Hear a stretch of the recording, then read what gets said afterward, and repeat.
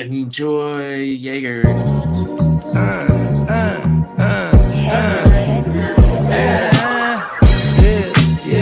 With the shit, finna call a blitz, make you call it quits. I can execute the plan on improv off script with my brothers from another living color with the skit.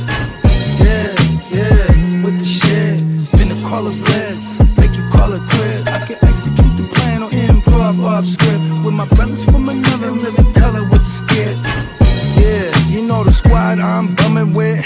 Try to run with the rock and you fumbled it. Finna spin the block in the mothership. Rock like Woodstock, big stock, smother shit. Word to Uncle Sam, we tax like the government. Still in the game till the day I'm in love with it. You are now rocking with the most coveted. Unapologetic, let you know who you fucking with. What's the use? I got the juice. Tapping head tops like Duck, Duck, Goose. Slide off smooth in a coupe, no roof. Rocking sheep's clothing, I'm the big bad wolf. Double up, we gon' double down and double that. If I feel him double crossed, I'ma double back. That's a couple hundred large in a duffel bag. Blitzkrieg, somebody gon' end up a pack. With the shit, finna call a blitz, make you call it quits. I can execute the plan on improv off script with my brothers from another living color with the skit.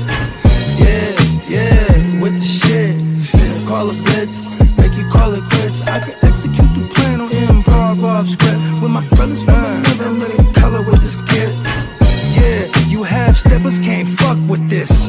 I'm with the big steppers and we stumping shit. Ice grill, you can feel the momentum shift. Alpha and the Omega, I'm the Genesis, real savage go-getter. Yeah, I'm getting it, school of hard knock. I'm the mascot, flipping shit. Vegas, get ready for the ultimate draft. GWN. The GWN. The GWN. GWN draft. Westside League shit, baby. Westside League. Westside or Westside Draft? Westside League draft. Westside League live draft. Your boy Neon Peacock here. This is Johnny Mittens. This is Bogard Scott-Free, a.k.a. Metatron, a.k.a. the Juggernaut. It is the Crooked Commish here. Ginger Ninja. It's the reigning champ of the Westside League live draft weekend, a.k.a. the Guchinni 2026, Las Vegas, Westside Fantasy Football Draft.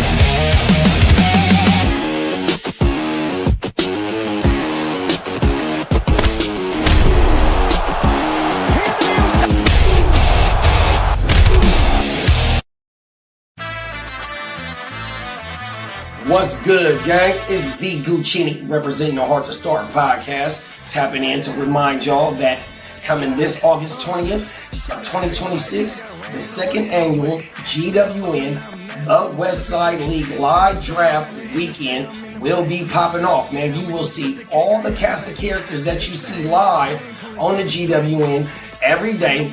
You'll see a lot of people that's in the chat every day on the stream, and then you'll see some of your favorite content creators that you've seen us make content with in this conglomerate that we call the GWN 100%. So what you need to do is go ahead and like and subscribe wherever you found us at, and if you screenshot that you subscribe, we are giving away multiple giveaways during the live draft. 100%. We will be running our regular scheduling program.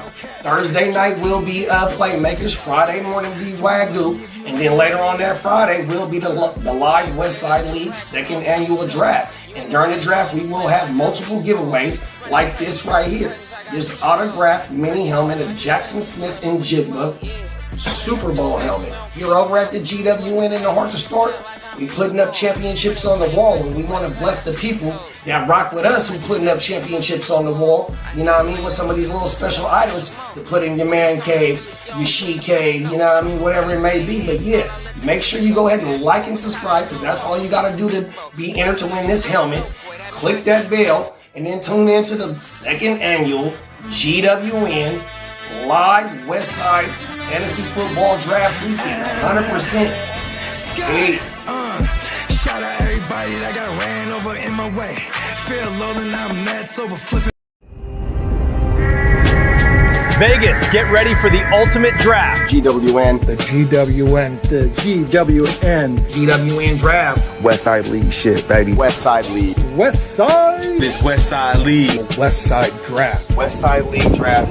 West Side League live draft. Your boy Neon Peacock here. This is Johnny Mittens. This is Bogard Scott-Free, a.k.a. Metatron. It's your boy Primetime Derek. It is the Crooked Commissioner, Ninja. It's the reigning champ of the West Side League live draft weekend, aka the Guchinni 2026, Las Vegas, the West Side Fantasy Football Draft.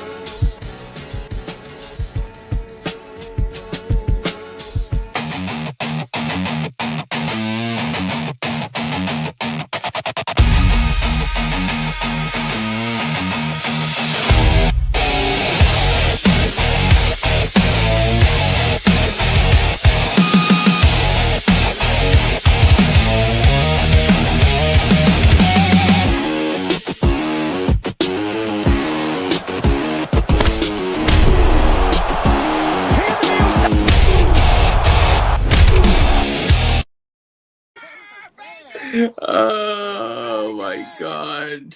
Yeah. That shit is badass, huh? Oh my goodness. Yo, I need that for my socials to share it out to Vegas, man.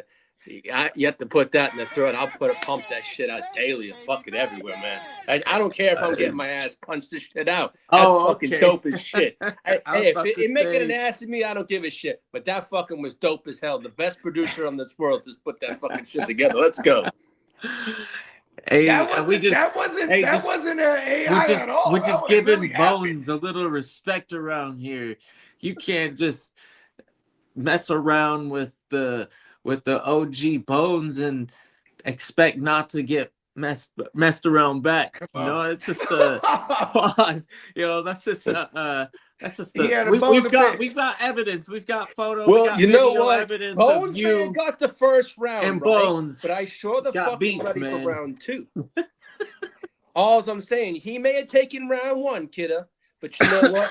Round 2 comes in about 9 fucking days. So let's fucking go. We should give you guys some privacy then, is what you're saying. Hey, I don't need that one-on-one time with Bones. I already had that. I don't know. I kind of felt like you was getting at that. Huh? No, I don't need that. If I need that time, I'll get it here. What's going on here? Okay? Go ahead and give you guys some privacy. No, I don't need that. But you already know. You know what I mean? We are officially on the countdown still. We're about just a cut hair over a week, and then we will be invading Sin City. And you already know, you definitely tuned into another live Tuesday edition of Wake Your Game Up. Yeah. Vegas, baby. Almost there. Yeah. Jets camp is hyped. I mean, word. Yeah. I'm excited to get the season started. I don't want to be in contention of the 101 anymore. I'm kind of over it, you know. I think as a fan of a organization that just struggles to find an identity, you finally kind of get a general manager that at least has a plan, and then see it execute, and then just the overall camaraderie of kind of like everybody in the building that I've been paying attention to. It's just like kind of like the YouTube stuff that the Jets teams and like Jets fans that have been showcasing is every unit is really tight. Offensive linemen are super tied together. Pause. You know, just like kind of like the way that football teams should be built. You know, the whole team doesn't have to hang out, but when it comes to the positions, I like to see the wide receivers hanging out and being friendly and like getting to to know see each them, other because and that having off the some field, sort of, you know, like, hey, we're fighting chemistry together translates. to win a fucking Super Bowl. That's a big deal. You ain't lying, bro. We need that chemistry. Yeah. Shout out to the Houston Texans. They figured out that identity a few seasons ago now. Yeah, they went from literally having one of the worst defenses to they have the first. There's been a few teams in the past that made a huge turnaround. The Jets, they got to be the ones that are doing it next, I believe. You know what's crazy historically, and well, it's in modern history, go back, 15, 16 years, the Jets defense was very notable. Like they were, you know what I mean? I mean, definitely a team built around veterans during that time. And then they had the one youngster they had was Butt Fumble, you know what I mean, at QB, but they had all kind of veterans around them motherfuckers, you know what I mean? They're like the Chargers of the AFC East. At least they got one though. But they got one. Yeah. History, baby. Mostly a shoulda, coulda, woulda type of squad. Yeah. But at least you got one. You know what I mean? As an organization. Yeah, I guess. It don't matter if it's what, 20, 50, and 59 years, 53 years ago. Top 3 player of all time, just on aura alone. 63 years ago. 63 years ago, they won this thing. The aura of Joe Namath still has yet to even come close to. Hey, maybe, hey, Lee, just put yourself on mute because the dog's going crazy. No. The puppy. You know what I mean? Shout out to the dog. You know what I mean? The dog was trying to do some news. That's what the dog was trying to do. She's like, come on, let's get to the news. Y'all ready? Is that what we're up to next? Yeah. Yeah, we can do it. I just took J.K. Dobbins. I didn't want to do it, but I just took J.K. Dobbins. Oh wow! You know the idea that he had 7 yards per carry average is pretty nice. He's listed as the one right now. He just came back to practice in full pads, so he was only out for he jogged off yesterday. Everybody was scared, so I'll take it. Well, Peacock, you got to realize though, it's all a part of practice. He's like, oh, they're like, oh no, JK's hurt. No, I'm just practicing being hurt because I'm eventually going to be hurt at one point, and it's going to be the real thing. You see that? Yeah. He's running injury. I hear you. I mean, are we kind of disappointed that Peyton isn't ready to just let RJ Harvey be some sort of 3-down back? He can't pass, bro. No, he sucks. It's terrible. He's 5'8", so shit. You know who was also really good at pass pro? Darren Sproles wasn't bad. He was pretty good, actually. Darren Sproles would get in there. When it came to Darren Sproles, though, he had this corkscrew kind of method where he would kind of semi-crash down and then corkscrew into somebody. You know what Listen, I mean, most of the time what we want out of the running back is to slow down, not necessarily stop. Yeah, just get in the way. Slow down. If there are some running backs that Bijan is pretty good at it too.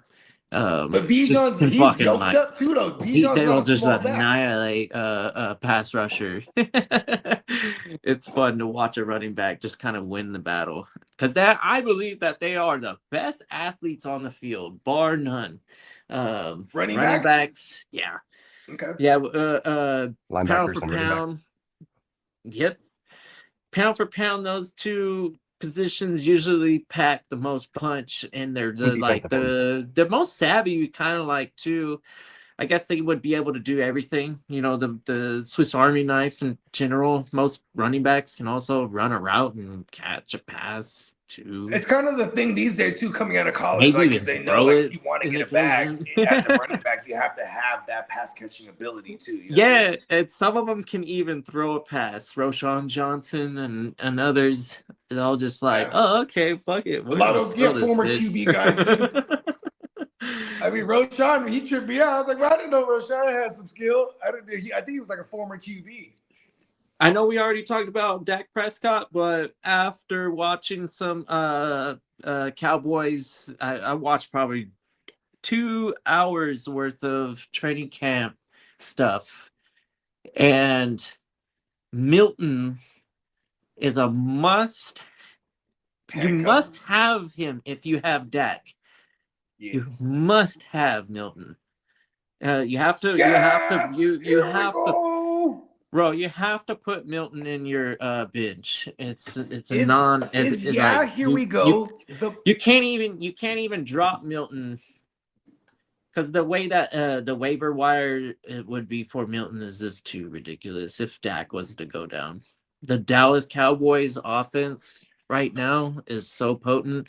Milton will carry Milton will be able to handle the helm, and the fucking ship will keep sailing. That's why I want. Here we go. Yeah, that's why I want every single Prescott owner to go out of their way and fucking get Milton in that draft or whatever. You know what I mean? Yeah. Here we go. Prescott is known to not always be there. And he be missing some time, bro. Yeah. I hope this is he kind of goes like every other year. And so this would be like the first time 2 years consecutively if he stayed healthy. Like, because he hasn't had consecutive fully healthy years in a while. You know what I mean? That would be cool. He's a bigger cat too. Pause. You know what I mean? Like, Dak's not a small dude, bro. No, yeah. No, they're both Milton is definitely younger and more spry. And then they definitely have. But Dak is solid, bro. Like, he's what, 240? What is Dak? 235, 240? I don't know specific numbers, but yeah, they're both big players, and Milton's got probably the best type of receivers that he could ask for. CD Lamb, he's gonna drop a lot of passes.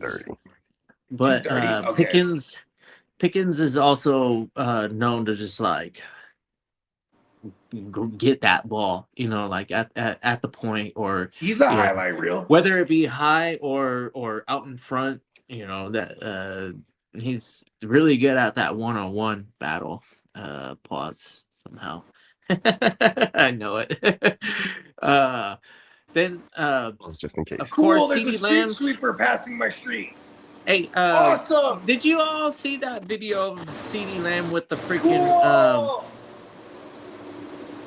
They just cleaned the shit out of my CeeDee street Lamb? right now. He had the bee nest or whatever, or the bee nest, the bee thing, the beekeeper fucking thing over his face.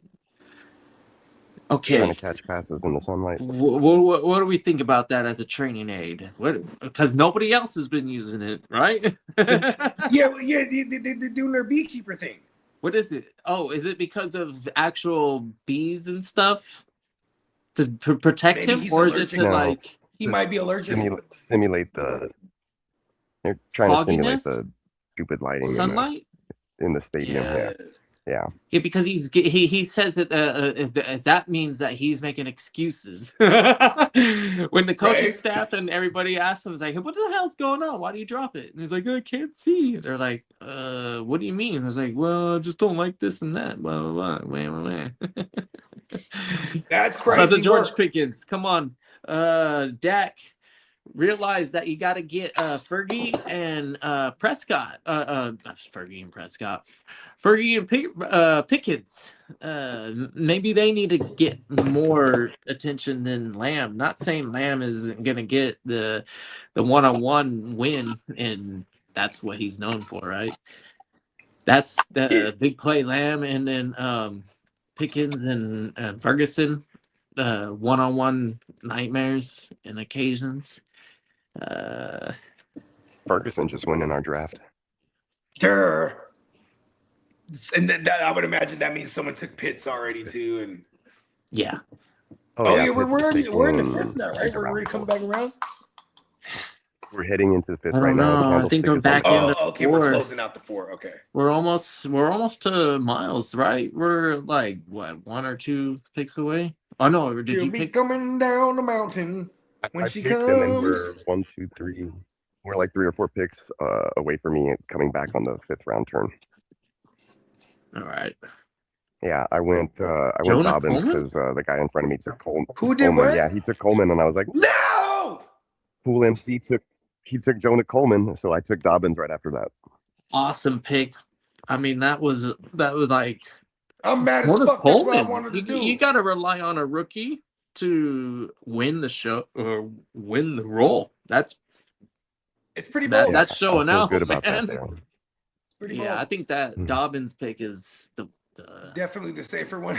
yeah. I mean, Especially, Colin. I think he Colin's just going to be a thing. he just came off a but, season, 10 games and still ran for 700. I think it was almost a thou wow. Yeah, and 6 touchdowns or 5 touchdowns.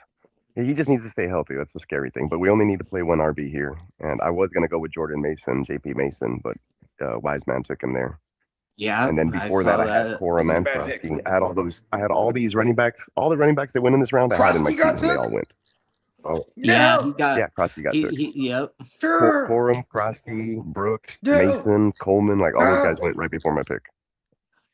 All right, this And is I had Monangai, Gainwell, Warren, Pollard, all those other guys were like in my queue. So they this all round went was really in succession. That was crazy. Johnny took Warren over Money Gang. I would have totally loved Money Gang there. I like Money Gang too. I know he's a 7th round running back, but I'm not mad at Jalen Warren. Just I'm such a Rico guy. You know what I mean? And I wholeheartedly believe Rico's the one to have. But at the same time, too, it is Mike McCarthy there reuniting with Aaron Rodgers, and they're definitely a 2-back system. You know what I mean? Like, as much as I want it to be all Rico, we're still – I mean, Jalen Warren and Kenneth Gainwell went crazy as a tandem last year. How do you guys like Pittman over there in that scheme? I like it a lot because now it's not just, take away DK. You know what I mean? I mean, the fact that they didn't have an actual number 2, like in the receiving game, target-wise, we saw it translate to targets at the running back position, and both Gainwell and Warren got a bunch of grabs. You know what I mean? So I do like Pittman over there.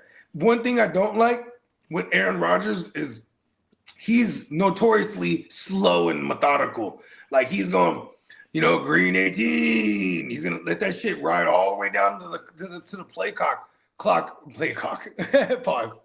Until the play clock pause gets down, and then you fuck around and snap the ball. And so this always results into being Aaron Rodgers team being lower on the total plays ran.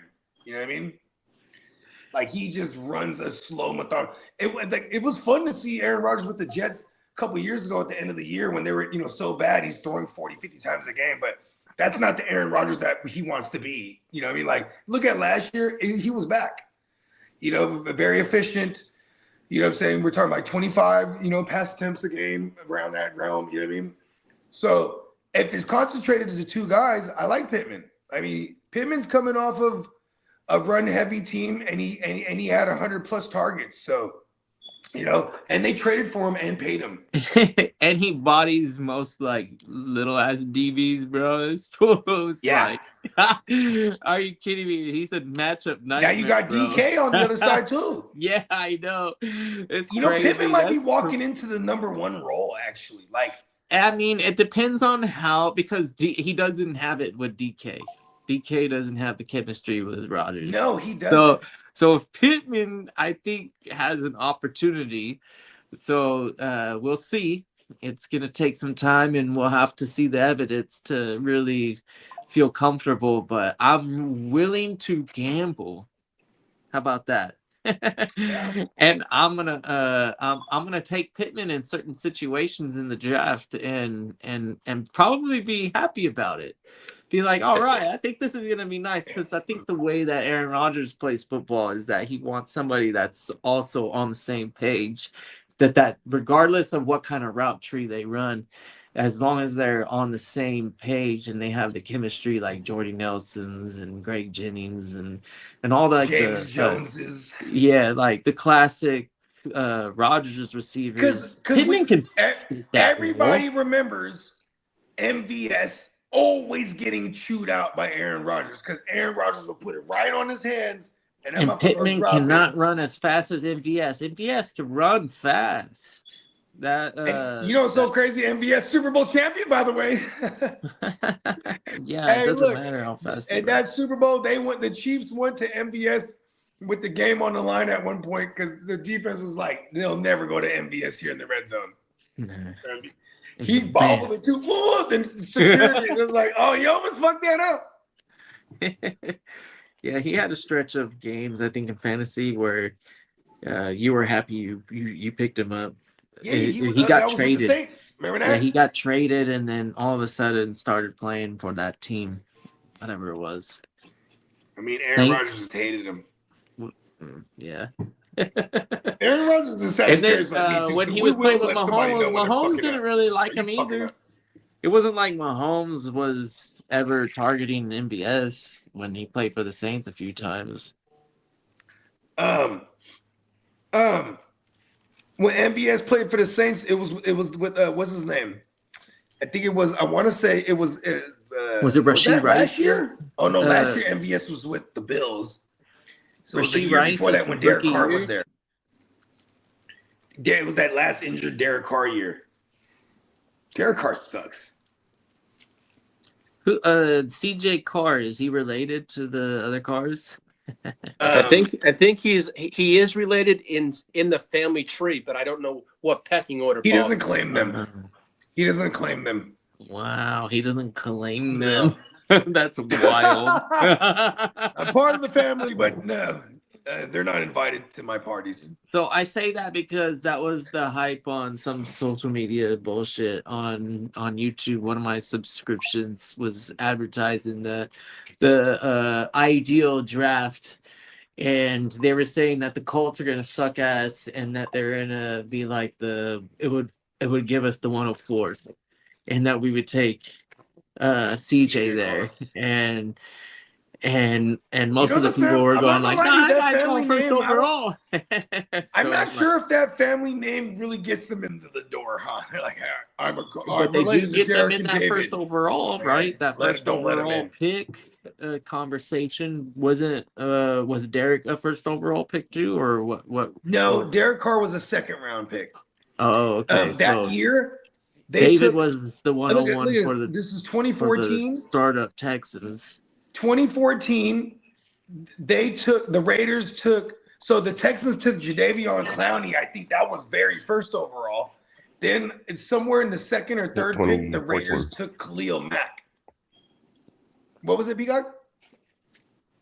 2014? 2014, I think was Clowney. Yeah, 2014 was Clowney, and it was Clowney and Khalil Mack were the top two like pass rushers. And then David Carr was what, 2007? So the Raiders took Khalil Mack, and then later on in the second round, like second round, fourth pick overall, they took Derek Carr. David Carr was back in 02. Derek Carr, I don't remember when he came into the league. It was 2014, second round. Man, that's a great mentor. Hey, brother. Hey, man, don't get beat up, man. That's what he told him. Hey, look, David Carr, I can't stand him, bro. Like, and I think the NFL Network has him on there because he's a villainous. You know what I mean? Like, he'll get, like, for years, he will be one of the only ones vocal against Tom Brady. He was wrong a lot of those years, too, by the way. Like, Tom Brady, I think, is his year. He falls off, washed, boom, wins the Super Bowl. It's like, what the fuck do you know, David Carr? I don't think he was the only one. But, yeah, it's crazy that time and time again, the Brady haters just got, like, egg in the face. Right? Every single time. I mean, even when he went to Tampa, they're like, yeah, he's done. I'm like, why are people saying that when he has the best weaponry he's ever had? That motherfucker brings over Antonio Brown and Leonard Foreskin and Gronk. He wouldn't be like, what? He wasn't even done. He got there, was like, bring them all. I mean, he outdueled the sheriff time and time. It was probably like the coolest new stepdad. Like, he got a divorce from Belichick. He goes down to Tampa. It's nice weather. And then he got Uncle Bruce. He's like, Uncle Bruce, can I get Antonio Brown? Fuck yeah. Risk it, no biscuit. He might be crazy, but fuck it. Bring him. You know what I mean? Like, oh, what about Leonard Foreskin? Oh, send him. You know what I mean? Hey, you know Gronk's already here. He's in the back. Yeah. Sign him up. It was like, what? Gronk came out of retirement and forced New England to trade away or to trade him for like a third or fourth or whatever it was.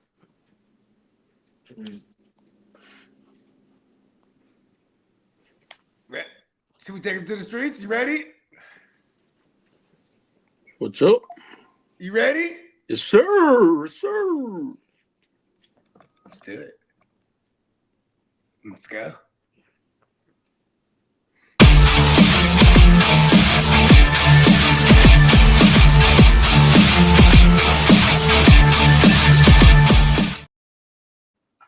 Happy Tuesday, everyone, and happy motherfucking. Man, Let's fucking go! We gotta wake your motherfucking. There you fucking go. There you go. Let's go.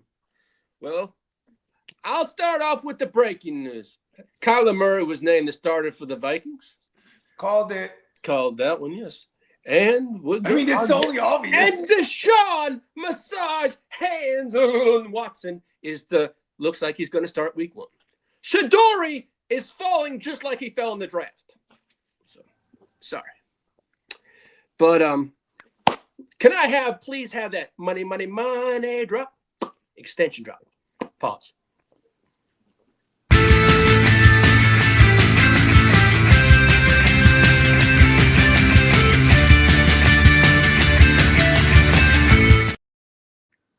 Shout out to everyone in the chat. Shout out to everyone that supports us and watches us. So shout out to me, Well, the Titans and Peter Karowski agreed to a 4-year, $100 million extension with Tennessee, making him the highest average paid guard in NFL history. Let's go get that money, guard. Yes, sir. Now, as for the New England Patriots, Hunter Henry agreed to a 2-year extension with the Patriots, so he'll probably end his career in New England. Drafted him. No one drafted him in the 32. He's you understand me? Everyone watching right now. Now, as for the Dallas Cowboys and Quentin Williams, Dallas and the star defensive lineman have agreed on a 3-year extension, a $105.9 million extension, making him one of the highest paid defensive linemen in the entire NFL. It's pretty well deserved, if you ask me. Yeah. He played pretty lights out if you think for about Dallas. His name is Winning, but only with a Q. Quinnen. Now, as for Rams, Byron Young is a pending 2027 free agent, but he says he hopes to remain with the Rams for years to come. But we know the Rams. It's always never the greatest sign when the players talking about, I want to be here, y'all. Because the team should say that. They're like, listen, we're gonna get you a bag. Nah, it's them. Yeah. But they're young, and pun intended. And if you think about it, they're always keeping a young team and willing to bring in some savvy veterans, like in this case, Myles Garrett. Fuck him. Derek said that signing made me mad. You're not. Why did it make you mad? His name you don't got the Myles Garrett shirt. Quentin Williams. He said we should have paid Pickens than Williams. I'm mad at that take. Well, it's definitely okay. This is my thoughts right here. It's almost like they're designing it to where they're obviously gonna make Pickens earn his bag, and then when they reset the market with him after he balls out this year, next offseason, reset the market with him, big contract, and then CDs out of there. That's kind of how I feel like Jerry's playing this. Like, let's go ahead and get us the chip this year. And then when we pay everybody, we're gonna be back to mediocre, middle of the pack, because we can't afford everybody. Even though he had hella bread. I don't think that's true story. I think you can afford to true wide receiver one contracts. If you prefer to pay your wide Oh, fuck, I receivers can't even hear over the other Matrix. positions, they keep increasing the cap, and lately it's been exponential. They've been adding millions and millions, not just like a couple million, but like 25, 40, some years. So you can spread the wealth through that 40 or sign a player, extend a contract or whatever. And I think the Cowboys are the perfect team to follow suit and do something similar to what Cincinnati's done, but hopefully be more successful with it. T. Higgins is made of glass, so that's that is what it is, dude. It's like that's their problem. T. Higgins. They signed him to a big contract again. Whatever. Dummies. The Dumases. I'm not a T. Higgins truther. I see the talent, of course. I'm not blind, but I think it's who's connected to. That means that I'm also aware of the health. It's so consistently bad. We'll say that, which is not what I want on my fantasy team. Did he play a full season last year? Because that equated to 12 tugs. I don't know. I ain't fucking with it.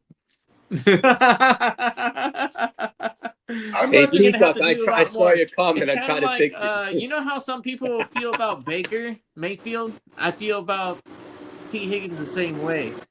But for Baker's, in his defense, he's been consistent. Like last year was a down year, but up until then, when he had that full time, when he went to the Rams, that's when his game changed. When he was the backup with the Rams, you're a big fan of he learned how to play football. Somehow, that's where it changed, and I think he's a capable starter in the NFL. Somebody who will, say they tear the league apart. Baker Mayfield is getting drafted as a fucking quarterback 4. No, I hear you, Bogey. I'm just what are we risen the Baker Mayfield, because there's a lot of hate on the motherfucker right now. And in the Jets community, there's a lot of talk that they're like, we can make a trade. And people are going, yeah, pay him $50 million. And I'm one of them. Oh my God, do this. He'd be throwing at Garrett Wilson. A lot of our fans are going, no, let's wait with Geno and then draft 2017. Hey, look at this, bro. If you get Baker in there, he will knock Geno out. Baker's a fucking baller. I'm talking about he will fist fight him. Hey, and Baker is one of those types of players that if you sign him, then he's going to be playing. Listen here. Hold on. Kind of with the chip on his shoulder for the rest of the league. But hold on, Brody. Listen to this. Who is the head coach of the Buccaneers? Todd Bowles. Who was there at one point in time with Geno Smith? Hold on. I'm getting asked a couple questions over here. What do you want? Go ahead. Do I want it? You can put it in the refrigerator. I'm not trash it. Oh, okay. Trash it then. I don't know. Sorry. Okay. It was Todd Bowles. Yeah, Todd Bowles is the head coach. Okay. Of the Jets at one point. Oh, yeah. With Geno. Yeah, with Geno. Hey, and Geno in the building. Shout out to Geno. True leadership skills. He's amassed over the years. It's veteran leadership already. As soon as he steps into the building, he basically has the whole respect of the building. Regardless of what he did with the Raiders, I don't give a fuck. A lot of quarterbacks in this league would have struggled. It's the Raiders. Yeah. Okay. Is Geno a top 15? Is he a top 16 talent-wise at the position. Pause. Like, if you look at 15 other QBs, is he at least 16? Probably not. I think I have him at like 20 at least. Okay. Yeah. Cam Ward or Serviceable. Geno? Huh? Cam Ward or Geno? Like, just Oh, your opinion Geno. on like skill set so far. Geno. Did you see the Yeah, Geno right now could actually Right now, okay. take a team to Danny a Dumbass. winning record. Geno or Danny Dumbass? Geno. Really? Okay. Yeah. Yeah, I don't care about Danny Dumbass. He is the dumbass. Ability. He is dumb. Okay, because that's I kind of know where Geno is fucking trash. Okay, Darnold or Geno. That's what you're evaluating on probably I'm the just Raiders, evaluating the recency bias. He looked all right before he fell apart and got moved around. Is Darnold actually good at football? I still refuse to believe it. I don't think so. I think he's at best also like top 18. He's not far away from Geno. Okay. So yeah, Super Bowl champion Sam Darnold, by the way. Historically, you can go ahead and look at the way that draft boards had landed on your fantasy leagues too, and it'll be the same story. Geno and Sam Darnold usually being drafted around the same. Geno.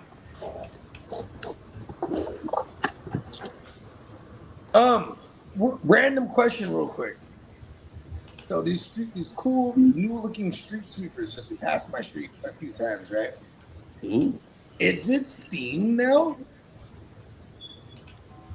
Because they were blasting the streets, and that motherfucker was dried up in like seconds. I'm like, that's Steam, huh? Probably. I mean, they can have instead of like blasting water.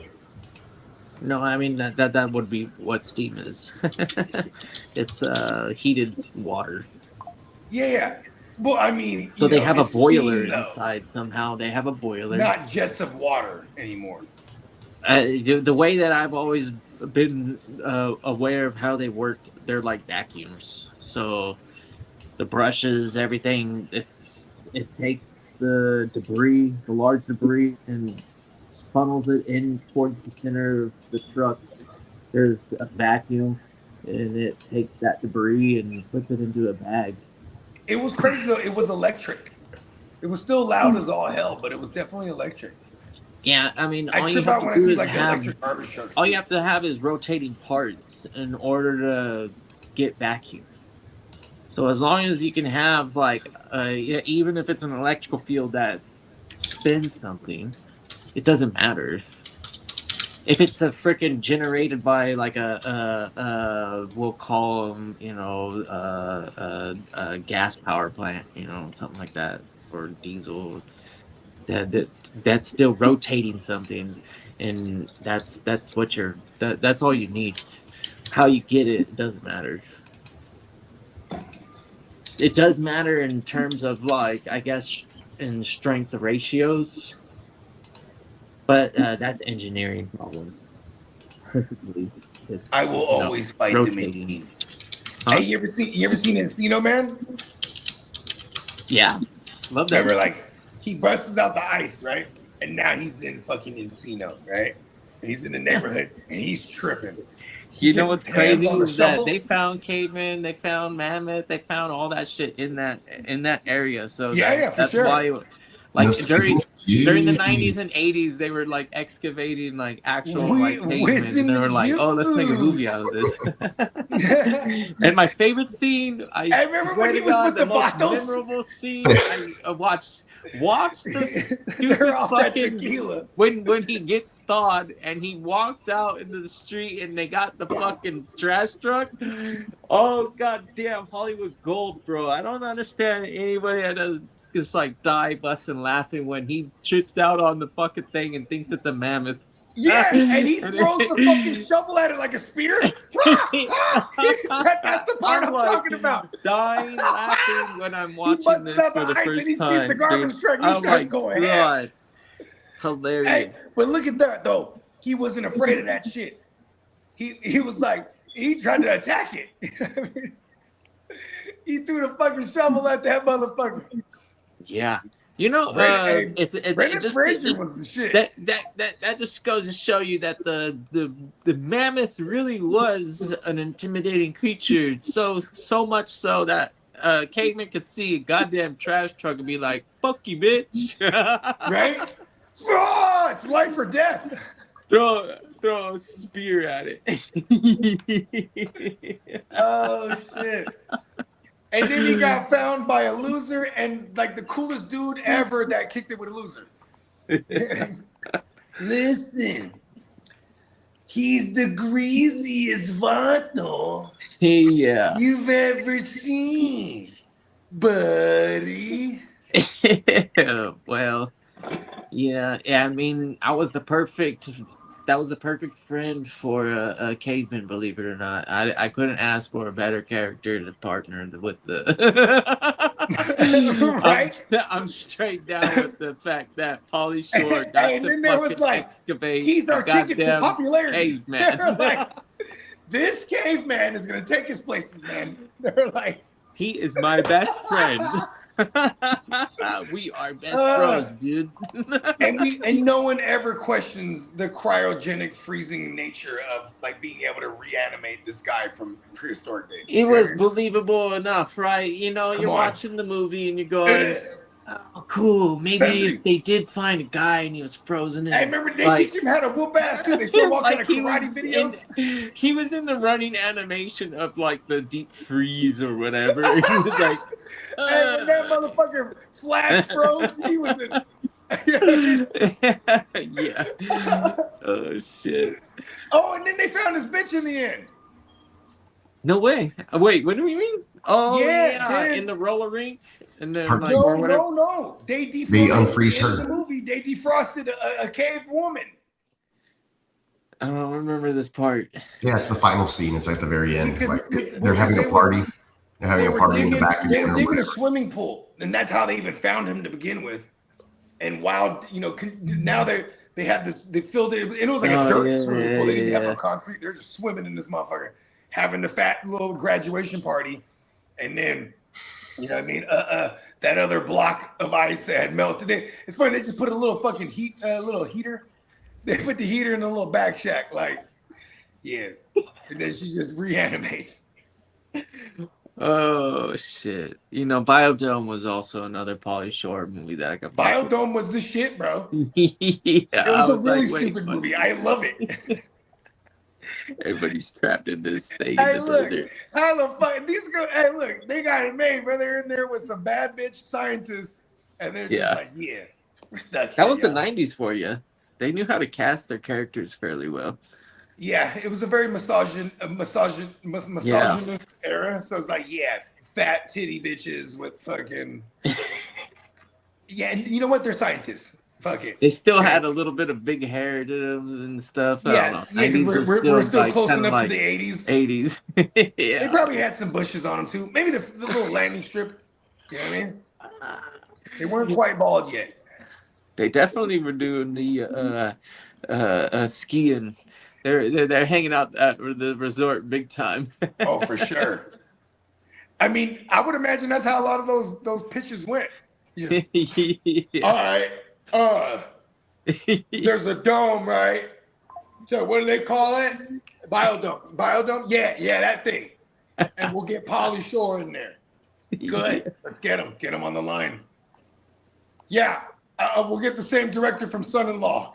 Party, dude. Hey, Son-in-Law was the shit, too. Hey, Pauly Shore, first of all, he was awesome. He was the same guy in every movie.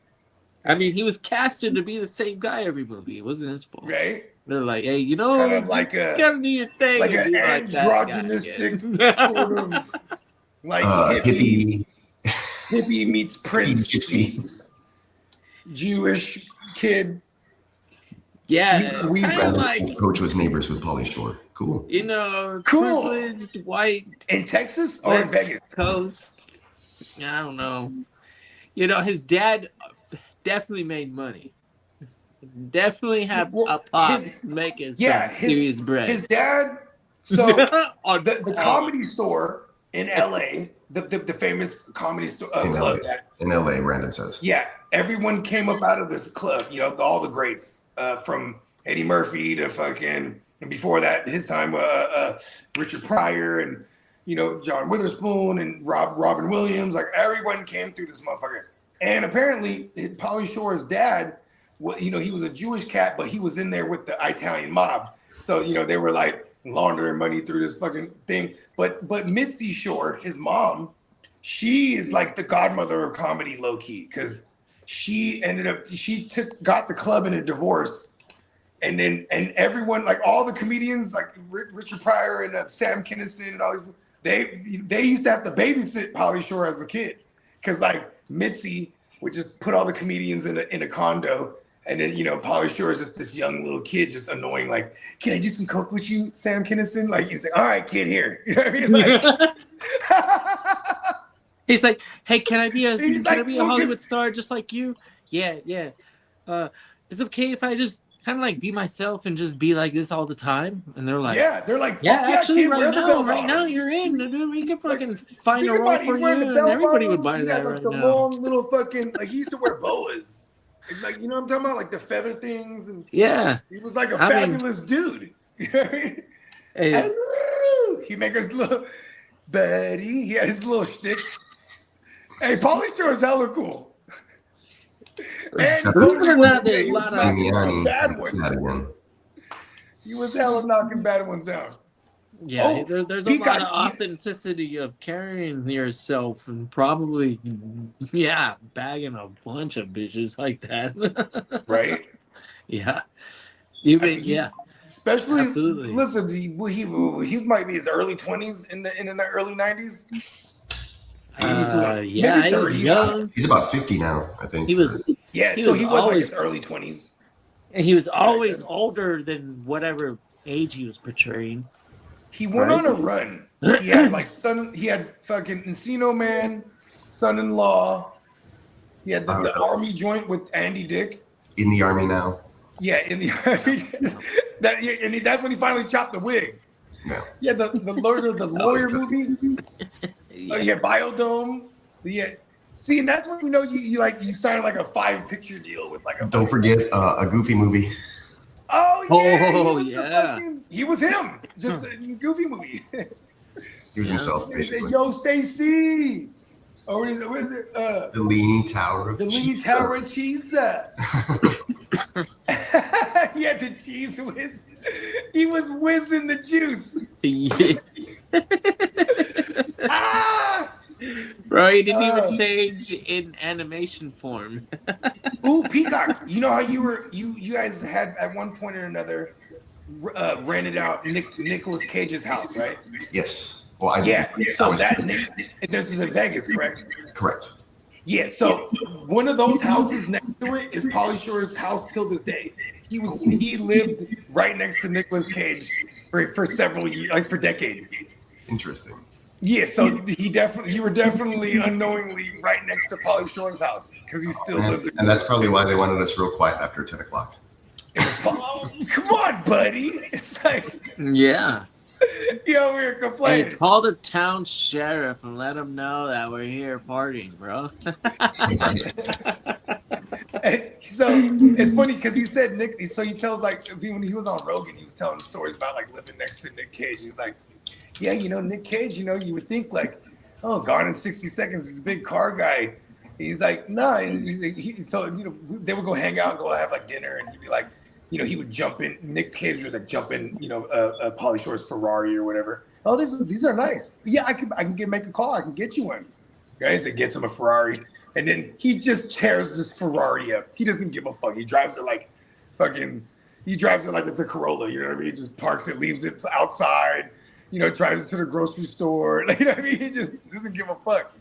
He's like, Nick, and I would imagine Nick Cage is like that. Yeah. Doesn't even wash it. You know, this car's really dirty. It's really dirty. Just overacting all the time.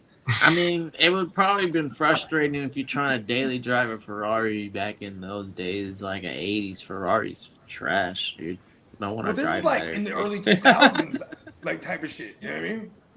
What is it? Yeah, he's been living there for like next to Nick Cage, or I don't know if Nick Cage still lives there now, but he might, huh? It might be one of his houses because when you said it was all decked out in crazy decor. He has multiple homes. Yeah, I could totally see. I don't give a fuck how rich I am. I'm definitely Airbnb in my house. I got so many. if you're not, I guess, yeah. If you're, and then do you sell it with the service attached? Like your this is your Nick Cage's butler house. is gonna be there, and your driver is gonna be there. Their car is gonna be there. Ooh, that would be badass. Yeah. The whole experience. Oh, so one of my uncles, actually my Uncle Pete, you guys might meet him. So he did one of them James Bond joints one time. You ever heard of those? So it's like a men's trip, but they take a group of dudes and you drop like $20K and then you do like secret agent badass James Bond shit. I found the house that we stayed at. 1 second, I'm gonna share it on the on StreamYard. Present. Stop that screen. Ghost Rider's house. I'll be right back. This is the one that we rented out. Share. Can y'all see the photos? Yeah. Oh, no, hold on. Let me do this. Share it this way. 1 second. There you go. So this is the house that was Nick Cage's house that we rented out for my buddy's wedding. It's a cool little entrance. That was the living room. And then there's a kitchen off to one side. This is like up to the kitchen.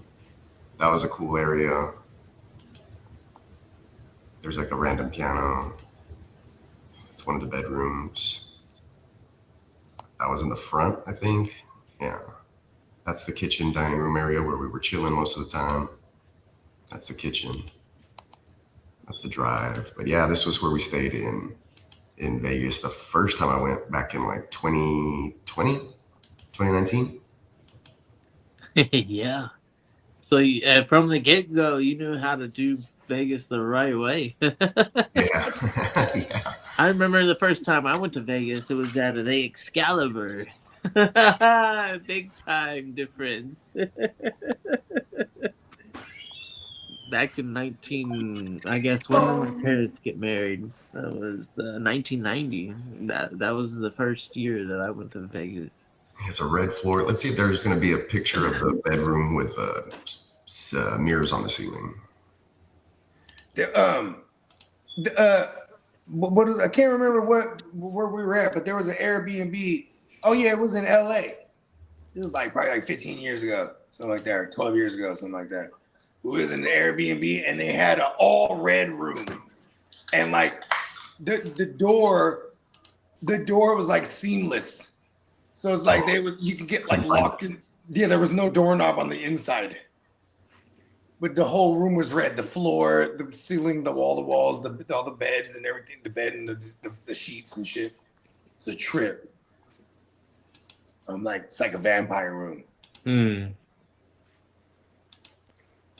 Yeah, I like red. The tapestries.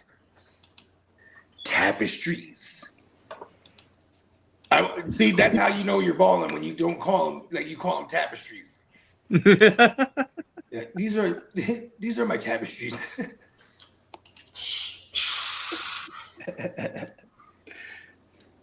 Good shit. This is where you're staying this year. No, that's not where we're staying this year. That's where we stayed a couple years back. Right. Yo, what's up, Cole? Shouted you out earlier. Yes. Yeah. Right. All right.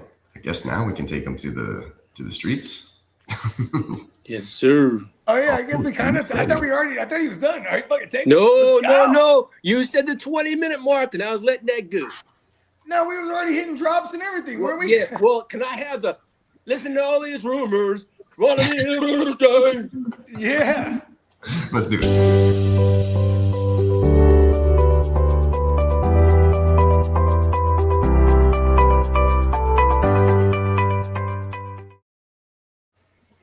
Well, those Kansas City left queefs. Well, Patrick Mahomes, Andy Reid says Kansas City is leaning against playing Mahomes next week's preseason opener. Those damn queefs. Yeah, why would they play him? Yeah, I know. I'm just giving them out. Now, as for gangrene, Geno Smith is mightily struggling in joint practices against the Buccaneers and has thrown 6 interceptions. Ooh, they're going to trade for him. Now, as for Colts, Anthony Richardson has been demoted to the 3rd string, but he's going to showcase his skills Thursday against the New England Patriots as a trading. Listen, real quick, I'm just going to start rumors. I want the Jets to trade for Baker all of a sudden. Like, if he's in that division against Josh Allen twice a year, Josh Allen would hate that. Like, the few times they have played against each other, it was always a shootout. I'm just saying, like, him versus Drake May twice a year. That would be dope. You know what I mean? Like, that would spice that division up.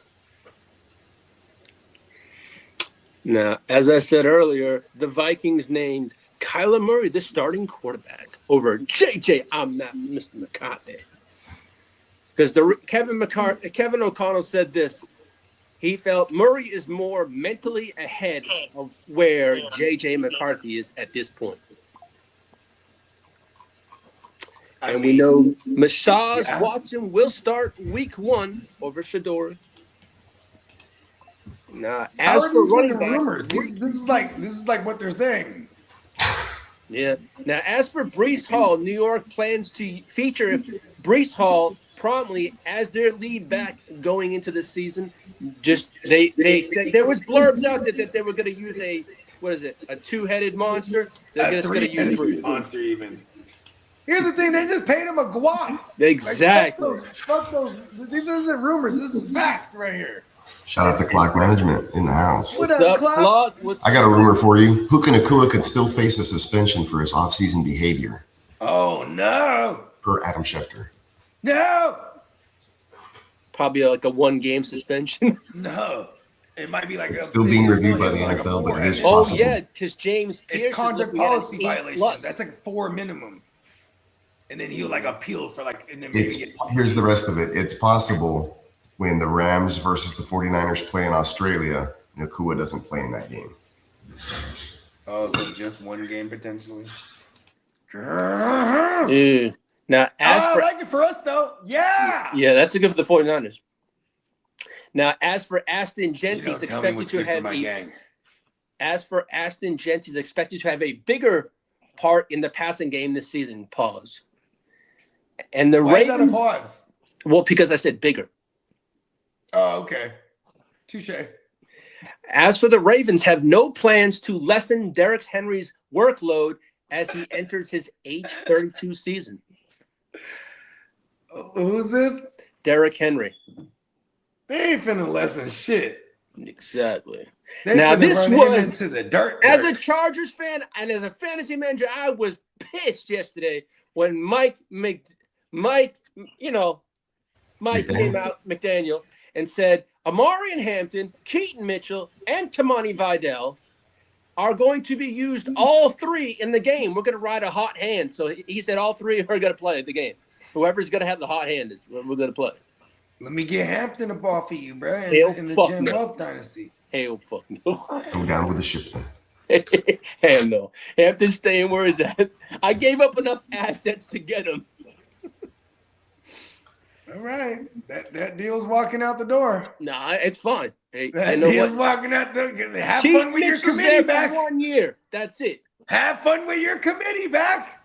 It's fine. It's fine. Oh, we got another pick in the 32.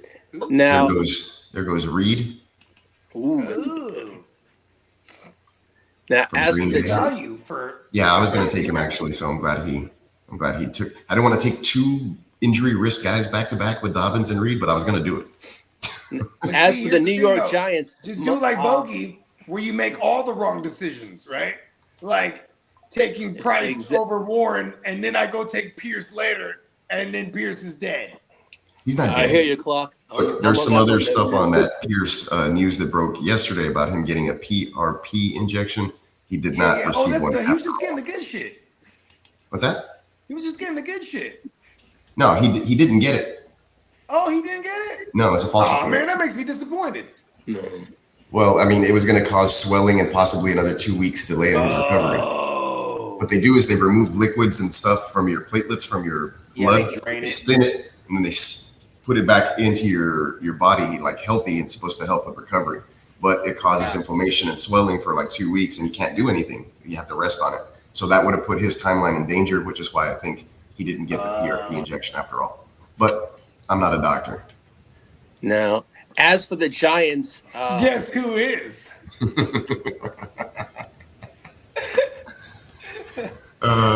Yes, I approve this message. I'm a doctor. As for the New York Giants, Malachi Fields has made an early claim for the wide receiver spot opposite Malik Neighbors, who will start week 1. They said he's going to be there. Moon, what's his name? Darnell Mooney. Yes, they said he's got. Take that. They said Malik Neighbors will be ready for week 1. Now, as for the Chargers, Trey Harris has been described as being right there, in quotes, with Ladd McConkey and Quentin Johnson among the Chargers' top wide receivers in camps. This is why the Chargers are hella annoying. Hey, now, as for Mike Evans, he's back at practice, and he's back to full strength, they're saying. Marco, salute from the future. He says, I'm not a gynecologist, but I can take a look at it. What the fuck? What the? That's hella funny. Okay. Hey, did anybody realize that Cosby on the show, he was a gynecologist? Yes. It's kind of crazy. It's right in our face. There's some old footage that like resurfaced bad jokes anyway. Hey, remember in Knocked Up? She was like, yeah, this OB, my sister recommended. And then the doctor's in there. He's like, he looks at her Vaj. He's like, oh yeah, you are her such and such sister. Like, it was like, oh yeah, you are Stacy's sister. He just looked at the Vaj and like, yo, hella inappropriate. Now, as for the Philadelphia Eagles, their recent cornerback moves have left Jacorian Bennett and Khalil Ringo as potential trade candidates. Man, nobody even knows who they are. They're defensive players. I ain't never shipped Ringo. His name is Jacorian Bennett and Khalil Ringo. All right, hold up real quick. Marco has a question. He wants our thoughts on Diego Pavia. Is he still salvageable? Will he find another team? Because I guess he hasn't been in a taxi squad. No, but there's a CFL team that has his rights. If you want him to be a thing, this is what you do. Okay? You cut him off your team and then regret it because he'll now become a thing. In your taxi, he'll never be anything. Trust me, this happens to me all the time. I'll be like, should I hold on to H2O? Or no, that's a bad example. I was using him as a rookie.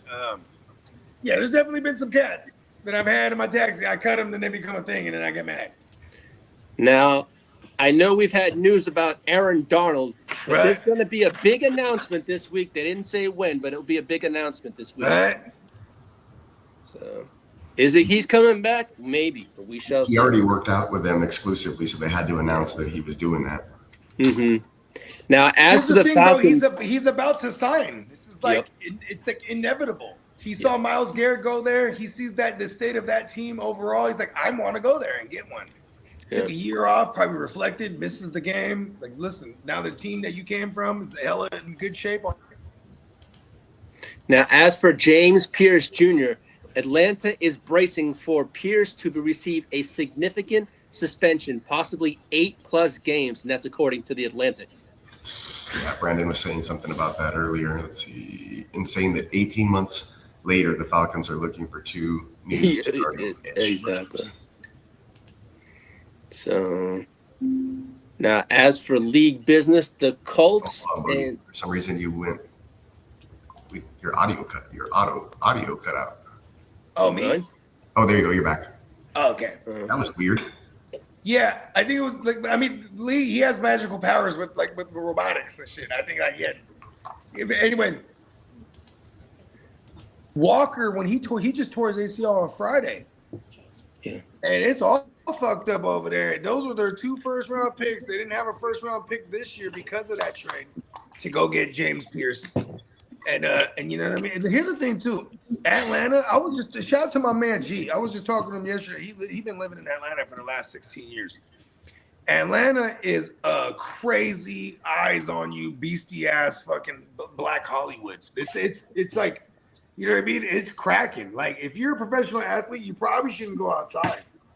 You're just a target, let alone, I think this one happened with his girlfriend, allegedly.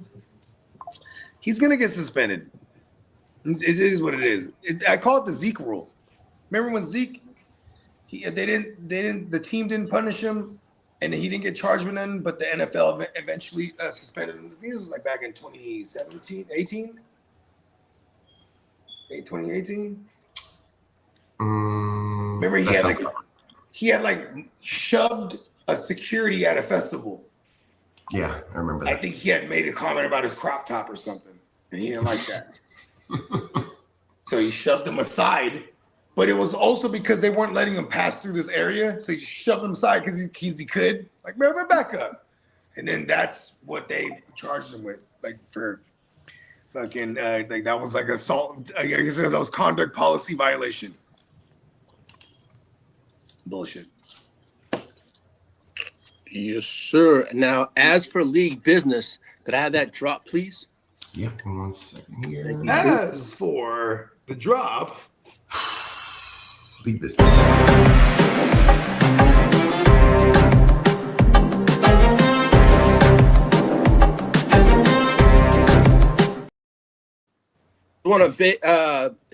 The Colts' Cam Taylor-Britt was suspended for 1 game for violating NFL's personal conduct policy. Damn, they got Cam Taylor-Britt over there? Yeah, the Colts do, yeah. Hey, I'm just gonna keep it 100. Like, if they get it correct, like just on paper, they have Sauce, and then opposite of him is Cam Taylor-Britt, and then they have Cam Bynum at the free safety. That's kind of fucking nasty. Yeah, I just saw a video of Sauce getting burned by AJ Brown in one-on-ones for a touchdown. Never mind. Hey, Sauce. Appreciate that, Marco. Yes, I am on deck. I'm ready to roll with my pick. I'm just waiting for the guy in front of me. Now, as for the Eagles, Lane Johnson. Right now? Itrin 54. Oh, okay. I was going to say, because if it's someone I know, I'll go text him. But, yeah, that's one of Bernie's boys. Shout out to Itrin. As for Lane Johnson, the veteran right tackle says this will be his last and final year in the NFL. And as for Larry Fitzgerald, Arizona will retire Fitzgerald's number 11 during Week 7 versus Denver and add him to the team's Ring of Honor. Nice. You know, when you rock 11, you are the 1-1. Sure. Right. You know when you say something twice, you really mean it. You're like, oh, I'm the 1. I'm the 1-1. You know what I mean? Hey, is it fire? It's fire. Right? Is it bad, bro? It's bad. Right? You know, really, when you say it twice, you really mean it. When you the 1-1, I'll tell you. That's why 11 is one of my favorite numbers. I was born in November too, so. Peacock, you always wore 11, right? Yeah, 11 was my soccer number. I wore that number all the time up until about sophomore year of high school, and somebody else already had it. I had to switch to 24. Those are the 2 numbers I wore. I would have fought him for that number. Hey, Peacock, may I please have the Peacock, can I have the hour report? Owie!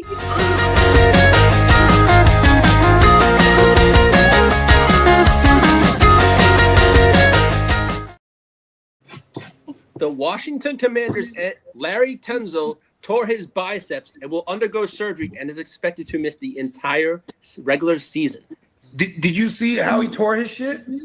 I saw the clip. I had to shut it off. Oh, Nah, he was. Did you see what he was wearing? He was wearing like an extra schmedium designer shirt, and because he thinks he's a runway model. He was trying to take it off, and that's how he tore his. Yeah. And as for Brandon Coleman, will become the starting left tackle over in Washington. As for the Seattle Seahawks, Jadarian Price had leg soreness, but is expected to be back at practice within the few days. Everybody has a price. As for the Carolina Panthers, shout out to Gangrene. Haynes King has a hamstring injury and is expected to miss multiple weeks, but he will make the 53-man roster. Yeah, because but here's the other part. Hold on, Lee. He is responsible for one of the greatest Hall of Fame games we've ever seen in history. It's pretty good. Now, shout out to him and Carson Beck. The second part to that question. It was pretty good, right? Yeah. That's the best preseason. Probably the best preseason game I've seen in a long time. Right. And to the second part of that blurb is the Carolina Panthers are going to use King as Taysom Hill role. He's Haynes Taysom. Yeah, they're going to use him in a Taysom Hill role. King Hill. Yep. Sean Payton's not even over there anymore. What the hell are they doing? I know, right? And they're like, fuck it, Haynes King can be that guy now. Yes. Now, as I mentioned earlier, Malik Neighbors is trending towards being ready for Week 1 versus Dallas, barring any setback. Like another surgery? Exactly, right? Now, as for the New Orleans Saints, shout out to Spencer Guru, Dylan Raduns tore his ACL and he's out for the year. Hold on, his last name is Ragoon? R-A-D-U-N-Z. Oh, never mind. I thought you said Ragoons. I was like, oh, that's hard. Now, as for the Chicago Bears, his name is Apostle. Shout out to the Crookie Commish. Luther Burden has a groin injury and is expected to miss about a month. And they said it was a strain. They hope to have him ready for Week 1. What's that rehab like? See, this is why Massage Watson used to get groin injuries. He'd be like, I got to go to the masseuse. Yeah. Now, as for the Indianapolis Colts, Josh Downs, who had a groin injury, it's not considered serious, according to Shane Steichen. Hey, Josh Downs. Josh always Downs. Yeah. Look at he's holding up to par, right? He's already in mid-season form right now. Yeah, I had to drop Christian Kirk in 2 leagues yesterday. I was just like, get out of here. It pisses me off being injured all the time. Now, as for Matthew Golden, Matt LaFleur says it's not going to be a long-term concern. He has a turf toe injury. Oh, he's banging the turf, bro. Yeah. As for the Detroit Lions, Cade Mays, one of their prize free agents in the offseason, he's expected to miss a significant amount of time. I think he has a broken wrist, and he's having a plate put in his wrist. He's a tough son of a bitch. You know how I know this? Now, as for Isaiah, this is a dynasty, Brandon. I had him for the last several years. Yeah. Listen, that's why I dropped Christian Kirk. That guy, what's his name from Detroit? Cade May. Yeah, that's a bad motherfucker. It's just like my boy Nancy, because when your dad's not around, he's gonna name you a name that he knows they're gonna fuck with you, and you're gonna be tough. Shout out to Kate. As for Isaiah Pacheco, has a sprained MCL, but they think he'll be ready for Week 1. And as for Christian McCaffrey, has missed several practices due to hamstring tightness. So, listen. I got the peptides and all the PEDs on the way to him. We're gonna bubble wrap him for now, and he's gonna be phenomenal for us in fantasy. Hold on, guys. If this is true, Brandon says the Lions' new center is Juice Scruggs. Is that true? Oh my God! No fucking way. They brought him back, or he's in the game still. Juice Scruggs was traded over there or was released. I don't remember how that worked out, but he was a former Texan. Okay. I thought he was an active on a team. Wow. Not good enough to be on a roster. He's the center for the Lions. I'm worried. He's one letter away from scrub. Traded for Monty. There you go. That's right. We sent Juice Scruggs over there for Monty. Oh no, this is terrible for us. This is awful. Yeah, well, they just lost. Well, they have their center situation plus he retired out of nowhere. Yeah. Was it? Am I confusing them with the Bears? And that's not Something happened to not, their center. That's not instilling a lot of confidence in me, but okay. Gibbs Cole, what's 102 overall. Cole, just put your questions up on there, and I can ask. You haven't Shout out to Cole, man. Ask away, Cole. He wants to talk to you, but he doesn't realize that this is we're going through a show here. So if you want to have a question, we can do a question. But we will stop the entire show just for Cole. I swear to God. Let's go. I love Cole. Yeah. Now, that's Cole. That's the rapper.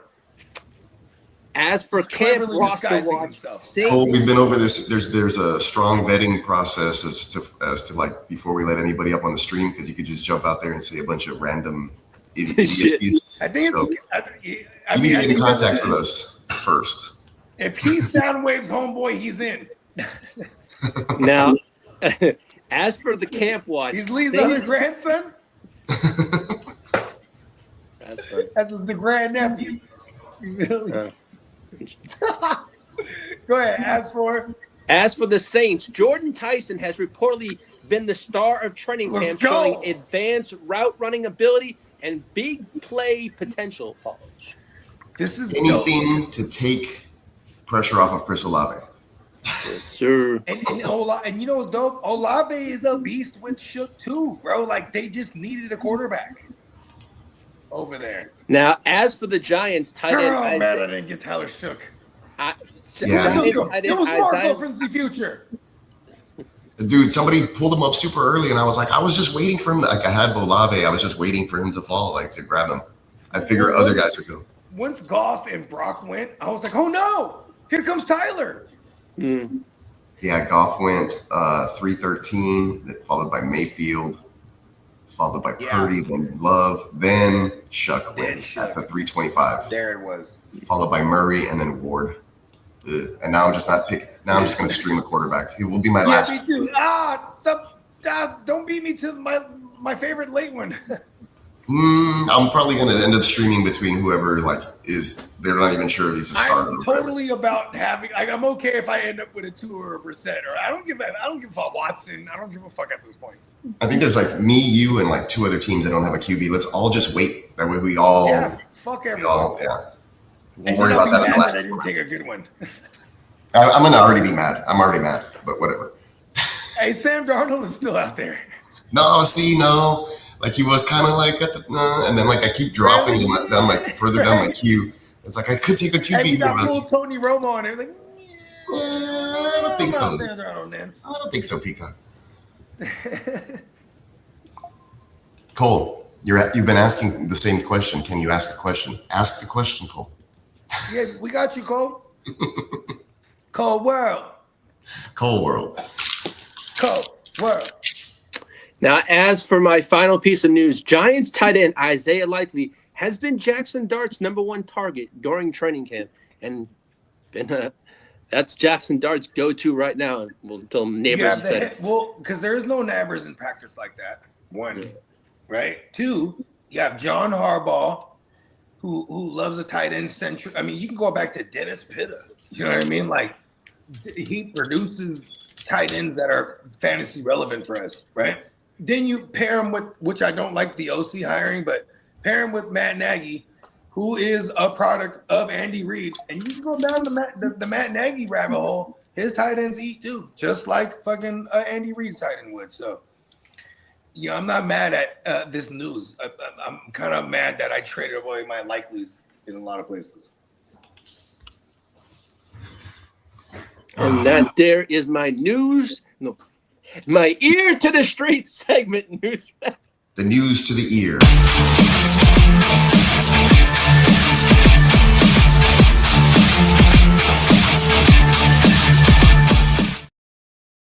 Don't forget that there is a sale over on neonpeacockmerch.com. $13 t-shirts are still live and active up until tomorrow at 5 p.m. Plus, there's a new premium website launch at neon-peacock-shop.fourthwall.com. You see it down there. There's a QR code in the upper left-hand corner of your screen as well. That'll take you straight over to a new GWN collection as well as some Westside League merch. Go ahead and check it out. Support a brother. Oh, I can't wait to get that Westside shirt. I got wife. And there's a good chance, Lee. I know you ordered it last night, right before midnight. There's still a decent chance you get it before. Hey, if I don't, I don't. Yeah, You're you in can. Texas though, Lee. They ship Yeah. out of Texas, so you're probably gonna get it. Yeah, actually, that is very true. I ordered something 2 days ago, and half of the order already shipped, and it's coming from within Texas. So I should be able to get excited it. for half my order is on the way too. On my first order. Yeah, you should have gotten your polos. It says it's delivered. Oh, it might be in the mailbox then, huh? Yeah, there you go. Yeah, it says that they got delivered. Yeah, I got one of those like community joints where you have to fucking with the key. Brandon's wondering if we're ever going to, or if we're going to see any big trades before the season starts. Crosby potentially. Max Crosby? Yeah. He didn't want to be there. Well, but this is why I say Max Crosby, because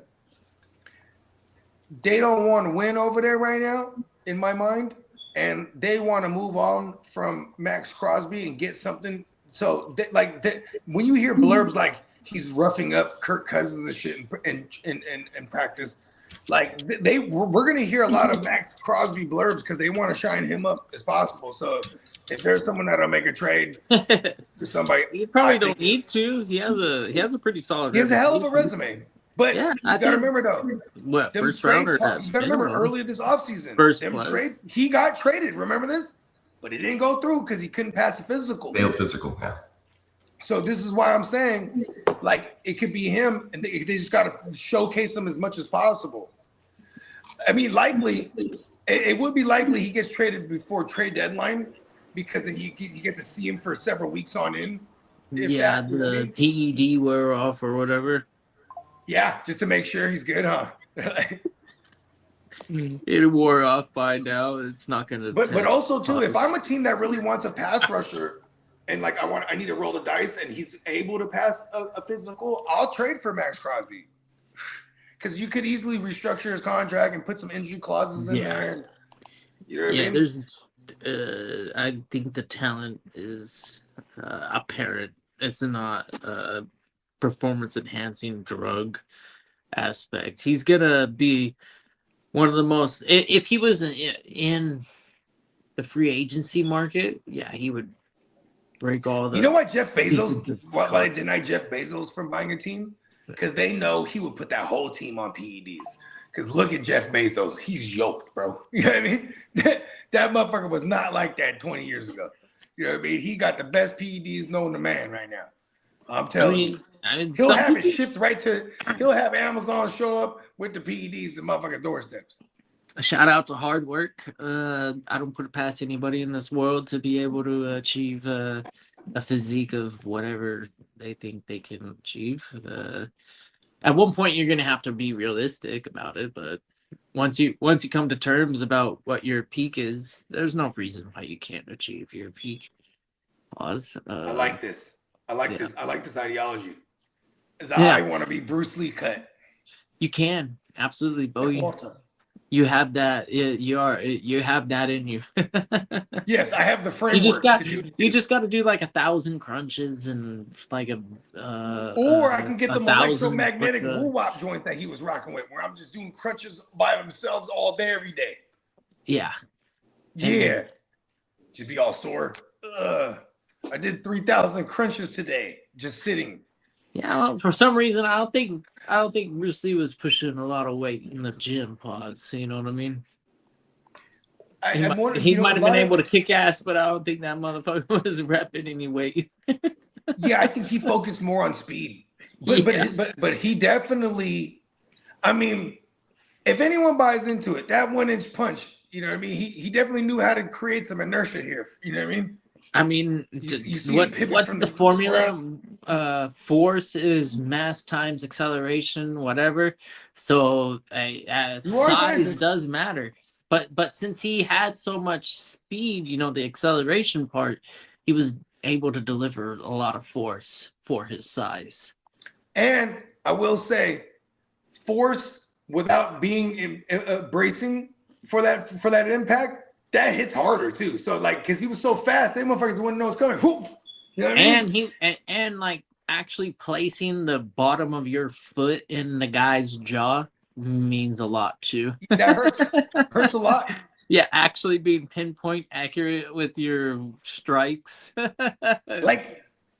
Bruce Lee would fucking you ever been win like a I've lot never of been fights. axe kicked in the shoulder, but I would imagine that would fuck you up, right? Someone axe kicks you in the neck. I'm talking about they scissor kick upwards and come down crashing with the the back of their calf right on your neck. Like that shit's crazy. Yeah, I'm sure it doesn't good at all. Yeah, and apparently he's taking skills to the rooftop fights in China back in the day. You ever went down that rabbit hole?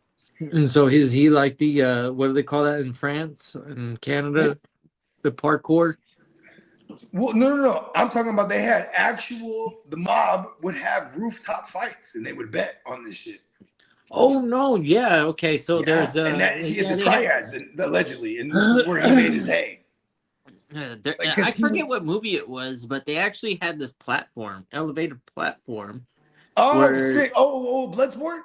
No, way up in the air, and it was for Chinese kung fu, and it would be like the neighborhood gangs. They would all meet up in the town hall, and they would have this fucking basically like boxing ring up in the air, and yeah, it was like, okay, try and fucking like kick your opponent off of this thing so they can die. Yeah. Oh, that's sick. So they look at this. So like the triads, right?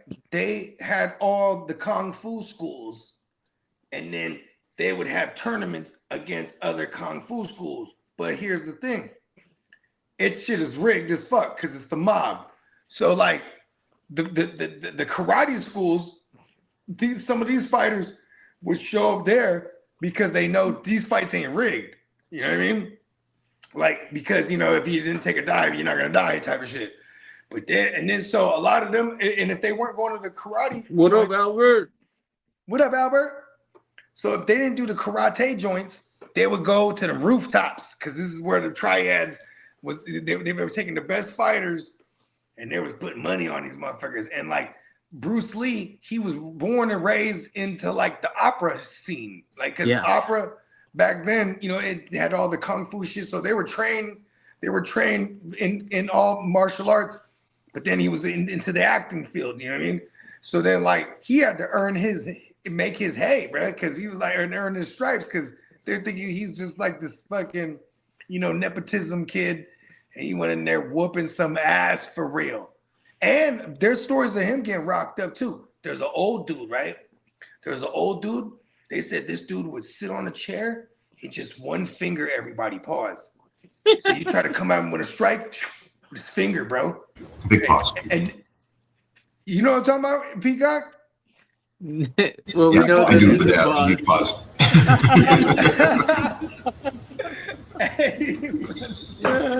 That one finger everyone is. Tino, you need to invite me to do kung fu.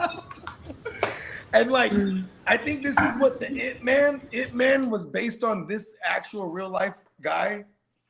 But the real It Man, I guess, allegedly, he would just one finger touch motherfuckers, pause. You know what I mean? And hey, Bogey, I have someone on the phone right now that is at work listening to your dope ass fucking music and said your 3 songs are the sickest shit he's ever heard. And that's Phil. He's listening to your shit at work right now. Oh, shit. Shout out to Phil. Hey, man. Phil, you're on speakerphone. Cargo Coke. Yeah. Hey, it's fucking off the chain, bro. Hey, I appreciate that, bro. Enjoy that shit, man. Man, I appreciate you, Phil. Let's go. Yeah. Hey. Oh, he said next year, if it works out, if there's a spot for Vegas, he's going to Vegas. In. Let's go. Come on. He said if it works out, he said he's in. That's what's up, man. Yeah, the turnover is usually like one spot. Songs are the illest shit he's heard. We are actually pondering this idea that I just thought of right now on the moment. Like, we're gonna make people fight for the last spot. It's gonna be like, in a ring in the sky. Yes. It's just like the Chinese. Just like operas. Exactly. So like, right. So anyways, Bruce Lee, allegedly, this is the one guy that fucked him up. And then Bruce Lee when he heard this dude, he heard this dude was sick, and then he said, "Okay, it's my time to challenge him." Right again, and now this guy's all old and sick, and he fucked up Bruce Lee again with the same ball. And when this guy died, Bruce Lee showed up when he was dying. He showed up to his deathbed, and he cried because he's like, this guy, like he can't. He wanted to learn from this guy. So this guy was what like, does this super remind in touch you with of? his chi or something. Hey, But this he reminds just me had- of something. And Yeah, they might. somebody could look it up. This is Hey, the whole cool ass little rabbit hole. What's the old man in Street Fighter's name? Starts with a G, I think. Yeah, Gen. Yep. Yeah, GEN. Yeah. And him and Lou, right? Or what's Bruce Lee's name in Street Fighter? Fei Long. Fei Long. Oh yeah, that was a group game. Yeah. So Fei Long and I was homie Mortal Jin, Kombating over here. right? They were Right? they were They had were iterations attached. of Bruce Lee everywhere. Liu Kang. In Fei the Long. storyline, those wasn't Jin like Fei Long's master? Yeah. Yeah. So that's where Street Fighter got that storyline, bro. That's a fact. Like that was their version of like Paimea for real. Like the Shout out to fucking- Street the- Fighter. Is that movie gonna be good or what? I mean, I'm gonna watch it. They're gonna fan service a lot, I would imagine, Yeah, that's what I like. and they're gonna have celebrity driven. Like for example, what's the guy Lobo? Blanca? Aquaman? Blanca, right? Yeah, he's Blanca. Oh, You got, like Cody Rhodes is fucking Guile. Yeah, I don't like that. Roman but that's Reigns is fine, Akuma, whatever. which I think is kind of badass. If Cody Rhodes can actually have Guile's Bro, hair, I totally like. Okay, I used to wear like big paws, ball I chains. hope they don't make it like the old movie. Because I just don't want the like a 90s Kuma movie looking thing. remake. You know what I I mean? want a video game movie. Ball chains is crazy. The Akuma joint sounds better, huh? Because that shit is Akuma fresh, is bro. the Demon Rage, right? He is of the Dark Hado. So you know how there's He's got Hadouken, he's right? got the best There's the special Hado. in the Hold game. on, let me get real nerdy real quick. There's the Hado, right? Then there's the Dark Hado. Yeah, and Ryu, he's constantly fighting. It's funny because it's kind of like Star Wars-esque. He's fighting the Dark Hado within him. That's why you have the evil Ryu too. You know what I mean? Oh, the evil Ryu is pretty good, but he's not he's not hella as strong as Akuma. Yeah, but you know what's crazy about the evil Ryu character? Whenever you use him, especially in Capcom vs SNK, right? SNK 2, they do it to where he's hella strong, but Yeah, when but he you hit doesn't him, know how to he gets use it. damaged hella crazy because he's dead. You know why Akuma's better, right? Because he's a master. So he's already good at everything. He is of the Dark Hado. Yeah, and whereas the Dark Ryu, he killed Ryu he's and got Ken's that master. super strong fireball, and then the inaccurate because it's slow to execute, like the the full half circle. It's really all of his other attacks are too bulky or clunky or whatever you want to call them. They're too slow. Well, here's the thing, bro. I would kind of disagree because I would jump out the air, throw a slow fireball, so a slow fireball's Akuma coming can down, do that. crashing on him. Then I'm hitting him with a combo, and his helicopter kick, you could juggle. So when you pop him up, then you hit him with the Shoryuken.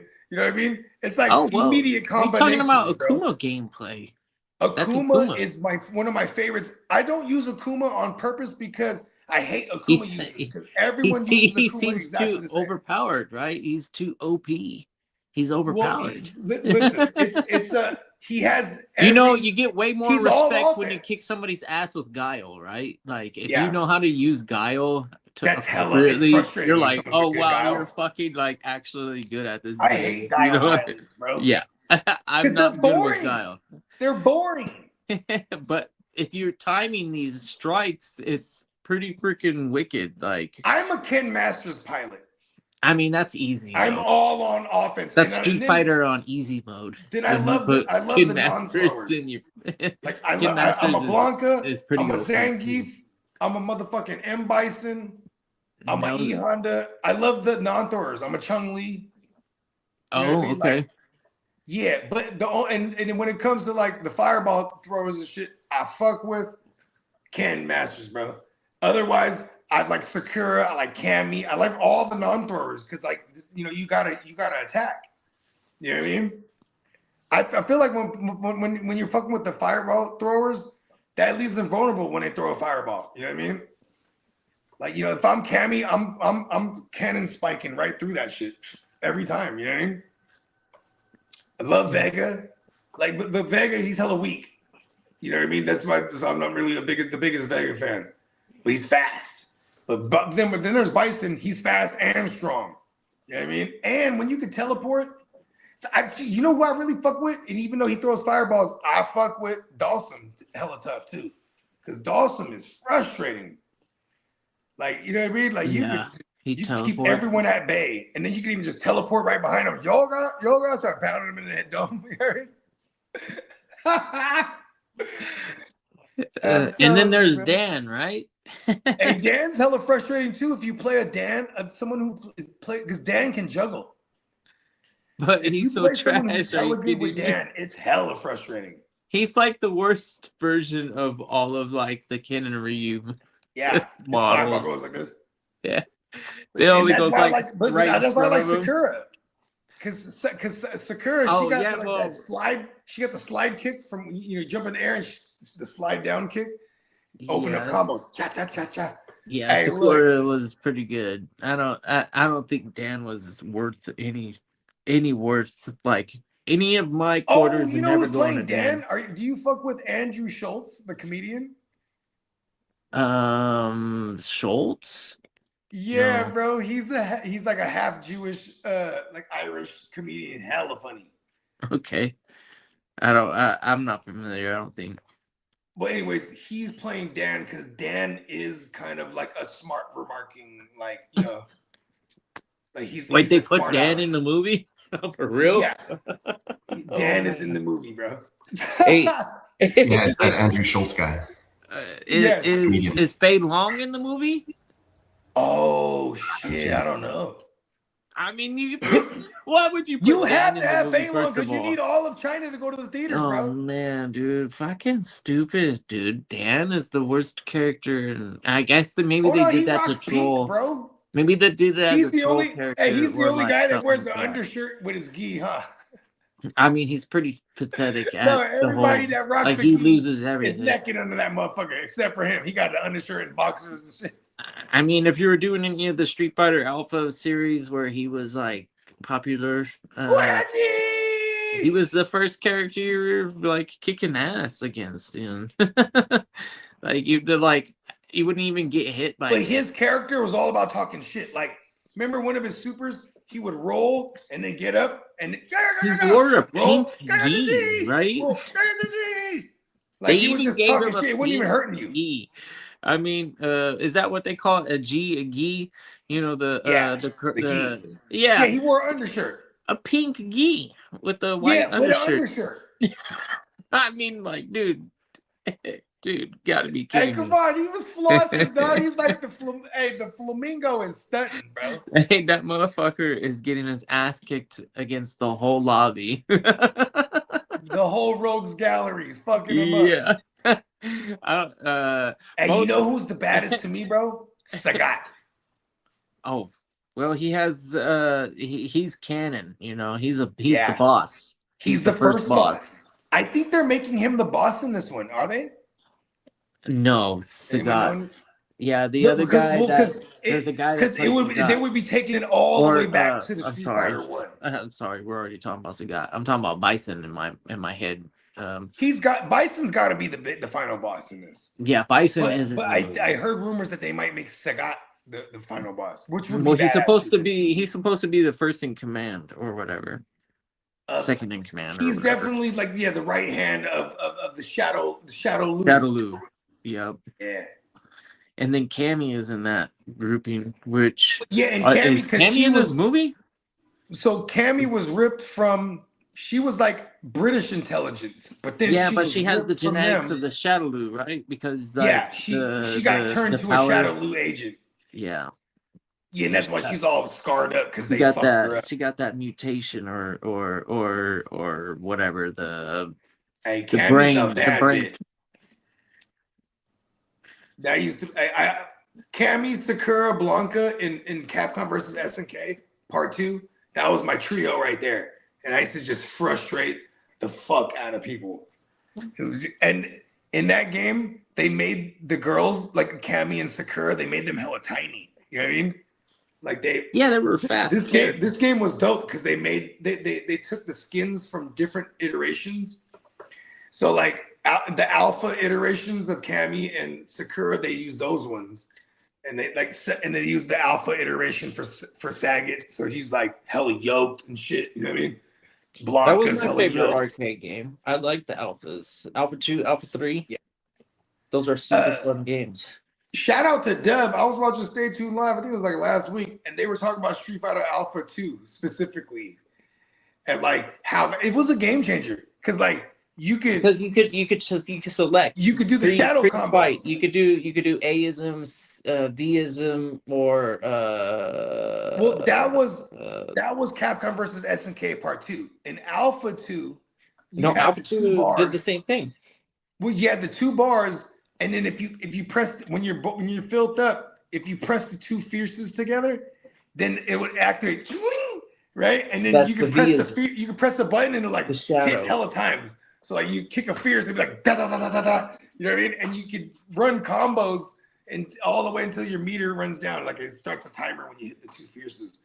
That shit was hella tight. Because Alpha you could 3, do they gave you the shadows, right? And Alpha 3, you remember when they the V-ism when you selected that's an Alpha V-ism, 3, yes. And then they gave you the shadow character. Air so block. Like when you activated it, it'd be like, okay, pause, stop the game, whatever. and then you would do all the regular moves. While you throw a fireball, it throws like 6 fireballs. Yeah, usually they're stunned, right? When you pull this off. Yeah. And then you're able to like basically fuck their ass up, bro. Pause. Yeah, like you're like quadrupling all the hits, all of those combos apply. And you're shadowed. So it's like you're shadowed. It's such a I don't know how to explain it, but when you're on an arcade, which we have in the background, shout out to Peacock, awesome design.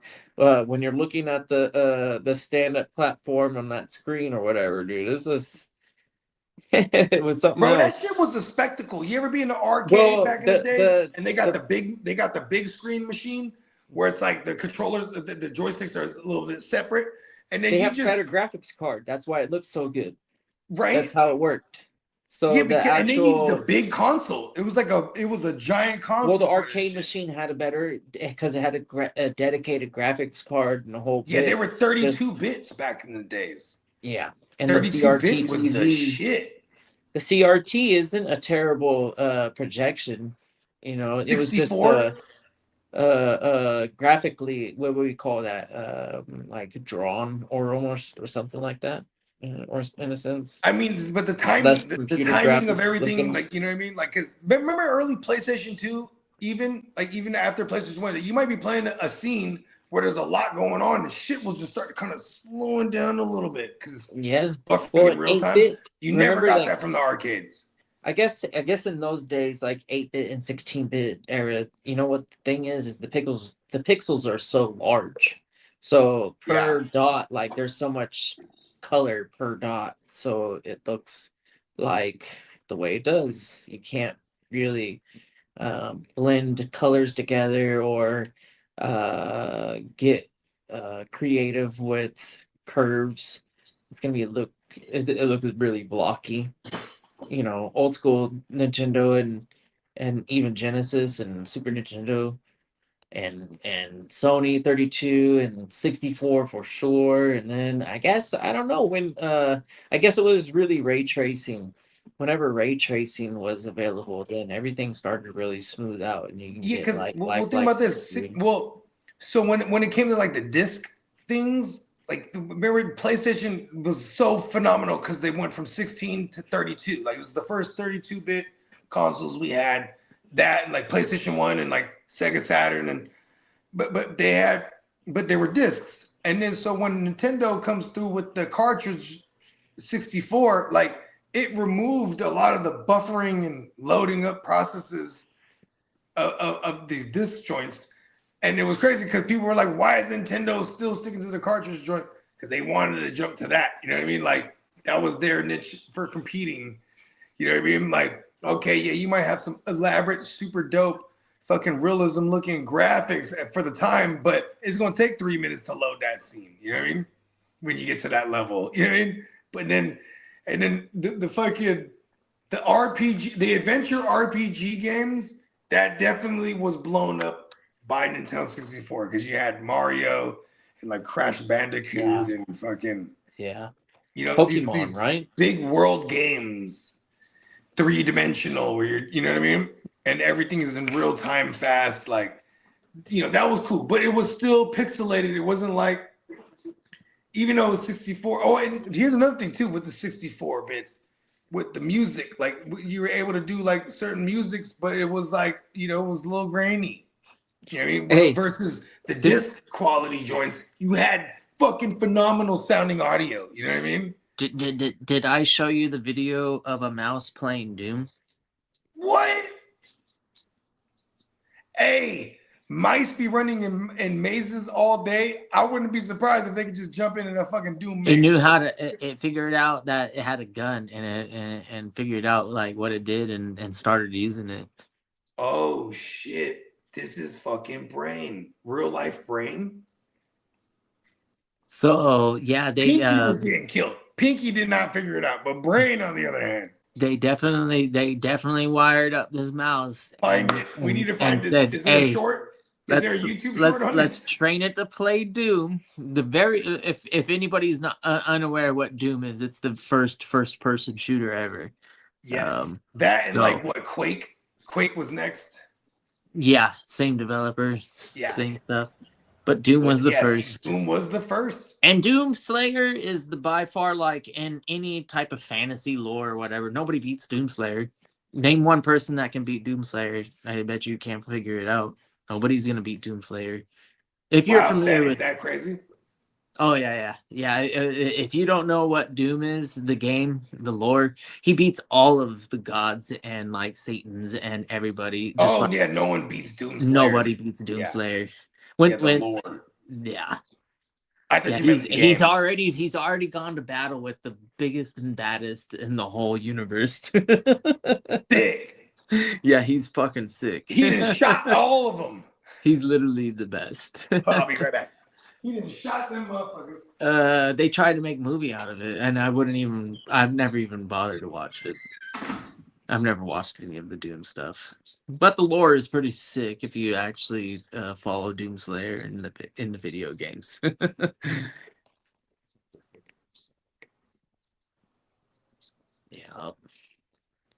So, yeah, the movies aren't that great. Yeah, I don't pay attention to him. It just looked really. I mean, that's usually how it is with video game treatment. Nobody took it seriously for a long, long time. Shout out to. I actually liked the Mario Brother movie, the original one. That one was actually fun for me, but I was so young. It was built for me. Those days were when I was a kid, and then I don't know what other video game movie was really cool. I think Halo could actually make some good movies if they really tried. Halo would be actually pretty cool.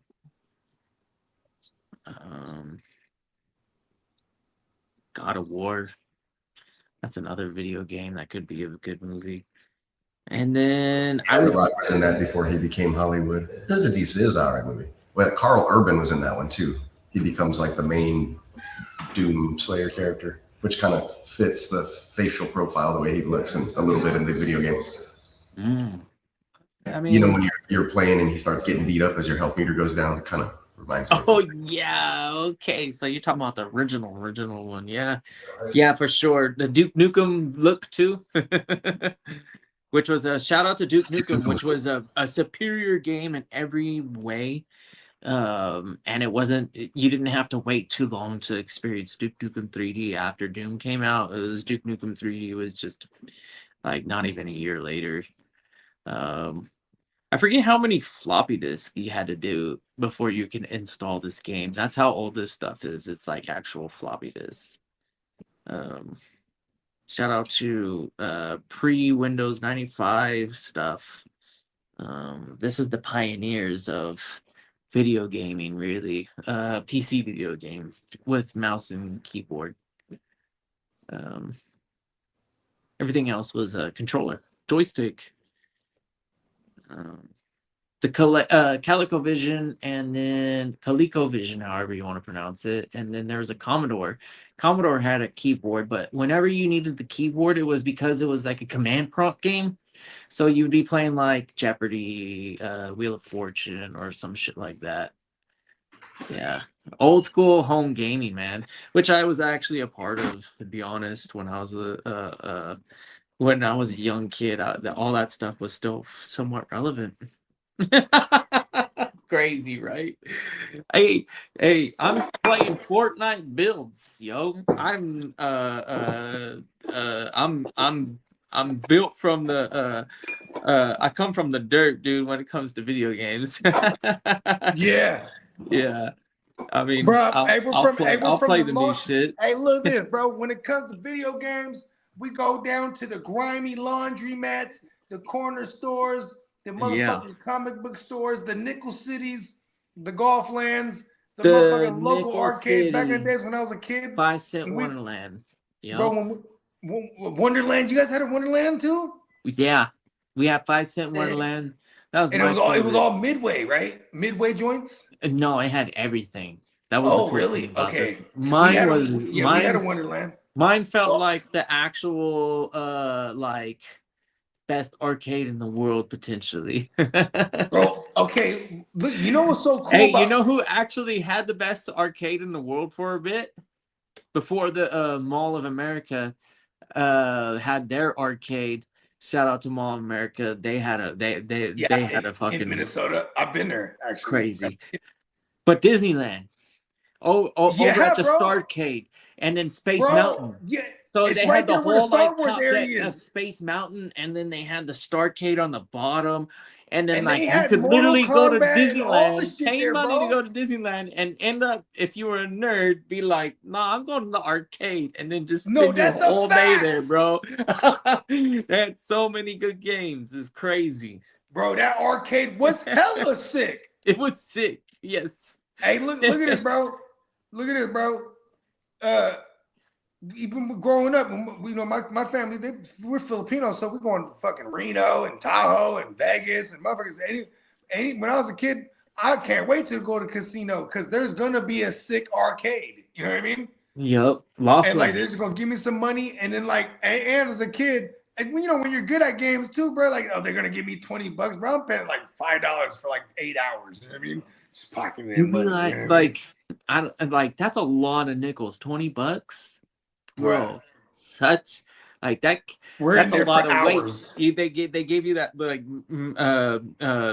not like the mini bucket, you know, and you just kind of like haul it around everywhere. You're like in heaven. You got all this actual weight. You feel like you got like a bucket of gold. You're like right going up to any machine you wanted with confidence. You're like, I want to play this bitch. Hey, you know when we was kids, bro, we used to take. Hey, look at this, bro. We used to take hammers, right? Take a hammer and you take a nickel you hit it and you hard smash it. Boom!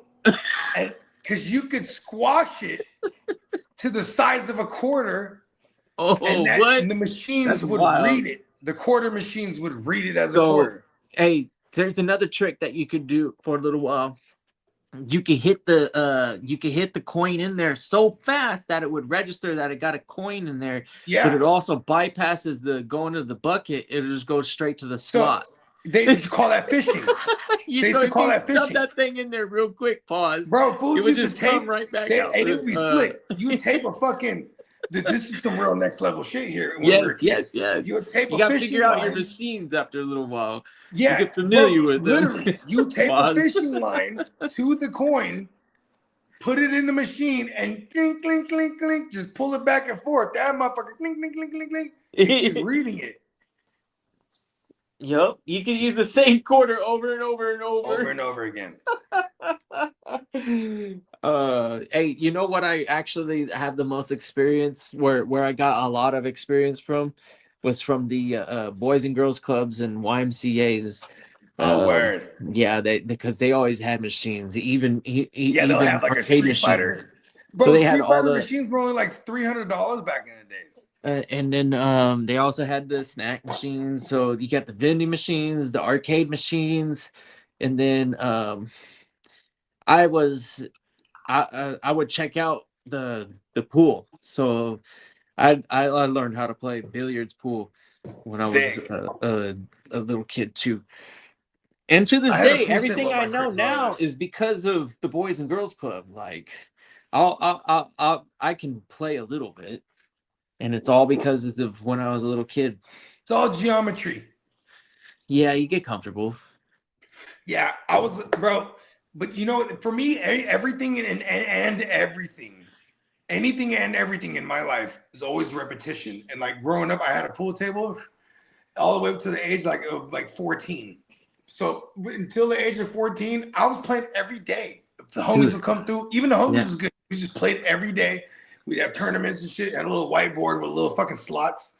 And then we would just fuck shit up playing 9-ball, playing 8-ball, playing cutthroat. Cutthroat was the shit. We were playing cutthroat in Vegas a couple years ago. Where cutthroat is where so you can play cutthroat with up to 5 people.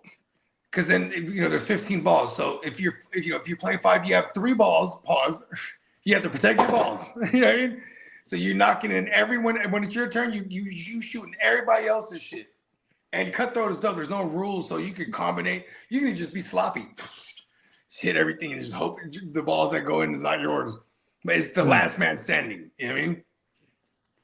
And cutthroat's dope because you get to a point where, say you're down to the last 2 people, you have to remember the last person that got you out. So if there's an existing player that knocked out your last ball, if he scratches, your ball comes back out and you're back in the game.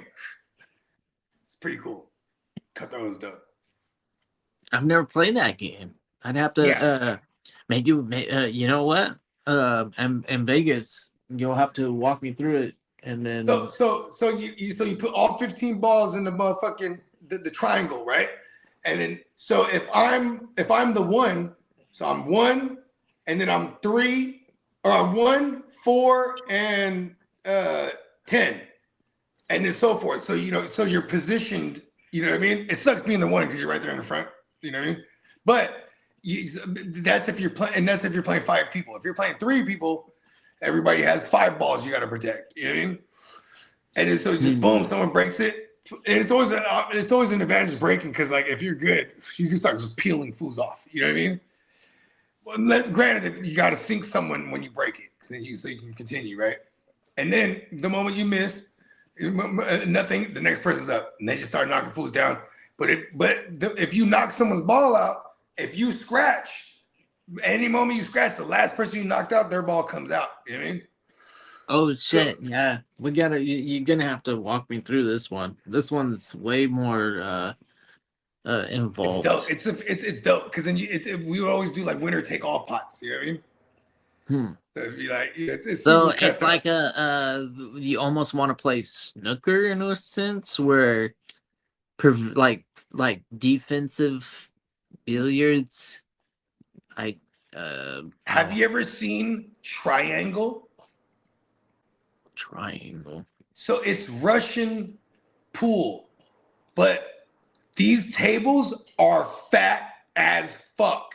Oh, okay. Well, yeah, I've seen. And the holes are smaller and the balls are bigger. Pause. So the precision is crazy. Like, so now those triangle players, when they come to America or anywhere else in the world, they kill shit because it's like the game is super like slower to them. You know what I mean? The pockets are bigger and the balls are smaller, so they just peeling shit off. They're like the current best. Then there's this guy from the Philippines. You know what I'm talking about? Oh Efren, yeah, Evren. Yep. yeah, he's like he's the Efren literal. Reyes. It's him and this other Russian guy. They're Efren the Reyes. best in the world. Efren Reyes, and then they called him the magician. The Russian guy? No, Efren. Oh yeah. Okay, I can see that. That's a cool nickname. Yeah, he's making the balls disappear. Pause. No, yeah, he bank shots and all the. Oh yeah, he's doing magical shit. Right. He's doing geometry, bro. That's really all it is. With the right, you know, it's all chemistry at that. Or was from physics at that point. The right velocity, the right geometry, geometry to everything too. Like, you know, like cut, like Efren, he's a cut master too. You know what I mean? He just cut something and have it right the whole wall. You know what I mean? Shit's hard. Them trick, you ever go down a rabbit hole? Them trick shot motherfuckers. Yeah. Right. First of all, this is what fucks me up. A lot of trick shot motherfuckers in their repertoire, they'll have some kind of trick where they stack the balls. Pause. Right. Then they'll like jump a ball and hit the top one only or something, do something crazy like that. But it always fucked me up. Like, how the fuck do they stack those balls, bro? Pause. Like that in itself is magic to me. You know what I mean? Yeah, 100%. I mean, stacking those more than two, even like they'll stack three. Like I mean, when you think about it, right? It's usually a rich man's game to have a super nice table and the whole bit, and then so all your life you're handling the weights of these balls. Pause. Well, to me, it's more important for the table to be perfectly flat. So if so these tables, there's a contractor going in there and he's doing all the leveling that is required to make that table, we'll call it true, you know, to make it as true as possible. And when you take two, I mean, you could do it. You ever try and balance a ball on a bat? Pause. You know, no. You can do it for a while. I mean, you can just eventually you'll be like, oh, okay, and then that's some kung fu shit. That's like I put the bat out. It's a kid with passion and all the time in the world to get better at it. I mean, that is kind of crazy if you think about it. Like, okay, one of my cousins, he's good at golf. He's my older cousin. But back in the days, he used to have the golf club and then scoop up the ball and just bloop, bloop, bloop, bloop. And the ball. And I used to think that was so amazing because I'm like, yo, the surface level, the surface to bounce it off is so minimal. And even just scoop it up. Like, I mean, I can get scooping it, right? But, it always amazed me. It's just like I said, it's about having the desire to get better at doing something monotonous, like trying to balance something and take. There's a kid, and he's not a kid now. He's probably like in his 50s now, right? I'd rather now, if I'm gonna play golf, I'm gonna hit balls. I'm not gonna sit there and try and like balance it on the club face.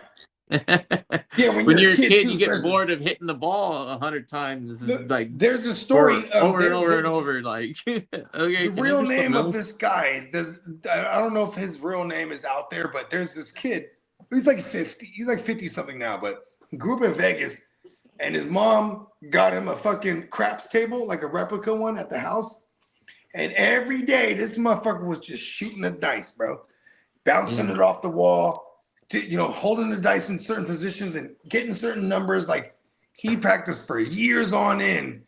Then he got to being old enough to go play, and he started killing shit. And this guy's one of those blacklisted guys, like the infamous Vegas Black Book. You know what I mean? Wow. Yeah, but this kid, and then, like I said, I don't know if it's his real name out there. People can look this up though. This kid was so fucking good. Just 7, 7, 7.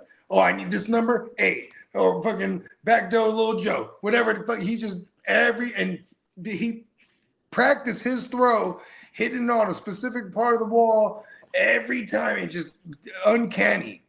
And you know what I mean? Like, it took, like, imagine how many, he probably had millions of throws. like you know what I mean, like as far as repetition went, you know what I mean, like in his lifetime, you know, like you ever see the bias gamblers? They call them advantage players. So like, because anything man-made, there's gonna be some biases, specifically with things that have machinery, like roulette, right? So like roulette, there was this one guy, right? He figured out, if I go to these roulette tables and I count 30,000 revolutions and I document all the different numbers I hit, I'm gonna find biases on every wheel on what numbers hit more often than not. Yeah. Right? And this guy, he taught his whole family, and they were from Spain. They started killing shit, going casino to casino all over the fucking Europe. Then they got getting banned everywhere, right? Because they're not doing anything illegal. But they would be in there counting the revolutions, taking the notes. Then after whatever 2 weeks of documenting shit, they go play. And then they'd be like, yo, ban these fuckers.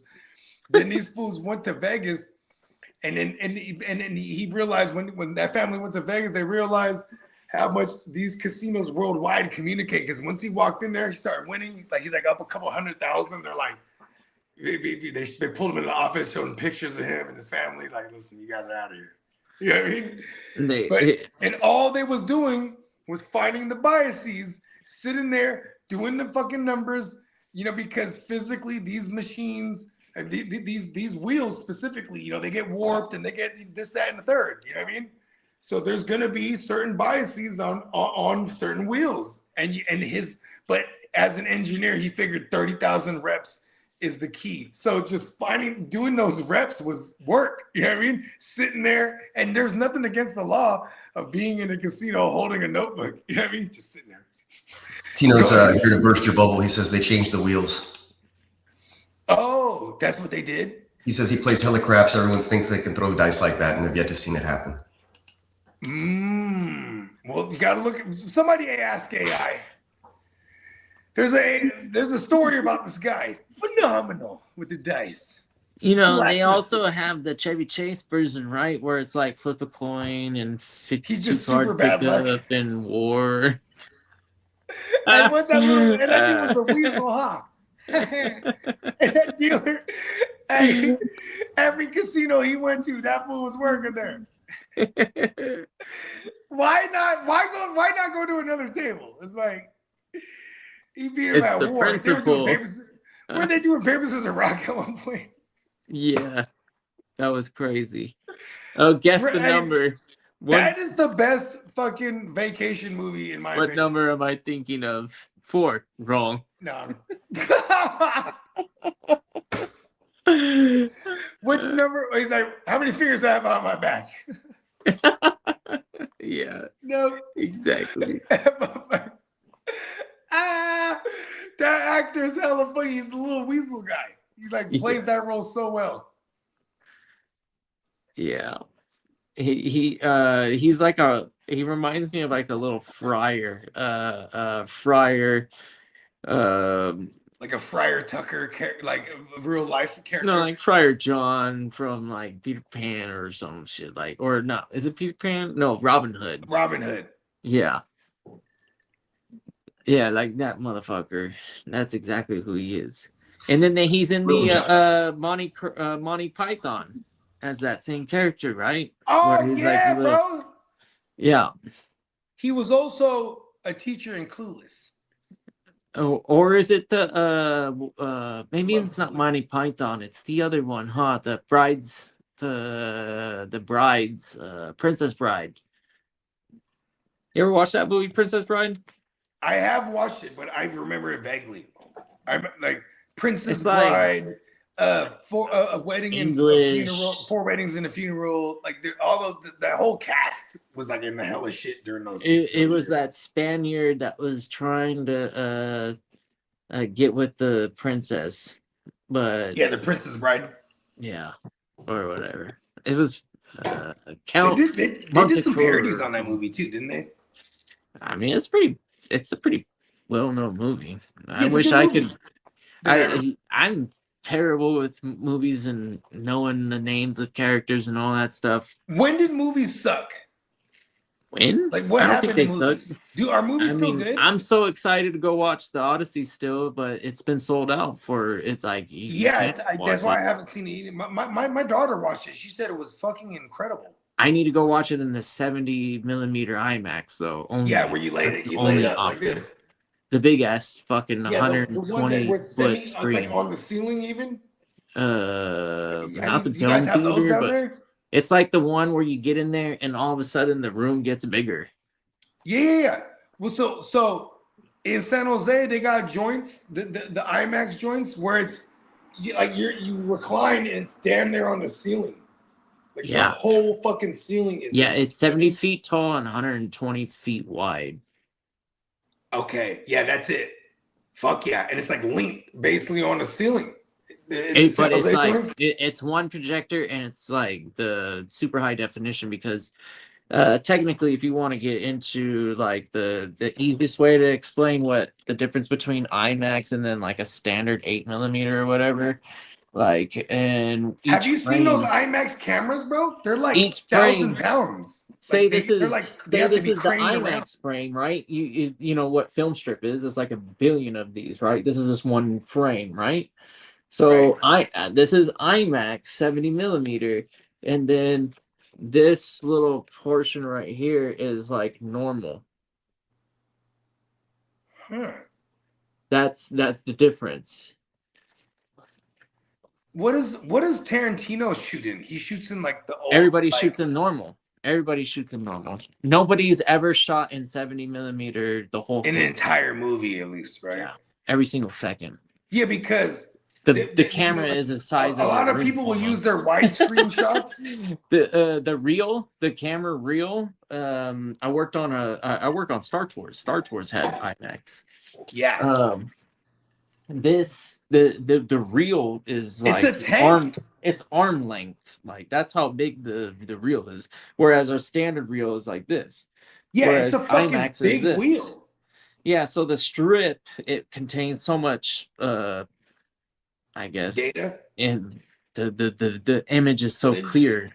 Yeah, and whatever when it's projected, it's better than anything digital or baller shit, anything. Bro. Yeah, that tape is a it grip. costs a lot of money to process and build and that bulky ass camera is hard to manipulate. They have to have they actually call it a manipulator. They attach the camera to a manipulator and then they move it around. That sounds like a pro wrestler, like bad guy name. And coming to the ring, the manipulator. Yeah, it's all hydraulically and air pressure and stuff like that. It moves like large heavy equipment duty. super easily. What is that bitch? Like 1,000? Am I putting 10 on the 2? That bitch is like 1,000 pounds. I don't know. I saw because I saw behind the scenes footage of them shooting Oasis or Odyssey. I mean, yeah, they're shooting Odyssey and like that bitch was fucking huge. The camera, right?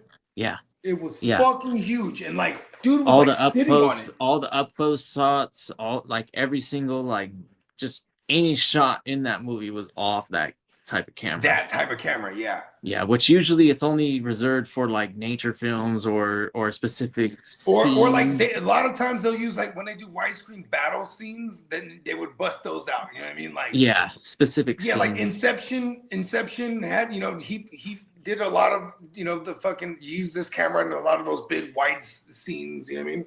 Yeah, I need to watch that. Inglourious Bastards. I always just not Inglourious Bastards. Kill Bill. In Kill Bill, he used a lot of the widescreen shots with those cameras. And it was like a big deal because Tarantino, that was like one of his only films where and like I think that the Hateful Eight, they used some of those cameras for a lot of those widescreen shots. You know what I mean? But also because it's not practical, costs a lot of money.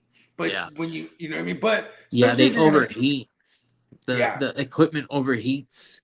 There's a lot of reliability issues to it. But now because it's not a new technology, it's like 50 years old that they've had 7 millimeters now. But they're the technology and the way that they are maneuvering scenes, I guess, to make it where the camera can get great angles and make it appropriate for really up close scenes, which the IMAX was never known to really excel at. It's always been more of a landscape, like a big wide shot type of deal. Yeah, I'm gonna put And in then this whole fucking picture of the CG Amazon shit. for you. You can, Some I would shit like imagine that. it was easier to CG shit with that They too put- in the early days because like you have this wider scope to utilize. You know what I mean? Versus, like old CG where they're literally splicing shit in. You know what I mean? Green screen stuff, yeah. Green screen was pretty poor. It was pretty poor. But then there was like in the 90s. So my mom, she worked for a company called Silicon Graphics, and their technology or what chips or whatever graphic cards, whatever the fuck it is, what I'm looking for, they use this shit.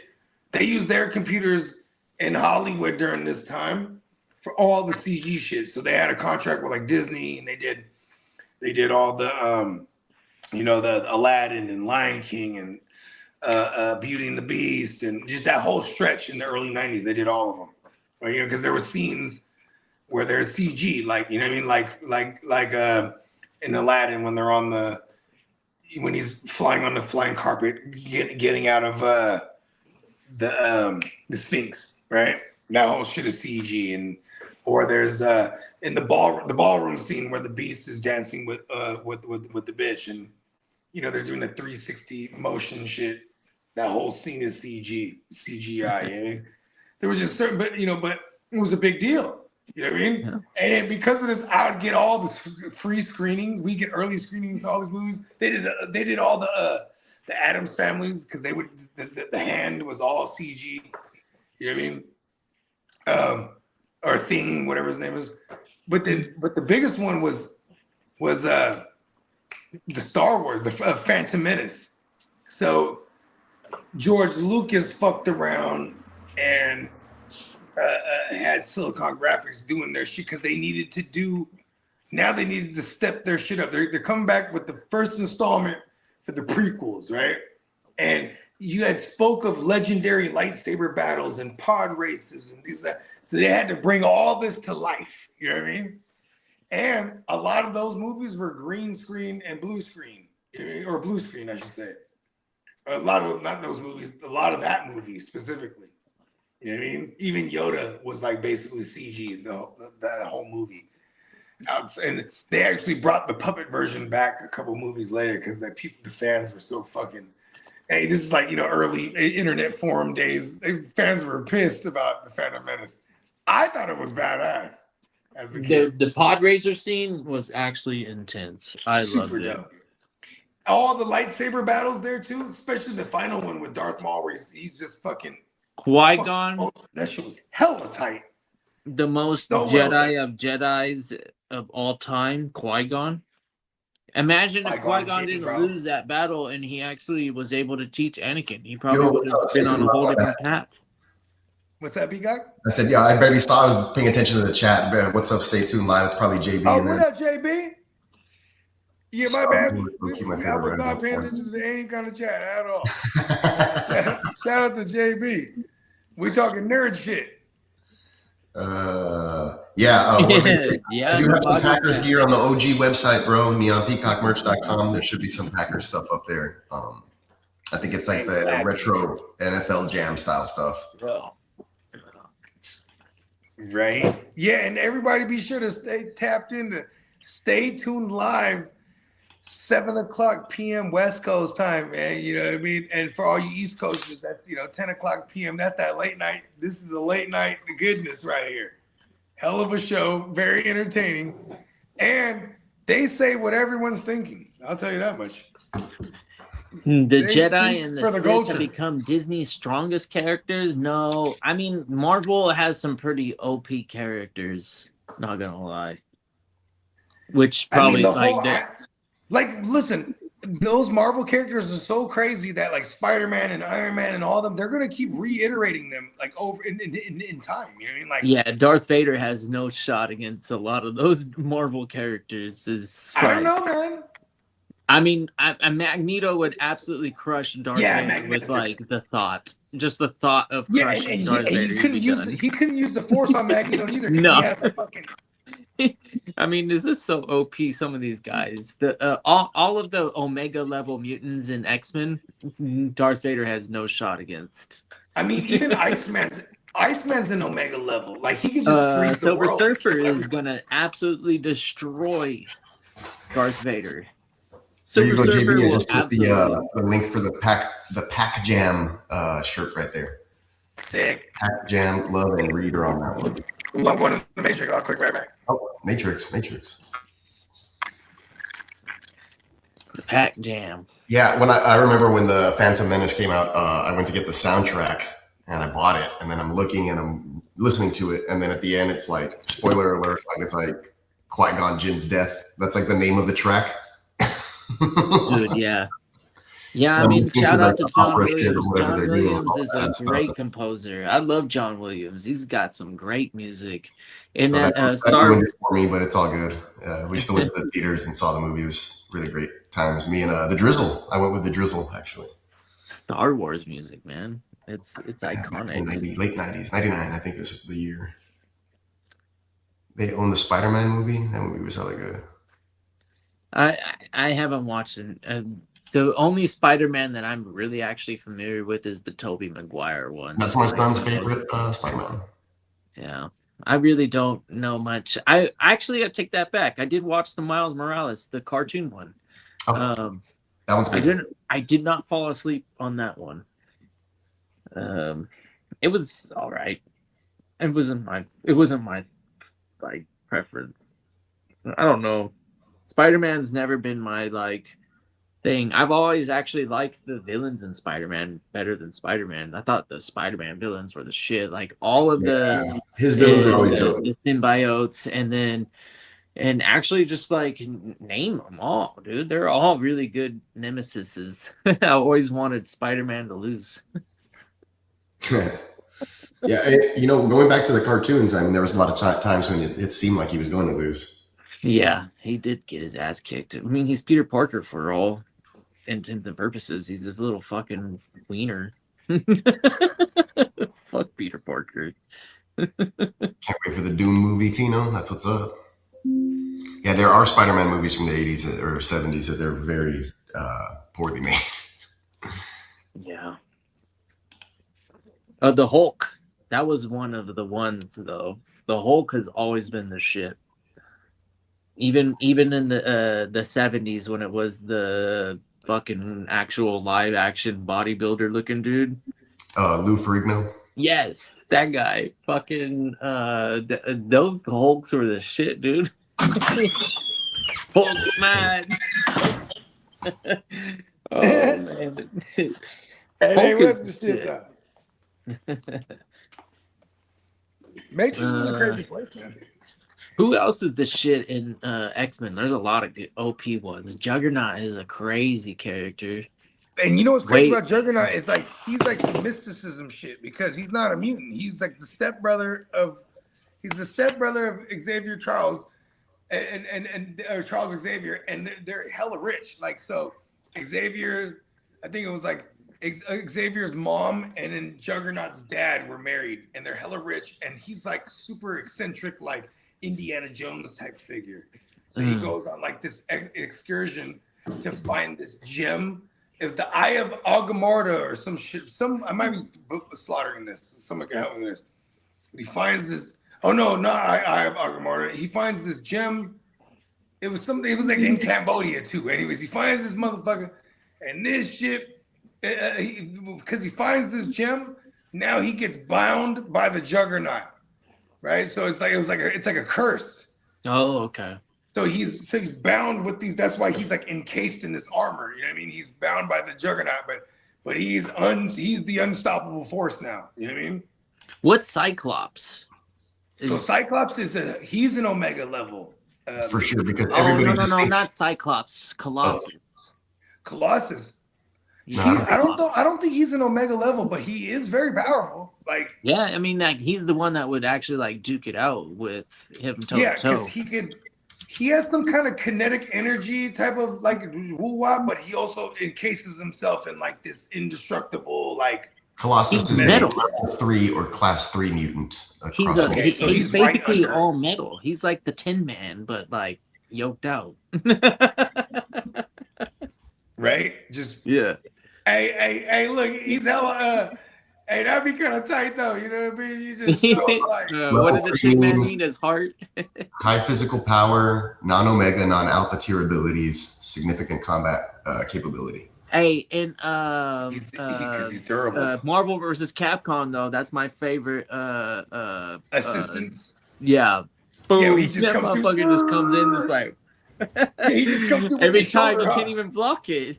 Yeah, he just jump with the shoulder. I know exactly what you're talking about. Stronger than Juggernaut. That's a good one. Oh, is Colossus stronger than Juggernaut? I don't think so. No. Juggernaut is like not. Juggernaut's not a mutant though. See, that's the thing. Yeah, Juggernaut is not a mutant. He's a regular human. He's just a being human powers that's from the cursed with Crimson this Gem fucking of Sitarak. Yeah, there it is. Juggernaut Yes, can lift a that's building 100 out of its points. foundation. This It's Sitarak. pretty fucking wild. Like He Juggernaut's said- no joke. Oh, he nailed that shit, man. Okay, hold on. Gambit, I think, can get to Omega level 2. Because Gambit can control all kinetic energy.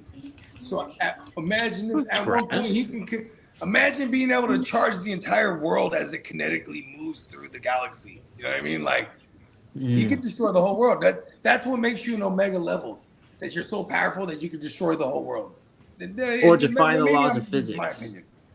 opinion. I'm pretty sure it's like defying the laws of physics in some sense. Technically, Gambit is not Omega level. No, I wouldn't say so. Really? No, because He has potential. Yeah, it's kinetic, right? Well, because also Sinister, He's an alpha level Mr. mutant. Sinister put like a blocker in his brain at one point.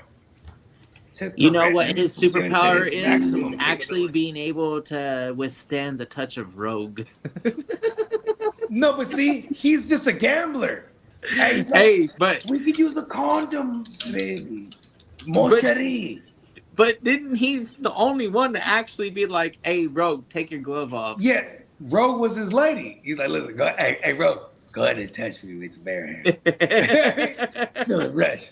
To answer Tino's question, strongest Marvel mutants, Franklin Richards, which is the son of Reed, Scarlet Witch, Chaos Magic, Professor X, Telepath, Legion, multiple personality powers, and then of course probably Jean Grey is the number one. Real quick, isn't Legion like the son of Professor X somewhere along the way, or is that X-Man? You're thinking of his sister or twin who was in the womb or whatever. Oh yeah, she's the. So are the heroes in Marvel just not as powerful as the villains in Marvel? No, hell no. These are the X-Men are some of the most powerful. Yeah, but the villains in X-Men. I mean, yeah, look at, but then there's Magneto, who's like kind of like anti-hero. You have Thanos, Doctor Doom, Onslaught, Apocalypse were the top four. Top There two. it is. Apocalypse is crazy. And Onslaught is Onslaught is like a part of Professor X's. Hey, and line them up. Onslaught is Magneto and they got no chance Ultron. against Doomslayer. That's crazy, right? No, I think Onslaught is, if I'm not mistaken, it's Magneto and and I just said it right now. The stupid the thing that goes rogue. Oh, Rogue, really? No, not Rogue. The thing that goes rogue. No, oh no, you're right. The consciousness of Charles Xavier and Magneto. There it is. Okay. But it's in the body of Ultron, isn't it? Or am I making that shit up? I don't know about that part, but it's definitely a big old robot guy. He looks like a big old robot. I think did they portray him in X-Men 97, the first season? Or no, You're that not was talking Nimrod. about Galactus, right? Ooh, Galactus. Hey, Galactus is so boring. He just eats the world. He's like, he sends out the Silver and you know what Surfer, he he's is? like, go find me some like- more food. He's like philosophical too, where you, like if you actually deep think about he's it, you're he's like, a world eater. hey, this guy's not a bad guy. This is just who he is, how he survives. He's misunderstood. He's misunderstood. Yeah, he's misunderstood. Why? Hey, I don't he's floating mean around. to He got the eat big your old planet, he but got like I the antler must size because looking. if I don't, I will die. He kind of looks like the Anunnakis too. Like Yeah, the way the Anunnakis are portrayed, and like or like the ancients with the big head armor. And... Hey, just imagine if our telescopes see Galactus fly through, and that's like game They over. won't tell us. He already knows where we're at. We're done. Like, here he comes, bro. Hey, He's hopefully hella he hungry. prefers the taste of Jupiter or something. Actually, even if he eats Jupiter, we're fucked. Jupiter, we rely on Jupiter a lot. Actually, now I'm thinking about these X-Men characters, right? Or I guess there's also Sunspot. Is that fool? Did he get up to Omega? Well, because he could the Human Torch is not. No, but he's not a mutant either, though. He got like some fucking radiation shit happened to him in space. Ooh. What's bruh's name? Damn, I just lost it. Fucking his name. Bishop too. No, he's not Omega at all. He's just a time traveler. He's also a mutant. What about what's his face? Nightcrawler. He's not Omega, but he's definitely ill. Cause like there's a lineage. He has a lineage. There's like another guy named Azazel. It's like his dad. Because he's the son. Nightcrawler's the son of Mystique. Because Mystique's another one. She's been around. She's a shapeshifter, but because of her mutant powers, like she ages hella slow, so she could like damn near be like hundreds of years old and still look the same. You know what I mean? But I mean, Nightcrawler, he could just like teleport wherever he wanted to. He had that Dalsum power, the yoga. Yeah, the yoga. And when he teleports, right? He's in the astral plane, like because when he disappears, where he's traveling through is the astral plane, right? And then in the astral, so when he teleports, so he can still get his ass kicked when he's in the astral plane. That's why you see the little like, it looks, the little fucking ambiance or whatever, it's like smoke. Yeah. Yep. Yeah, and then there's a character in there though in the astral that rules that place. It's fucking they call him Nightmare. Okay, that was crazy. The phone rang like 4 times in a row right now. It was wild. Did you is this all inside of the one where they're in high school? The X-Men high school movie or actually TV show? Oh, First Class. First Class, yeah. No, this is just from like a lot of nerdism. Oh. Yeah, because I watched the First Class, all of it. By the way, Hollywood joints, they fuck it up. No, I don't know. Warner Brothers fucks up superhero movies also. Class. I thought that in was First legit. Class. They showcase Havoc. Oh, dude, they did all the X-Men movies so bad. Yeah, Fantastic Four movies. Those are the ones that really fucked up. Oh well, I don't know nothing about Fantastic Four, but I do know. Sony, stop making movies. Sony. Yeah. Yeah. Give it up. Give it to Disney. Just sell it back to fucking Disney for like a fucking trillion. Yeah. I know people like to hate on Disney, but look at what Rebels is and Clone Wars and so they've done some good stuff with Star Wars. It's not all bad. And Dave I'm gonna Filoni. be real too. Actually, DC's animated joints are fucking phenomenal. Like Marvel, their I have to movies give need it to up to step it Dave up again. Filoni. He literally was probably the biggest Star Wars nerd in this planet, and he's what Disney chose. So And they're coming all back about with X-Men too. I'm gonna be really mad if it's bad. me. And you know what's so dope? We grew up Is in it the era the of Star cartoon Trek. version? Hold on, hear me out. Growing up, before X-Men was a movie, we all universally knew that Patrick, whatever his name, Captain Picard or whatever, Captain Kirk, we Star knew Trek. he should be the Professor X, and we got it. Star Trek. Yep. Yes, and it was awesome. Yeah. Very awesome. It was. And Gandalf as Magneto, phenomenal. Yeah. Hey, and homie as Gambit, But the the rest new of it was Gambit, fucking phenomenal. I give it up to that guy, whoever his name is. That Channing motherfucker Tatum? that motherfucker is Gambit. That guy is Gambit. He is Gambit. He is Gambit. He is fucking Gambit. He got that role Hey, that perfect. shit was so funny. I love it. And are they making more Gambit movies or involving that character? The reason they threw Gambit in there is because Gambit is from the X-Men universe, just like Wolverine and Deadpool. So in that movie, you gotta add him some eventually. I mean, he's got to be when they threw Gambit in there, it was because Channing Tatum was before Disney. He wanted that character before Disney bought Fox up and the whole X-Men universe. Right? They were on schedule. They were scheduled to do a Gambit movie starring Channing Tatum because this was like 21 Jump Street and all the height of Channing Tatum's career.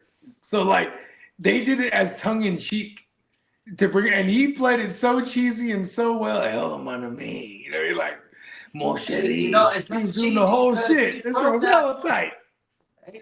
Come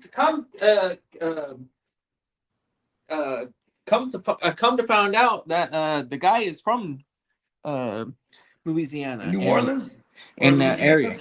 Yeah, so that okay, he's a Cajun. No, yeah, so that's exactly why he's able to portray the accent so well. Spencer to star as Gambit in the next iteration of X-Men. I need it, yeah, because he's such a. I mean, obviously, he literally is kind of like a player, So.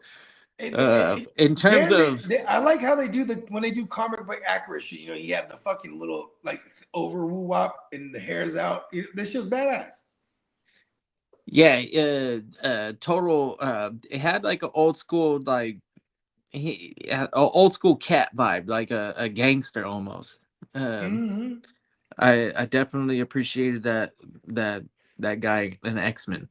I don't know what to call it. It's not. What do we call the TV show? The actual cartoon that you and I and everybody was watching when we were kids. Animated series. The animated series, that's what we literally call it. The animated series. Yeah, literally. X-Men the animated series. Yeah, now they call it X-Men X-Men 97. I had VHSs of that animated series. The very first couple of episodes was on VHS. When they had the big ass robots in the city and they're whatever, fucking like destroying everything, and then Wolverine comes in and just like with his claws like destroys them. You're like, what? With the fucking like punch, you're gonna destroy that big ass fucking thing. And then Cyclops goes through every is hella like OP, butter. just like blasting the shit out of them. You're like, I'm in the middle of season 2 right now. That was literally the first episode. Have that you was seen like, any of it yet, Peacock? Yeah, I'm halfway through right now. It's X-Force bullshit going on in the future. It's pretty cool. Oh, Cable, and then what's her face? It's all about Cable right now. The two girls in Cable. Yeah, I don't Cable. know I know Cable, but I don't know what two girls are talking about. It's the girl that has like the two parted color hair, and she's got like a Polaris. Yeah, Polaris. That's one of Magneto's daughters. No, Cable. She rolled around with Cable. Yeah, she's with Cable. Her name is Polaris. Yeah, but she has green hair. She doesn't have two parted hair. No, the two parted hair. She got like white hair on one side and then Domino. That one, and then you know what Domino's mutant power is? You know where her mutant ninja power girl. is? It's good luck. Good luck, dude. So it's so cool. She's in the middle of the chaos. They did it so well in that movie. Yeah, Deadpool movie. Yeah. She's just in the middle of all the chaos. Everything's gonna go in her favor. It's so fucking tight, dude. I love Deadpool. Deadpool was the best. Still the best. Nobody's ever even come close to touching. And shout out to Ryan Reynolds. He actually funded that first one, or he raised the money to get the pilot going. I'm not an Avengers guy, man. Like I could fall asleep through like the first 10 minutes of Avengers and not wake up. All of them. Avengers is all right to me. Yeah. But the Deadpool shit was funny. I want to fornicate with Scarlett Johansson. So like I get it. Even my mom has a crush on her. It's crazy. She's a bad Italian bed. You know what I mean? And like she feels like she'll shank someone. Like watching her as Black Widow too. I'm like, yo, that's my bitch right there. Like she'll just like get him, babe. Get him, babe. You know what I mean? I'll be right back. Let's go. Get him, babe. Yeah, I haven't seen the new Spider-Man yet. I guess I haven't made time, man. I don't know if I will see it before we go to Vegas. Let's see, best superhero movies are the Guardians of the Galaxy. Yeah, I like those. They're pretty darn. James Gunn did some good ones. I liked the last Batman movie, the way with Robert Pattinson. That was pretty darn good. James Gunn's getting a lot of hate right now from the DC movies as he's been making the Supergirl and all that stuff. I liked his work on Peacemaker. I liked his Suicide Squad. That one was really good. I like his stuff. Although I wasn't like a huge fan of the latest Superman. You're right, I get it, and I haven't seen Supergirl. So, but those characters to me, like, yeah, who the fuck is Supergirl in the first place? Nobody's fucking boring too. It's like, oh, look at me, I'm super OP. It's like, hey, and the same thing with Mandalorian. I've always said that about the Mandalorian. I was like, that character is really boring. Like, I don't understand why everybody likes this character so much. He has no character. Like, there's no personality to this guy. Is it really just because you think Grogu's really that cute? You're like, oh wow, it's a baby Yoda, super cute. We went to see the theaters, and my daughters and my wife loved the baby Yoda thing. So yeah, I mean, I watched it too. I got a poster up here. I mean, I got him on my keys right here. And that he's my home key. Is from that movie. I got Grogu on there, right on my home key right there. Damn it, stupid green screen. Yeah. I saw the ghost. Yeah, I got the Astros on there too. Yeah. And the ghost. Astros and a ghost. It's like a witch or something. I don't know. My daughter gave it to me. It's like a little ghost witch. Nice. That's cool. The Dark Knight, best superhero movie. Yeah, the Christopher Nolan trilogies. Yeah, Nolan is my favorite. That's why I need to watch this Odysseys. Primarily because I know Nolan was the director, and then the music and the fact that it was entirely shot, every single second was shot in IMAX. I just got spectacular news when those string of 4 phone calls came in. They are postponing that trial that I was supposed to be at next week, so I don't have to worry about none of that. All right. Does that mean that you're not stacked up on a bunch of stuff? Yeah, that means I'm kind of chilling. That means I can work on some thumbnails for JD for some of his videos that he's releasing, and I won't be like pressured on. Like, I will be able to get that stuff done beforehand. Anyways, it's just good. Yeah.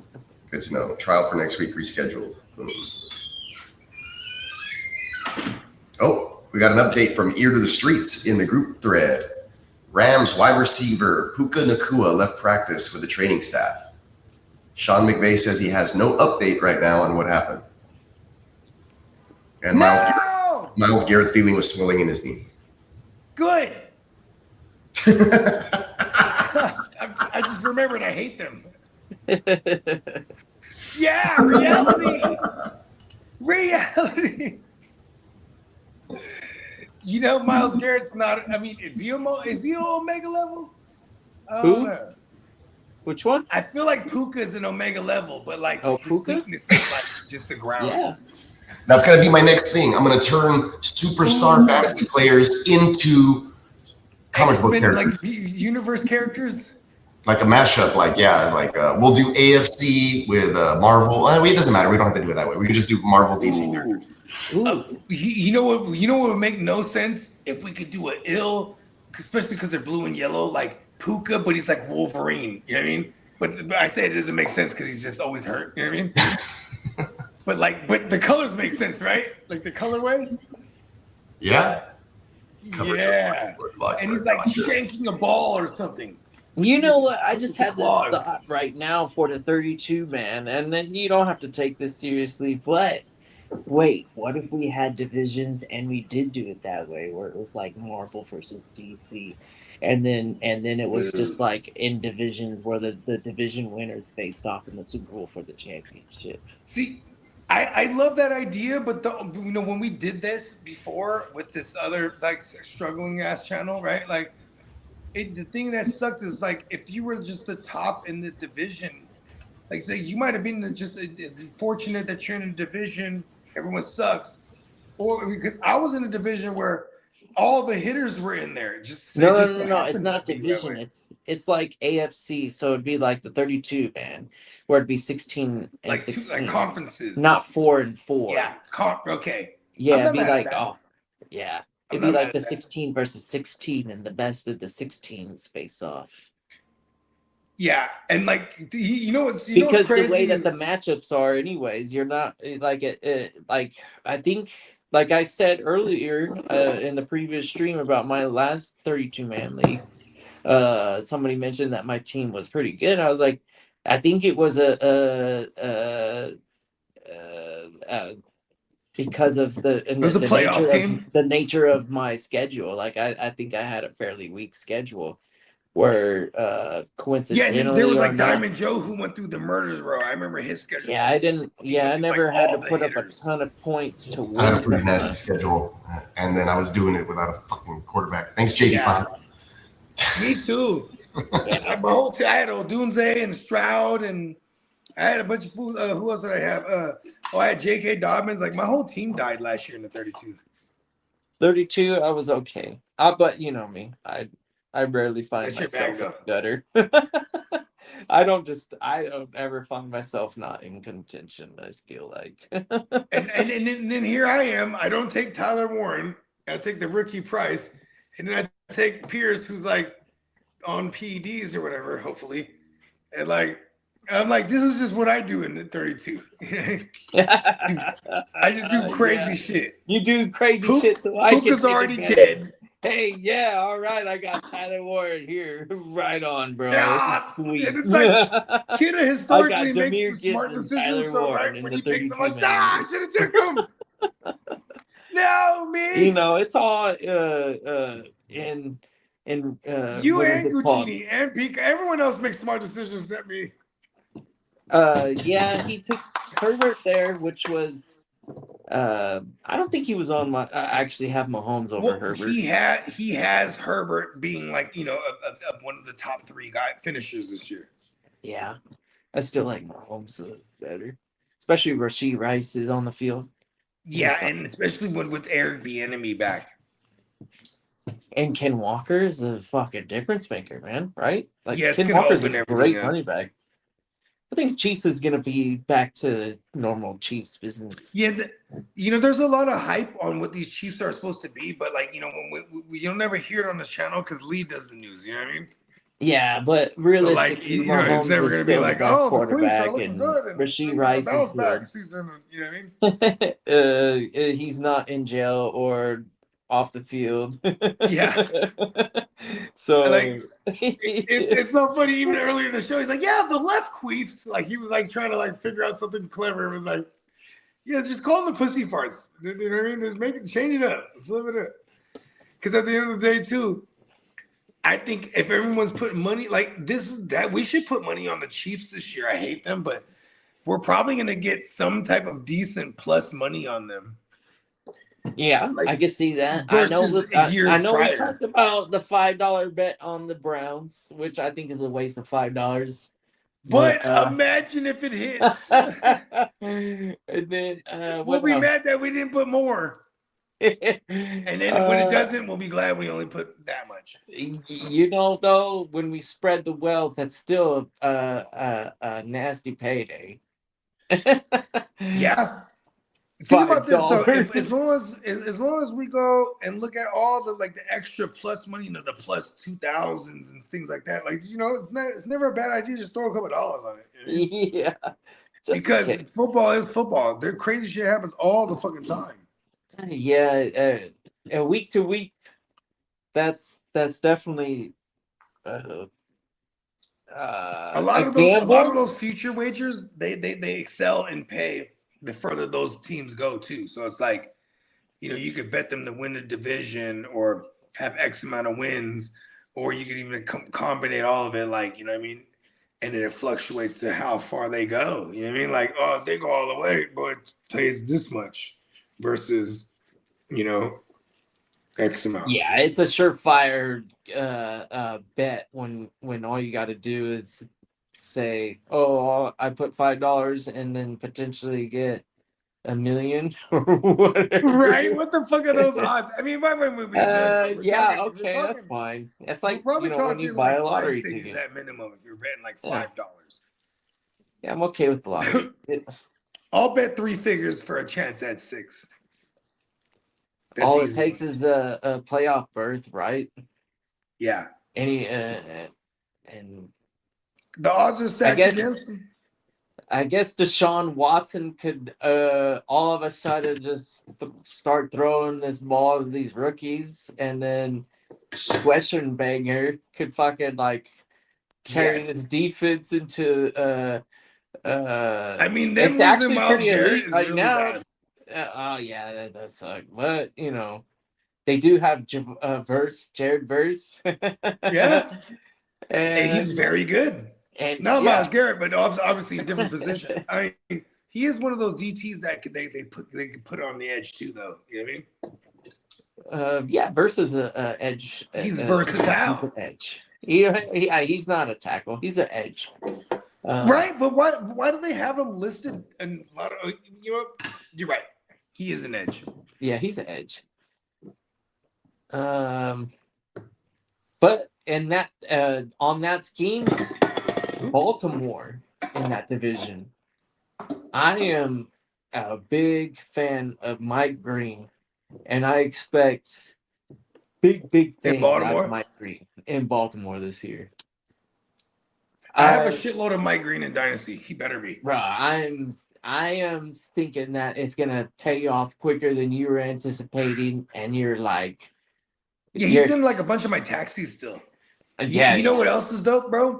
If we get salivating back at the thought that this guy is gonna get like 100% of the snaps. Talk about a motor. He's alongside the Max Crosby, the Bailey, like how the Jets drafted. Because when you say motor, I immediately think of Max Crosby because that guy has one speed in his maximum every time. Yeah, well, I'm not gonna compare anybody to Crosby. Yeah, you're right. But Max Crosby, Garrett, Crosby, these are Parsons, they're for that matter. These are the cream of the crop right now. It'll be apparent when they're on that skill level. But right now, I think the ceiling right now, the sky's the limit for sure. Will Anderson's about to go crazy again this year too. He already got paid for the largest contract for a defensive line. I don't think he loses. I don't think he's running with all that. He's rushing with all that money on him. I think he's gonna be still. No. I think that's a character trait for the team. I think the team carries themselves as a winning culture, where they don't care what their paycheck says. Culture's so important. When they show up to work, it's about winning the football. It changed the whole culture. Well, like they bring in Demeeks, it's like, all right, we're winning. We know we're a defense. Yeah, winning. They draft Will Anderson right out the gate. Tom Brady took pay cuts his whole career, and the most winning fucking NFL player ever. Actually, I wouldn't say that. Actually, there's other more winning players. Where are we at in this 32? Are we moving along? I'm excited. I'm like, I might make a pick today. We might make picks today.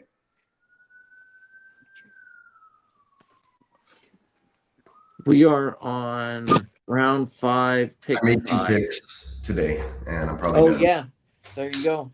Mark Andrews. I took J.K. Dobbins and Mark Andrews.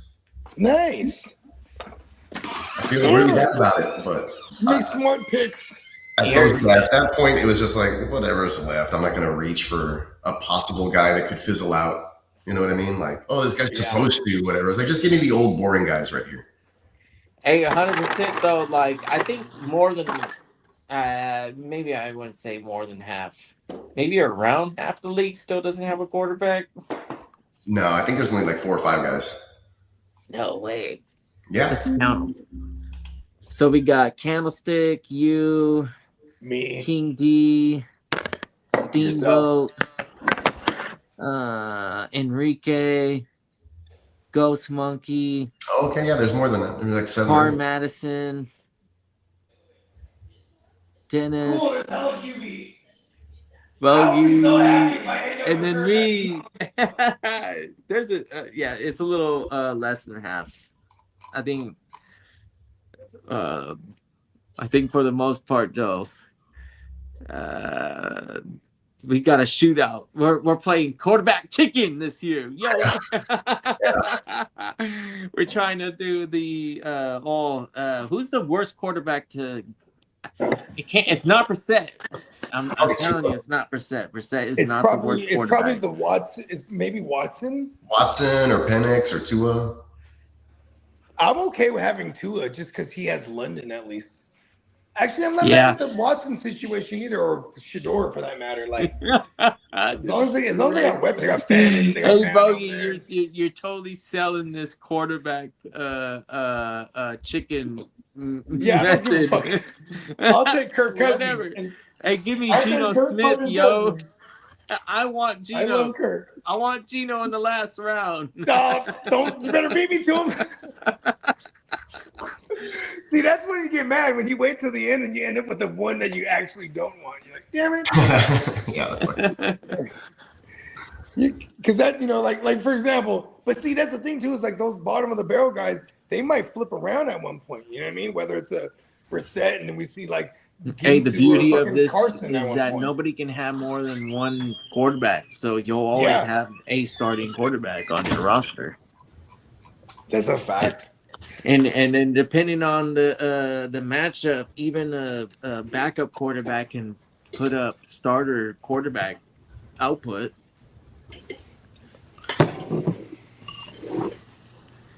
Like, how many times did we see Dak's fucking backup over the years? The white Cooper boy. Rush had some games there. Yeah, a couple times, right?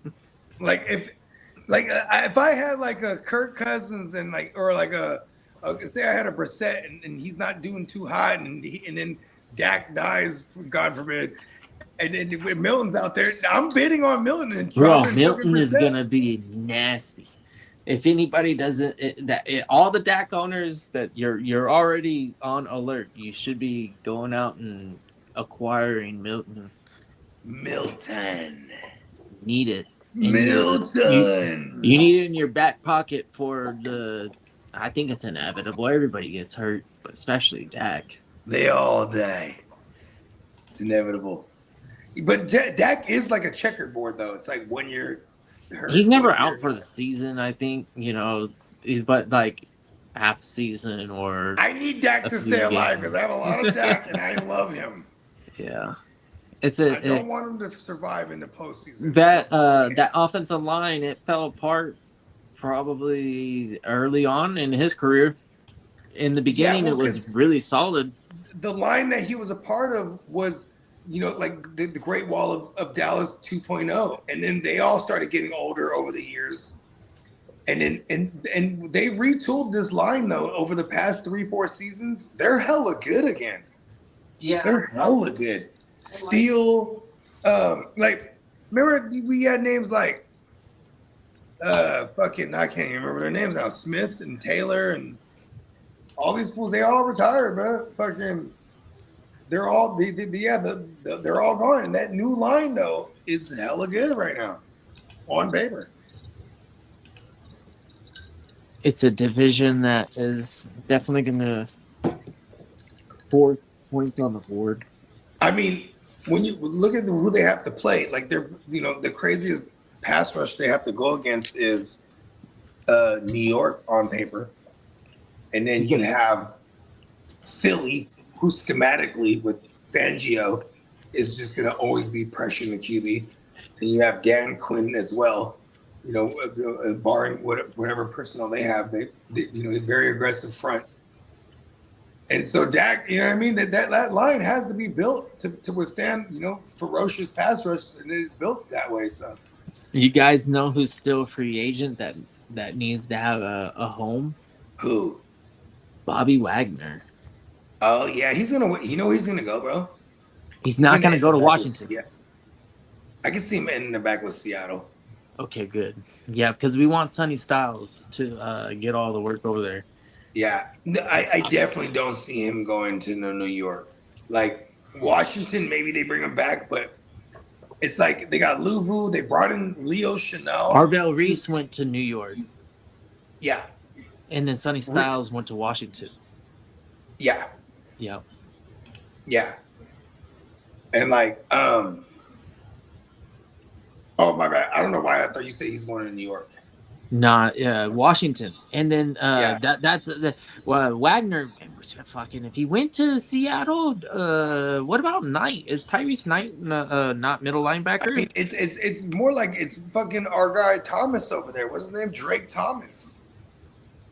That guy's kind of solidified himself as the guy alongside Ernest Jones. You know what? We want our Seattle defense to be actually pretty bad, because so then those linebackers can fucking eat. Because last year they were actually good, and it was like, you know, it wasn't like the blow up of fucking inside linebacker shit that we were used to getting. Eman Worry is already done for this season, right? Or is he done for the season? I know he's hurt. He's got a major injury. Yeah. I got a lot of Eman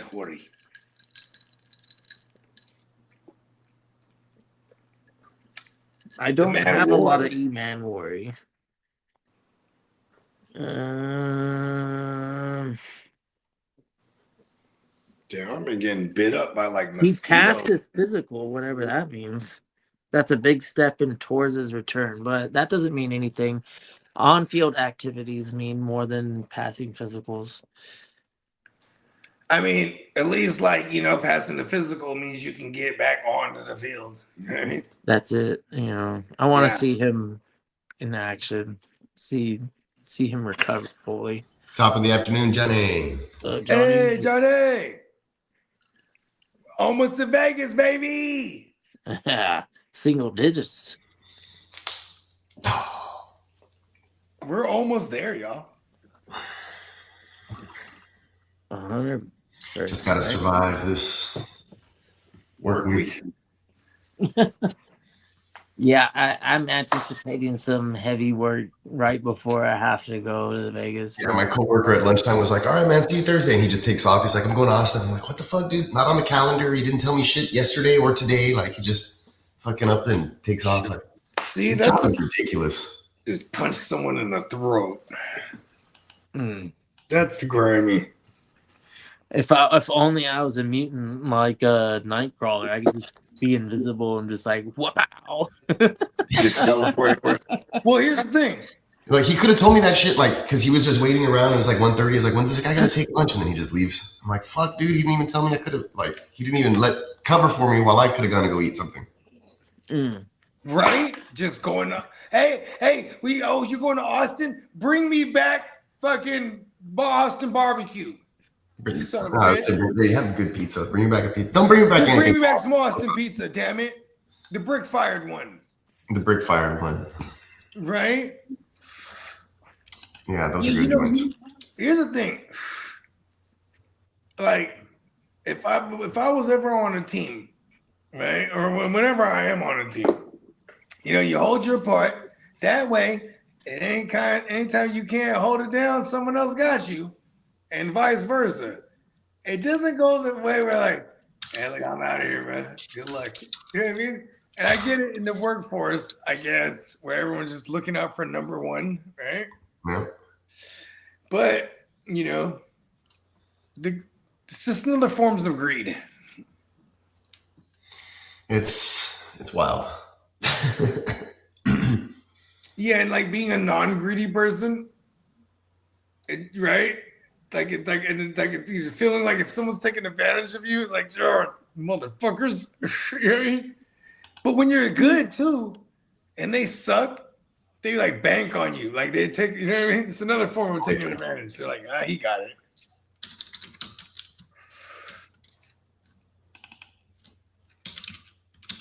Domination. The big bag is coming. Telling you. In every form or fashion. Let's go. Right? Like for real, I'm just gonna carry chippers with me when we're walking around Vegas. I'm just gonna throw. I do want to do roulette. Roulette is like the most randomest ever. If you're not, especially if you're, and even if you just want to do colors, red or black, it's like the closest to a coin flip in Vegas. Period. Unless you can find war, and they do have war in Vegas. I know Planet Hollywood has war tables, and they have $10 war tables. To my recollection, hella reckless, so much fun. Because the point is betting big, winning fast, and then just moving. Don't sit there and think, I'm going to keep winning. It's probably why I'm incapable of winning a lot of money. The moment I'm up, I'm just done. Like, yeah. You know what we should do is hit up Papa Guru and see what he says about baseball. For the day. Yeah, for that day or whatever when we're at the and we pose the question without wagering. Just, hey, what do you like today? So there's no pressure, right? Yeah. Yep. And be like, all right, so here's the deal. We're at the book right now. We need some info. What you like? Because him and Lee have been killing it in the fantasy. Yeah, I heard. Honestly, too, especially when you can if you can make like prop bets on pitchers and stuff like that, and you know what I mean, like that's where like real baseball knowledge comes into play. Like, okay, instead of betting on outcomes of entire games, just on, you know what I mean, or like how many strikeouts or pitches or shit like that. Yeah, it's all about the matchups. Whoever's healthy. You can't anticipate that 2 weeks in advance because it changes so rapidly. Yeah, it's day of shit. Yep. Okay, we're gonna have fun. Yeah, we got some phone calls to make. Oh yeah. And hey, shout out to what's Steamboat's brother? What's his name? Bell Cow. Bell Cow. My bad. Yeah, he retired. Shout out to Bell Cow. He's another savage when it comes to the baseball. Yeah. He's so savage that like he would like buy a hat for the teams that he's like putting bread on. Just wear the hat like, yeah, it's a lock. And he would hit, right? He was amazing. A lot of money. You win a lot of money. You know, he actually retired all his gambling ways and everything.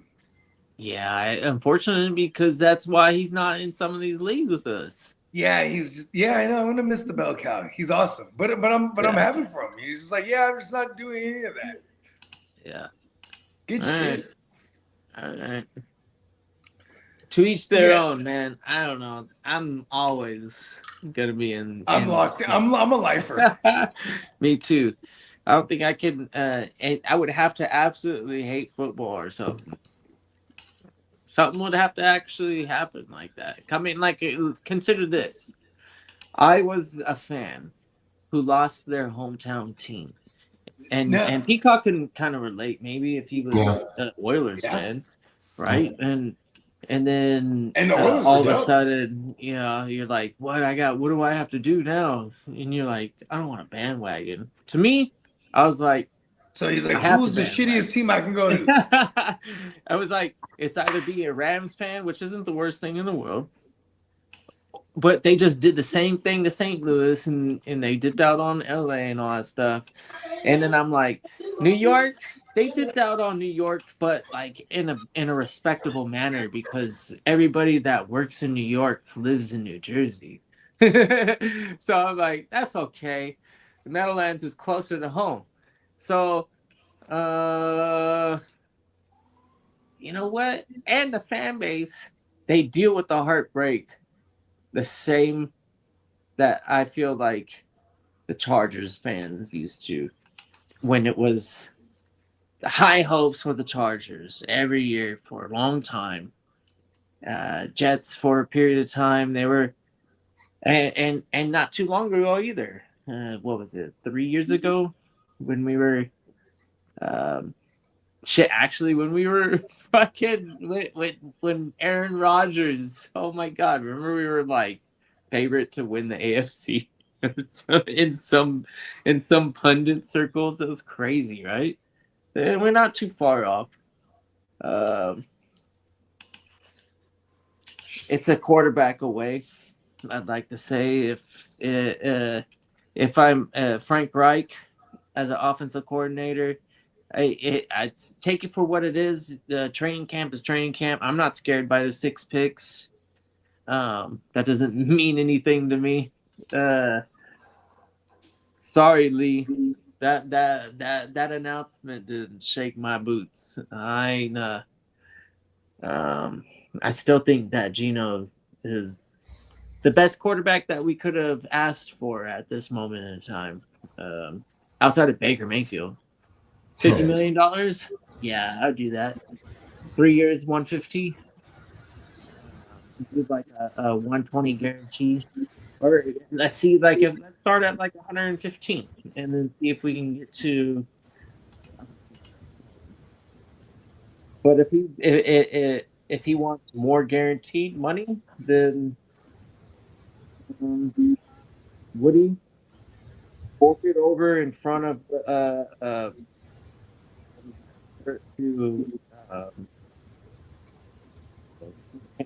like you upfront that money, just kind of like be a rich guy and be like, here's money, right? Make that contract smaller.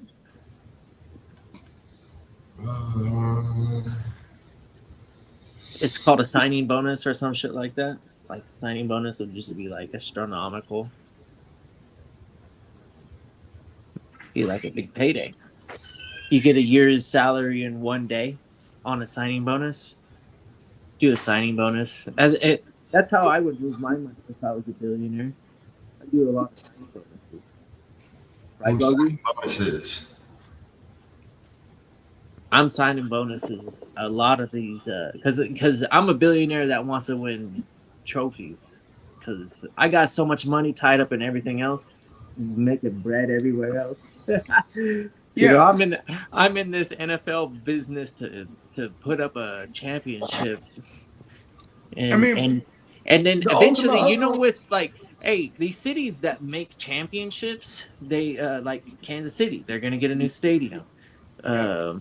You know, like look at the Seahawks. They win a Super Bowl, sell the team, and then it's like what they quadruply quadruple what the team was worth. Like initially, yeah, they're buying these teams for billions right now. The Padres just sold for a grip of money too. Billions, I would imagine. Like 4 or something. Yeah, sounds about right. And that stadium was.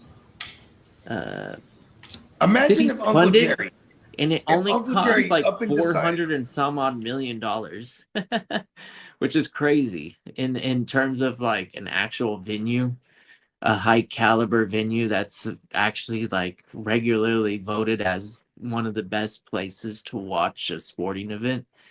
Petco Park was only like $400 and some odd million. These teams in paradise. Oh no, Padres ain't going nowhere. If they want to, the ownership they transferred ownership, but they're staying in San Diego. There's no big deal about that. Which is great. Of San Diego for real. This ownership is coming from a competitor with the Dodgers, big time. They had a partnership in a soccer club together, and then this fool got into the Dodgers race. And he started making a bunch of money, and he started talking shit to all the other people in the conglomerate with the soccer club. And then he was like, you know what? Fuck you. I'm going to get into this shit too. And then, so he bought the Padres. Yeah, because the real money is in the soccer, the FIFA World Cup shit, you know. Because you're on a global scale. Yeah, those guys got a lot of money. That shit's crazy bread. They should just have... They're like, I'm not mad that they're. When's the next time they're having a World Cup in America? 2032, something like that. No, way faster than we ever could expect because of such a success. Right. We housed such a fucking great tournament. Everybody liked it. Oh, so, like 2034, I think, maybe. You know, nobody wants to go to Qatar, dude. I know. They're right? like, yeah, we're gonna go back to America. We're not gonna go where like women are oppressed anymore. That's stupid. Fuck the Middle East. Here's another thing that's crazy is like, if you fuck around, and by the time you have around in America again, there's already like a generation and a half that's grew up playing soccer because they fell in love with it watching the World Cup in America.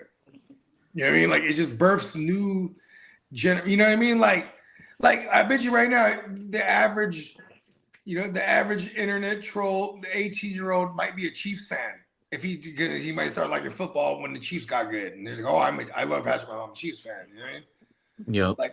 Like any Patriots fan from back in the days that wasn't from New England. It's like, oh, I love Tom Brady. Like, hey, you fucking, we're like a LeBron fans. I'm a LeBron fan, so they just wear whatever team that he's on. Like, you get the fuck out of here. You know what I mean? Hey, you know what though? If he played for your team, you'd be a LeBron fan. Of course I would. You'd be like, oh hell yeah. Yeah, but then there's the people. But then there's the people who they bandwagon, but their excuse is they just like this play. Like the New England fans that only just attach themselves because Tom Brady was the most winningest. Then he goes to Tampa like, I'm a tough Buccaneers fan. It's like, okay. Yeah. And then they win. They're like, haha. They're all at the fucking parade. Girl, Niners. We could have had Tom Brady. And Shanahan's like, Jimmy's my guy. Fuck out of here. We literally lost the Super Bowl with Jimmy and had a chance at Brady. And Shanny, I'll give him this. He's a Sagittarius. We're pretty loyal. He was like, nah, man, Jimmy's my guy, bro. No. Imagine that. The Debo and Ayuk and, you know what I mean? With Brady, that shit would have been kind of nuts, man. Kittle. He probably would have brought Gronk. We're expecting Kittle week 1. Optimistically speaking, yeah.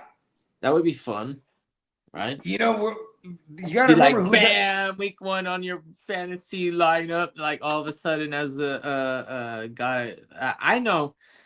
To me, Kittle's a fucking threat. Yeah, when I see Kittle opposed on in the flex, for example, right? Like that's probably where he's gonna reside. I'm sweating. I'm going, damn. Kittle's nice. And do they have a primetime game? Yeah, the first to start the year right out the gate in Australia.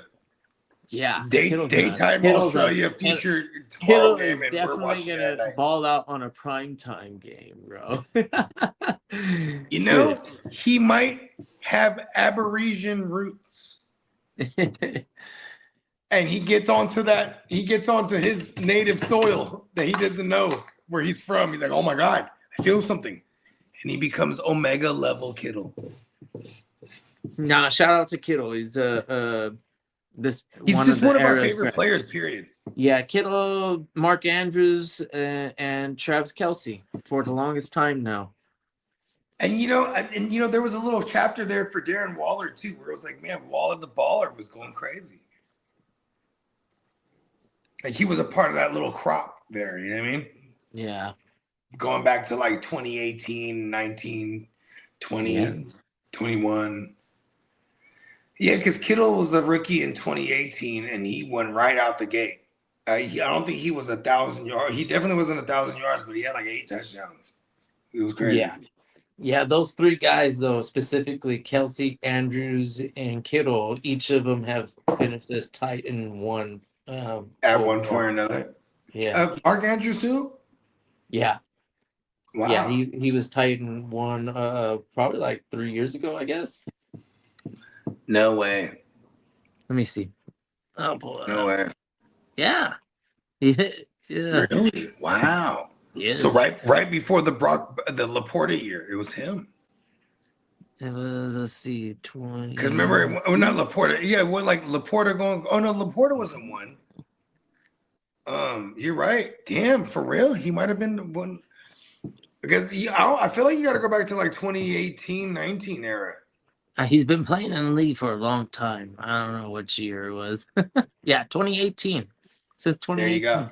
One of these years, you go back in there. 2020, 2021. Something Oh like my that, God, man. bro. Was he a rookie that year? Because I know he was drafted the same year as Hayden Hurst Helmsley, right? And Hayden Hurst was drafted in the first round, and then later on they grabbed Mark Andrews like in the fucking third or fourth or something like that. That might have been the 2018 year. You know who reminds me of Gronkowski the more that I watch film? Who?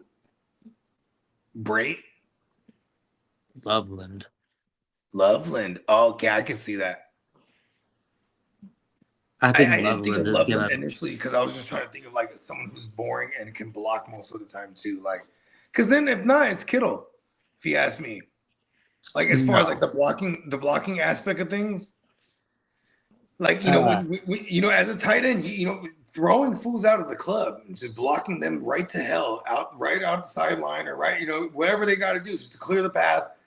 Yeah, like Gronk and Kittle, that's where I would go to for a comparison. But I think you're going with all around, huh? Like, because Gronk used to make big plays down the field too. You know what I mean? Yeah, Loveland is like so much.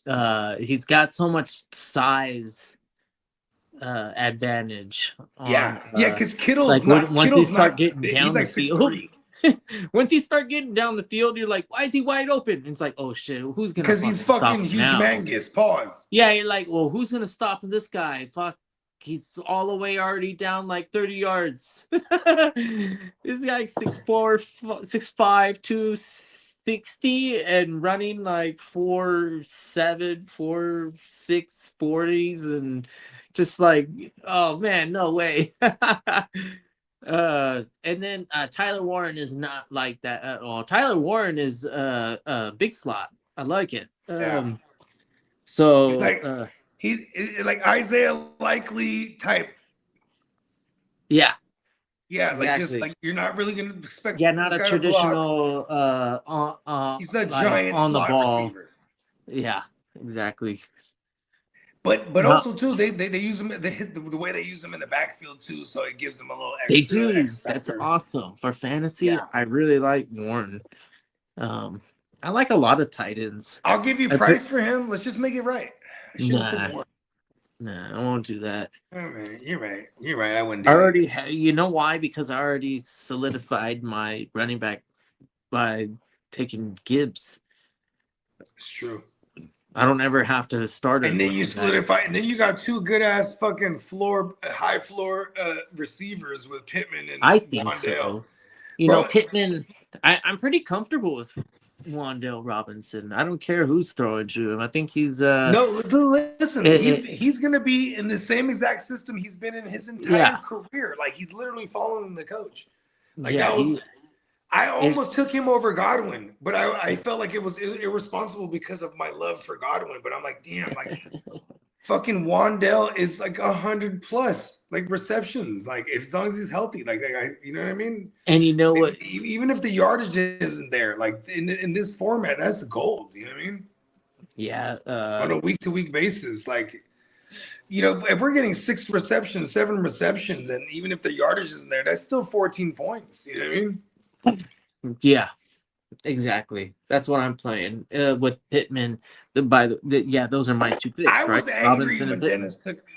Those Michael are PPR Wilson. picks. This motherfucker.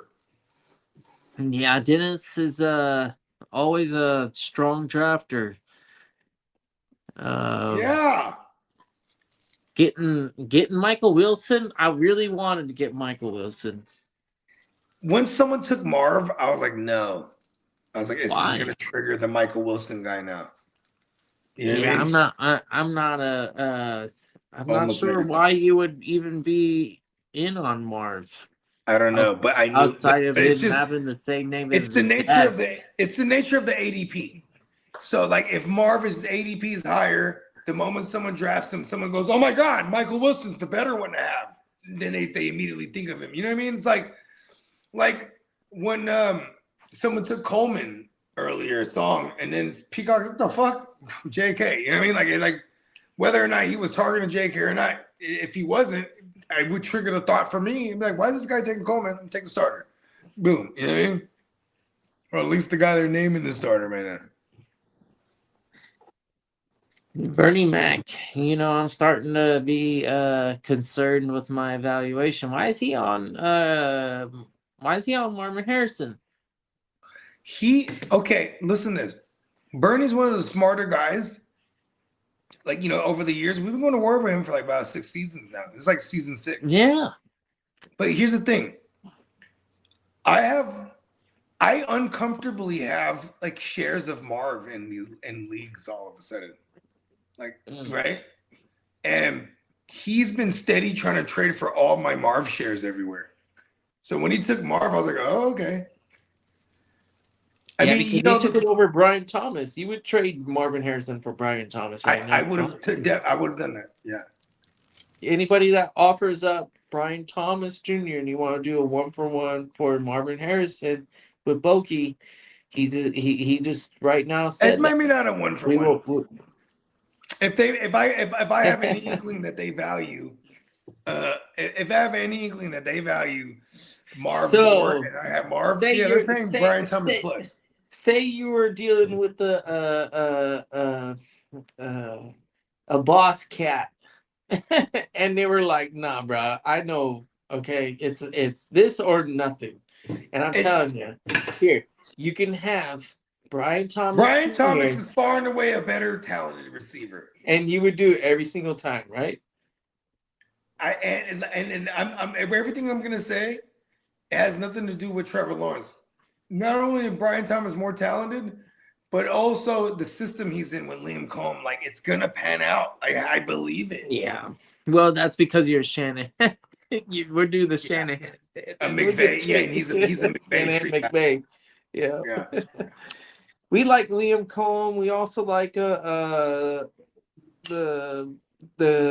Canales and Canales too. And you know what Canales is? He's a product of Bruce Arians, and we love that because Bruce Arians risking no biscuits. LaFleur, even though he's been in the league for a long time, but LaFleur, that's another one. Yeah, I mean LaFleur is part of the Shanahan tree. Yeah, that's the biggest one of the immediate branches. Yeah. If there's the Shanahan branch, and there's the McVay branch, and then there's the LaFleur branch, because they all come from the mighty Mike Shanahan tree. Like they were all in Washington together. McVay, LaFleur, fucking Zach Taylor. They were all under Shanahan, Kyle Shanahan, and as the OC, there's all his assistants and position coaches. And then they were under Mike Shanahan, the big dog Shanny. The Kubiak, the Gary Kubiak tree. Marv? Who? All right. Bake says that he'd take Marvin Harrison. Bake likes Marv over Brian Thomas. Here's my thing. It's like the name brand doesn't do it for me anymore. I saw like 2 years of ass. He's going into what they would call the third year breakout year, right? And you know what's sad is when you're supposed to be a high-end receiver and you have to be talked about in the third year breakout because you haven't broke out yet. You know what I mean? Saw some flashes. Here's the thing. I love the idea of Marv. He's a fucking value. I've been doing and okay. You think he's a value? He went before Brian Thomas. This is the 32-man league right here. There's going to be a lot of preference going on. You know what I mean? I think this is a think great about where he goes on the average 12 team right now. In the average 12 team right now. Value of a person to person. Not even position to position, but actual person to person. That is true. Because we're still trying to build the whole entire lineup. A lot. What is it like? We did the number. It's a 32-man league, and we probably still have like 18 to 14 teams that still need a quarterback in round. First of all, shout out to 5. Nick. I want to say this: if we're talking, all these schemes and coaching, they got a Mike LaFleur there who spent majority of his career under Kyle Shanahan and then spent the last 2 years under Sean McVay. So, like, I do love the idea of Marv and Michael Wilson. And I even love it even more when he specifically, Mike LaFleur specifically came out there and said, I'm going to use Marv the same way I use Devontae Adams, and I'm going to use Michael Wilson the same way I use Puka. I love blurbs like that. You know what I mean? Because their defense is probably going to be shit. They're going to throw it a lot and be in a lot of garbage time scenarios. I love those two. And Mike McBride, for that matter, obviously, without saying. Like, these three guys are going to eat on a week-to-week basis, I feel, because of how bad their defense is going to be. You know what I mean? And how bad that team's going to be. You also have a running back that you got to be honest with if you're a defense, right? Like, makes me even like it. I'm even okay with Jeremiah Love this year in redraft, but I'm not okay with where we have to buy him at. You know what I mean? I'm just saying, like, these guys are going to produce. They should be fun for fantasy because they're going to be overall bad. So here's my thing with the Cardinals. They suck. It's and they have an actual veteran journeyman at quarterback. Brissett, man. Where as soon as the play falls apart, which is going to be almost immediate, they're going to throw it to McBride, and then they're going to throw it to Michael Wilson. And Marvin Harrison has proven time and time again that he can't catch a football. So, unfortunately, he's going to get like maybe 70 to 80 targets. And then he's going over 100. I don't know. He might get 60 receptions. Did they draft anybody else? No. No more wide receivers. I think Marvin Harrison. No one of note.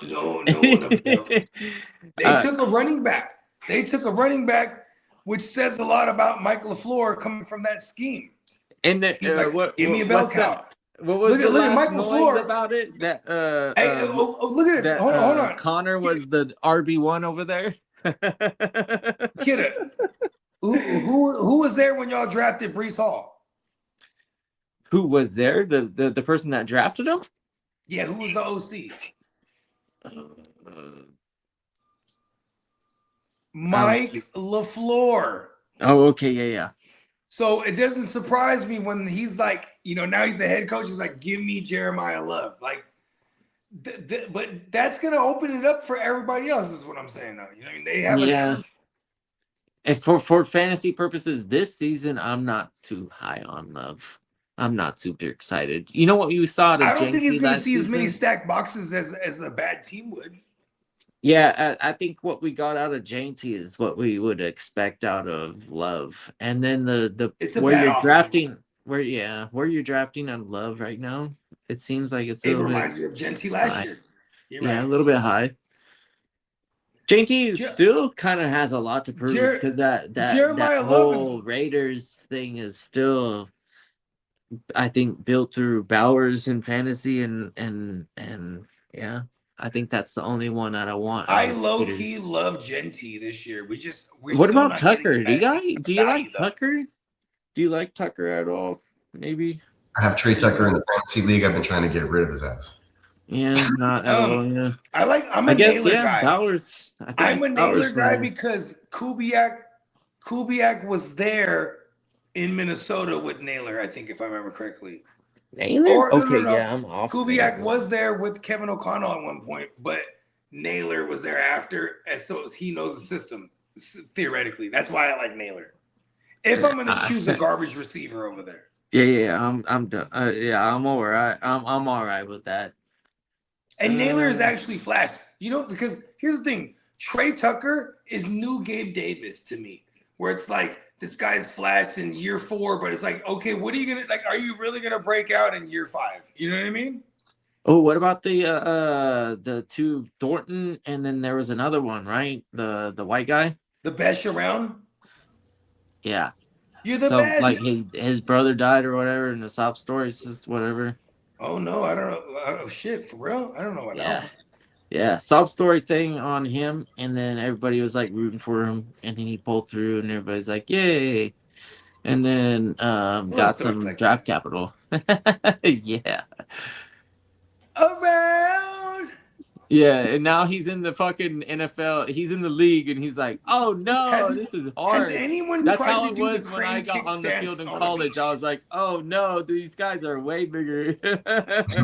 These aren't kids. These are grown ass men. Yo, I ain't playing this no more. Bye." I said, "Sayonara." Yeah. It is really difficult to do a crane kick stance on the beach, though. I tried. I think I sent you guys a video. It's very difficult. Very difficult. It's why you gotta On the train. beach. That's why you gotta train. Hey, Hey, look at this too. If that log ain't planted, pause. Good pause. I'll tell you this much. When it comes right down to it, this is war. And we're days away from epic all-out war. This is the best part. And you always say this, kid, it's all about the draft. Drafting is fun, period, let alone the way we're drafting. You know what I mean? Everyone coming from far and wide, all around the great states of America. And we are going to take it global eventually. The Like, live. I could totally see us doing passports one year. Like we'll go down to Peacock's neck of the woods and go to Mexico or something. You know what I mean? Like, I could totally see us do it. I've always been inspired by the Heart to Start. They travel every year. They're like 11 years in it now. Every year destination drafts, and they go everywhere. They got passport stamps too. Like they don't just draft in America. Yeah. You know what I mean? Yeah, I think this year they're in like Washington State. They're going to Seattle. I like it. They might fuck around and go up to Canada for real. It's easy access. Yeah. Well, I mentioned Reno maybe to you offline or on Yeah, the for sure. stream or I remember this. Reno, I'll just tell you this much. Even we're going to be staying at the Rio the Wednesday night that we're in Vegas, right? And like Rio's not on the strip, and you'll be amazed when if you're not a Vegas goer all the time, especially if you only come out at night in Vegas. You go drive around during the day and go right outside the strip. It's ghetto everywhere. You know what I mean? It's just like that.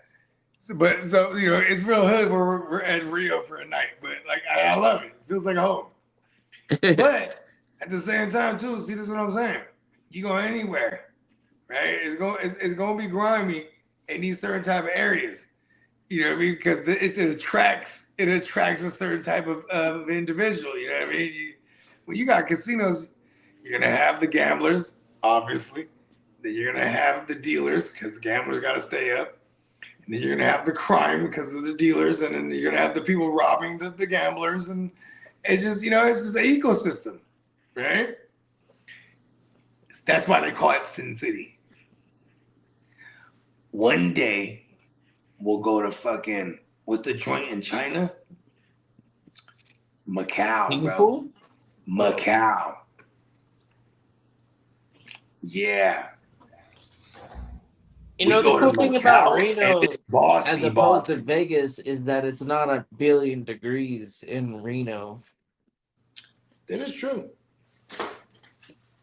Whoa, it's a wasp. You're in the mountains, so it's kind of like nice weather-ish. Whereas, like, you're not in the desert. Where, like, Las Vegas is literally like, why do people live here? You know how much work it took for people to live there? We had to, like, build some dam to stop a river. It took the mob. The mob was like, hey, because the mob was already aware of Nevada and Vegas because they were like, yeah, man, the fucking gold rush and all this shit. And they're like, man, we could build some shit. Yeah, there. bro. You know why they chose Vegas? You needed the power. Vegas didn't have no state to tax. run the city. Nevada didn't have no state tax city, going back to there. It was revolutionary.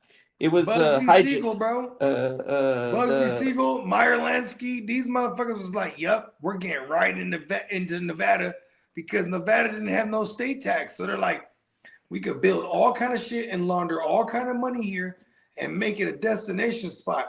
And they were on point, bro. They were like, "We're gonna sell it as an oasis. Come to the middle of nowhere in the desert." And you have luxurious fucking, it's like an oasis for real. You rubbing your eyes like, is this real? You got hotels with fucking fluorescent lights and fucking and shows with showgirls and motherfucking, you know what I mean? It's the shit. Imagine that. And if you're a baller, you knew about this. Especially if you was a gangster getting money, you're like, yeah, I'm totally gonna go take my street money and gamble and then write it off. Like, yeah, I won all this money at the casino. Not. Miami, that's another place. That whole entire economy over there goes back to like the 70s, built on the chow mein industry. That's a gnarly fucking wasp. Okay, good. Go away, wasp. I want to swat at them. It's the fly, you just swat at it. The wasps, they build vendetta. They'll come back with hella homies and try to fuck with me. Go away, wasp. All right, cool. You went out of my garage. There was nothing here for him. Oh, it's back.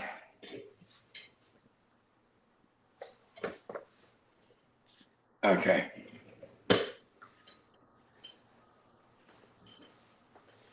Do they see colors? I have no idea. You're supposed to know these things. You're the scientist, bro. I I got lazy on learning things when I'm around you because I'm like, oh, Kitteh knows. I mean, colors is, yeah, they're gonna see some sort of color because if you're gonna see images, you have to see some sort of color. Have you ever went down the rabbit hole that the color blue is never said in any of the Bible? So No, back then, that's not true. But the blue lapis, which is a stone, is that the New Testament? Old Testament. Oh, okay, yeah, man, you got me then. No, yeah, it's a boy, was I wrong.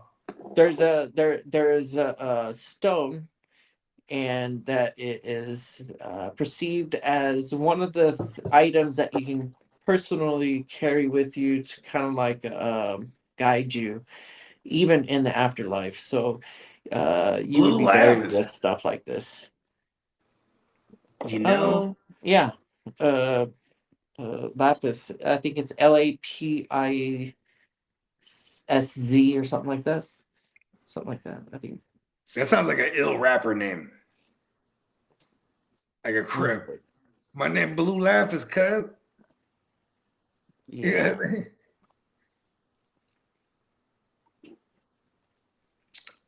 I'm quite fond. Lapis lazuli. It's a deep blue metaphoric rock.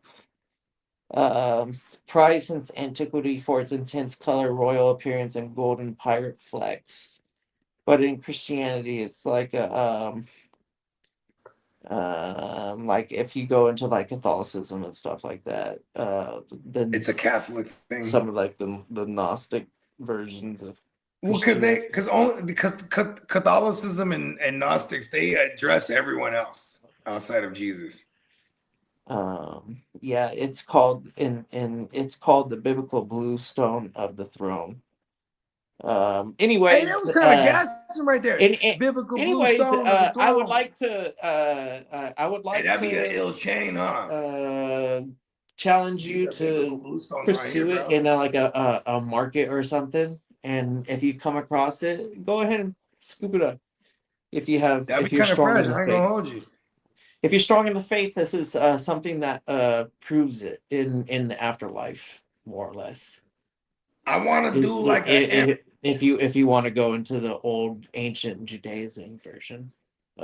I want a Cuban link chain with fucking 12 emerald like tablet looking shits around it, like 12 of them, and then that's my motherfucking Thoth chain. Ooh, you're a gemstone guy, right? I appreciate it. Right? You know, I'm like honestly, obsessing. what I've I been wanted to be when obsessing. I was a little kid for a long time, I wanted to be Indiana Jones, like an archaeologist, and then an anthropologist, and then like a professor, and then stuff like that. You know, I'm starting to obsess over like sapphires and shit. Like, yeah, I want like a red. I it- want a it- red chain. I want a chain bust down with red sapphires. everything has an aura, right? Because it's all Old. it Naturals, natural gemstones, they're all old. Gemstones resonate. So when they absorb light, right, which is like a constant, it has like a frequency. So yeah, each gemstone is gonna do its thing, and that's because of the crystallization structure. Internally, they're gonna have like different lattices. Have you ever heard of opals? Opals, yeah. Yeah, they're hella popular right now. Okay. Like people are doing That's like opal chains. You can do big giant pieces, ornamentals. Yes. With opals. And they're chunky. Yeah. And like opals, like every opal is like you could have like similar looking ones, but they're pretty much all one of one. And like when you come, like when you're in the diamond game, they want the most clarity, the most, no inclusions. When it comes to the gemstones, Opals inclusions and are very gemstones, yeah, focused. dude. You want colors. You want colors. Vibrant. Yes. You want vibrant, contrasting colors. I'm kind of with this gemstone movement right now. I ain't gonna hold you because emerald is no joke the best. I got a lot of diamond pieces. Hey, emerald, amethyst, and lapis lazuli. Like, check them out. They're the best. Lapis lazuli. I've seen pieces with these joints.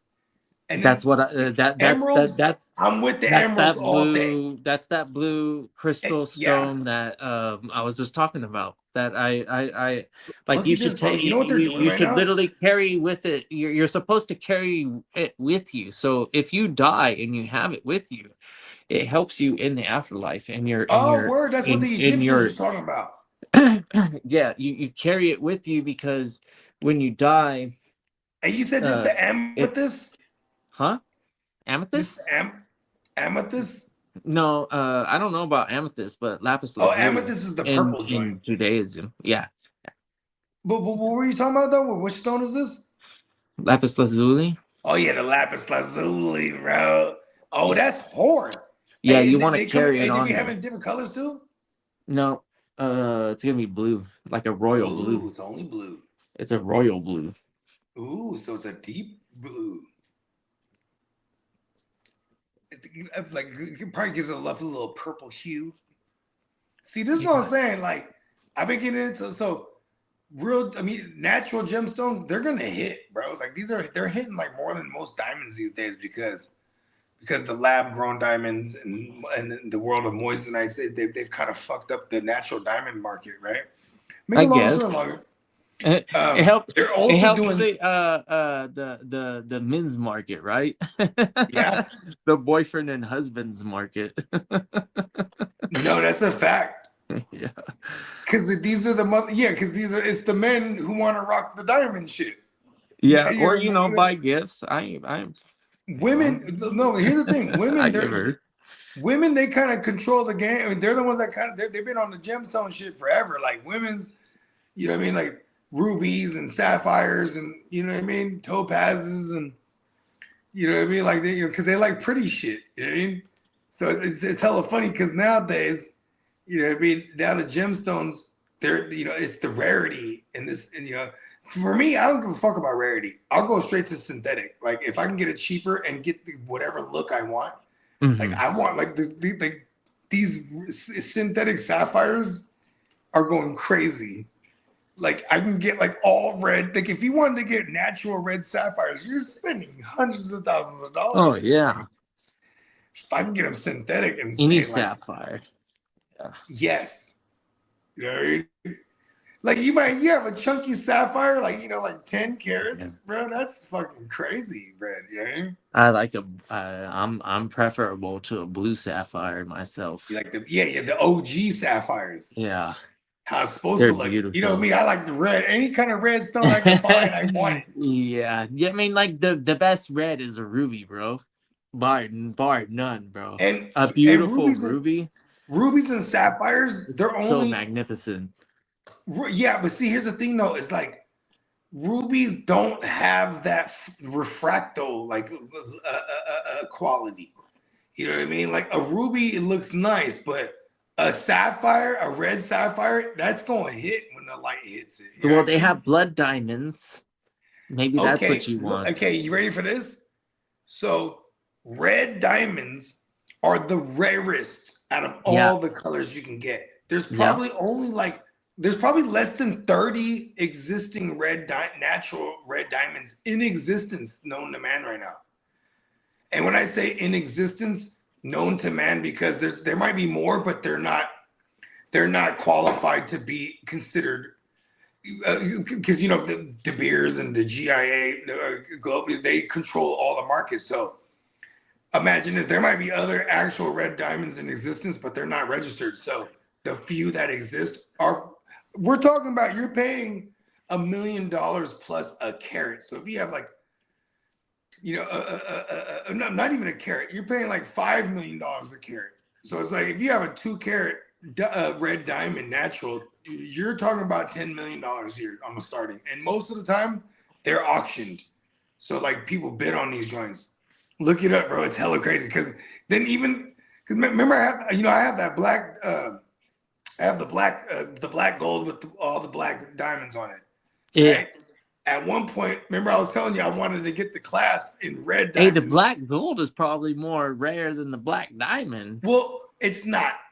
It's not, because black gold, white gold, green gold, red gold, rose gold, all these things, they're manufactured this way. Oh. They're not natural. So like black gold, that's rhodium. They played it with black rhodium. So like if you see anyone with black gold underneath it, it's gold. Same thing with white gold. White gold, they'll mix it with platinum, silver, zinc to give it a little lighter tonality. But no matter what, they dip it after it's done in rhodium. Hella crazy. I didn't notice till recently because I got a bunch of white gold pieces made. And I was like, wow. I didn't know that. Like I thought it was like they mixed all the alloys and it comes out that way. Hey, when they scrap out computers and electronics and stuff, that's basically the gist of it too. They like melt everything down and then they can like extract the gold from the liquid. Facts. Tracks NYC. You sent me this one joint. He had in his one of his manufacturer rooms. They removed the carpet, burnt the carpet, rolled it up. Yeah, that was crazy. Burnt that bitch up.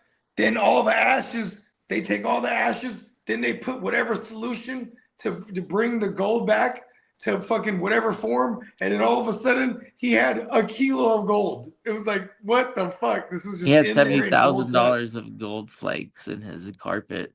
$500,000. That's how much. 70, not 500, 70. but 70. Oh, yeah, okay, my bad. which is still a grip of money. It's a lot of money though in the gold market right now. Yeah. Right now, I check it every morning. Right now, gold is at like 40, almost 4,500 right now, but it's went up. At its highest earlier this year, it was at 56, and then when I got in there, it was 53. They say the buyer's market right now is set for silver. Okay, so shout out to my partner G. Like I was talking about, he has hella silver bricks right now. He had bought them. It's a buyer's market right now. Yeah. Yeah, and what he did he told me he took an L when he bought them a couple of years ago, but it's going back up right now. Yeah. Because there was at one point it was like $17 an ounce, $16 an ounce of silver. Well, and then it went up to like 60. They were thinking it was going to go up to like 110. The AI boom and the infrastructure for these data centers, that they're going to need a lot of silver. More so. Yes. Yeah, there you go. And you know what's so crazy, bro? Did they stop making Cadillac converters? No, that's platinum, anyways. It's rhodium specifically, which is the platinum family. Okay. But like, because you're right. I would go like, listen, I would buy old Cadillacs and just grab or anywhere I could buy old Cadillac.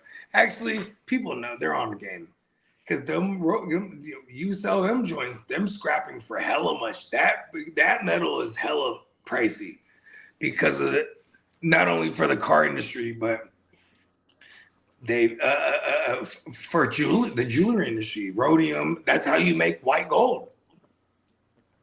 You know what they started doing? Rhodium dipping silver shit. Because then now it looks like you're rocking white gold over a cheaper metal. You know what I mean? My favorite white metal by far is platinum. That platinum silver tarnishes. Maybe but rhodium is a protectant. Yes, it's one of the most anti-corrosive. Okay, there you go. That's why. Yeah. But also because you get the look of white gold. Like, here's the thing. If you get a 10-karat white gold chain, it's going to look exactly the same as any 14 or 18, right? 18, actually, you'll get a little yellow hue because then that gold underneath that rhodium will still find its way, right? Mm. But if you have a 10-karat or a 14-karat, 14-karat, you're talking 58% gold. 10-karat, you're talking like 41%. So there's significant drops here, but at the same time, you're going to get the same look if it's white gold because you're just going to rhodium dip it. You know what I mean? That's how you get white gold. You know what I mean? Platinum is dope, though. Platinum got a different kind of luster. You know what I mean? Kind of has like a blue hue. Like my platinum chain, I have a white gold piece hanging on it.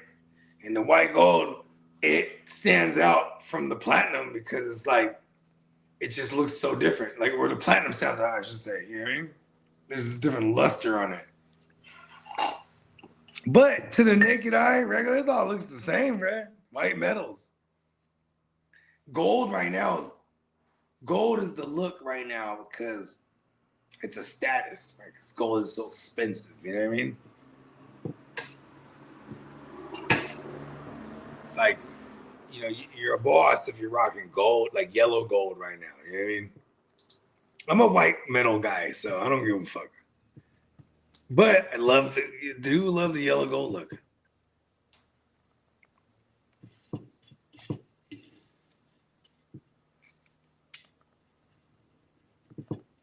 Oh shit! I can't even hear it. Shit, that's crazy. Hold on. Nah, you're good. Nobody was talking. That's all. I'm here, but I'm doing hella work in the background because my coworker's gone. Just fucking left me here all day. So. Oh shit! Now my shit is geeking up. You can hear me? Yeah, I can hear you. You're fine. Oh shit! My shit is black though. Am I there? You're here? Oh, cool. You guys are all black though. That's cool. Maybe in a former life, or I haven't checked my. No, I'm talking about like my screen. I know. I'm just joking. We are all actually. Ooh, you ever went down the rabbit hole of melanin? The original melanin. The darker the melanin, they say, the more light we could hold. So the gods favored the melanin having individuals. Meanwhile, whoever made the rest of them, they didn't like them so much. So you know what though? We could put a bow on this one. That'd be pretty good. We've been at it for 4 hours. Yeah, I was about to say we went on a little mini marathon. Let's fucking go. We're in mid-season form. Yes, sir. All right. Well, everybody, make sure you're checking out the new premium website. $13 t-shirts are still available on the OG website till tomorrow afternoon. Make sure you're liking and subscribing, checking out everywhere you can. Get subbed up for the giveaway that's going on. JSN giveaway will be happening live in Vegas. There's commercials for that as well. We'll be dropping all the promos. Make sure you stay locked in with us. Probably have a Playmakers or something to that effect this weekend with preseason. And yeah. Oh, yeah. We got preseason games, huh? Yep. It's all happening. It's all happening. We should get some starters mixed in there along the way, depending on what teams are doing. So, yeah. keep the ears and eyes peeled to this channel specifically. We'll be bringing you all the news, all the latest breaking stuff, and then of course all the cool things that are going to be happening on our way to Las Vegas this, like 9 days? 9 days from now. Yeah, we're seeing the 8. Oh my gosh. Yeah, you're 8 for the Wednesday cruise. Oh yeah, let's go. It's the 11th 8 days today, away. In Australia, we're a week away. There you go. So. All right. Well, until next time, here's the promo on how you guys can get entered to win the JSN mini helmet giveaway, plus more things that we'll be giving away out there in Vegas. And then we'll close it down with our other promos. Appreciate everybody for watching. Peace. What's good, gang? It's the Guchinni representing the Hard to Start podcast, tapping in to remind y'all that coming this August 20th of 2026, the second annual GWN, the Westside League live draft weekend will be popping off. Man, you will see all the cast of characters that you see live on the GWN every day. You'll see a lot of people that's in the chat every day on the stream, and then you'll see some of your favorite content creators that you've seen us make content with in this conglomerate that we call the GWN 100%. So what you need to do is go ahead and like and subscribe wherever you found us at, and if you screenshot that you subscribe, we are giving away multiple giveaways during the live draft. 100%. We will be running our regular scheduling program. Thursday night will be Playmakers. Friday morning will be WYGU. And then later on that Friday will be the live Westside League second annual draft. And during the draft, we will have multiple giveaways like this right here. This autographed mini helmet of Jackson Smith and Jigba Super Bowl helmet. You're over at the GWN in the Hard to Start. We putting up championships on the wall, and we want to bless the people that rock with us who putting up championships on the wall. You know what I mean? With some of these little special items to put in your man cave, your she cave, you know what I mean? Whatever it may be. But yeah, make sure you go ahead and like and subscribe, because that's all you got to do to be entered to win this helmet. Click that bell, and then tune in to the second annual GWN live Westside Fantasy Football Draft Weekend. 100%. Peace. Shout out everybody that got ran over in my way.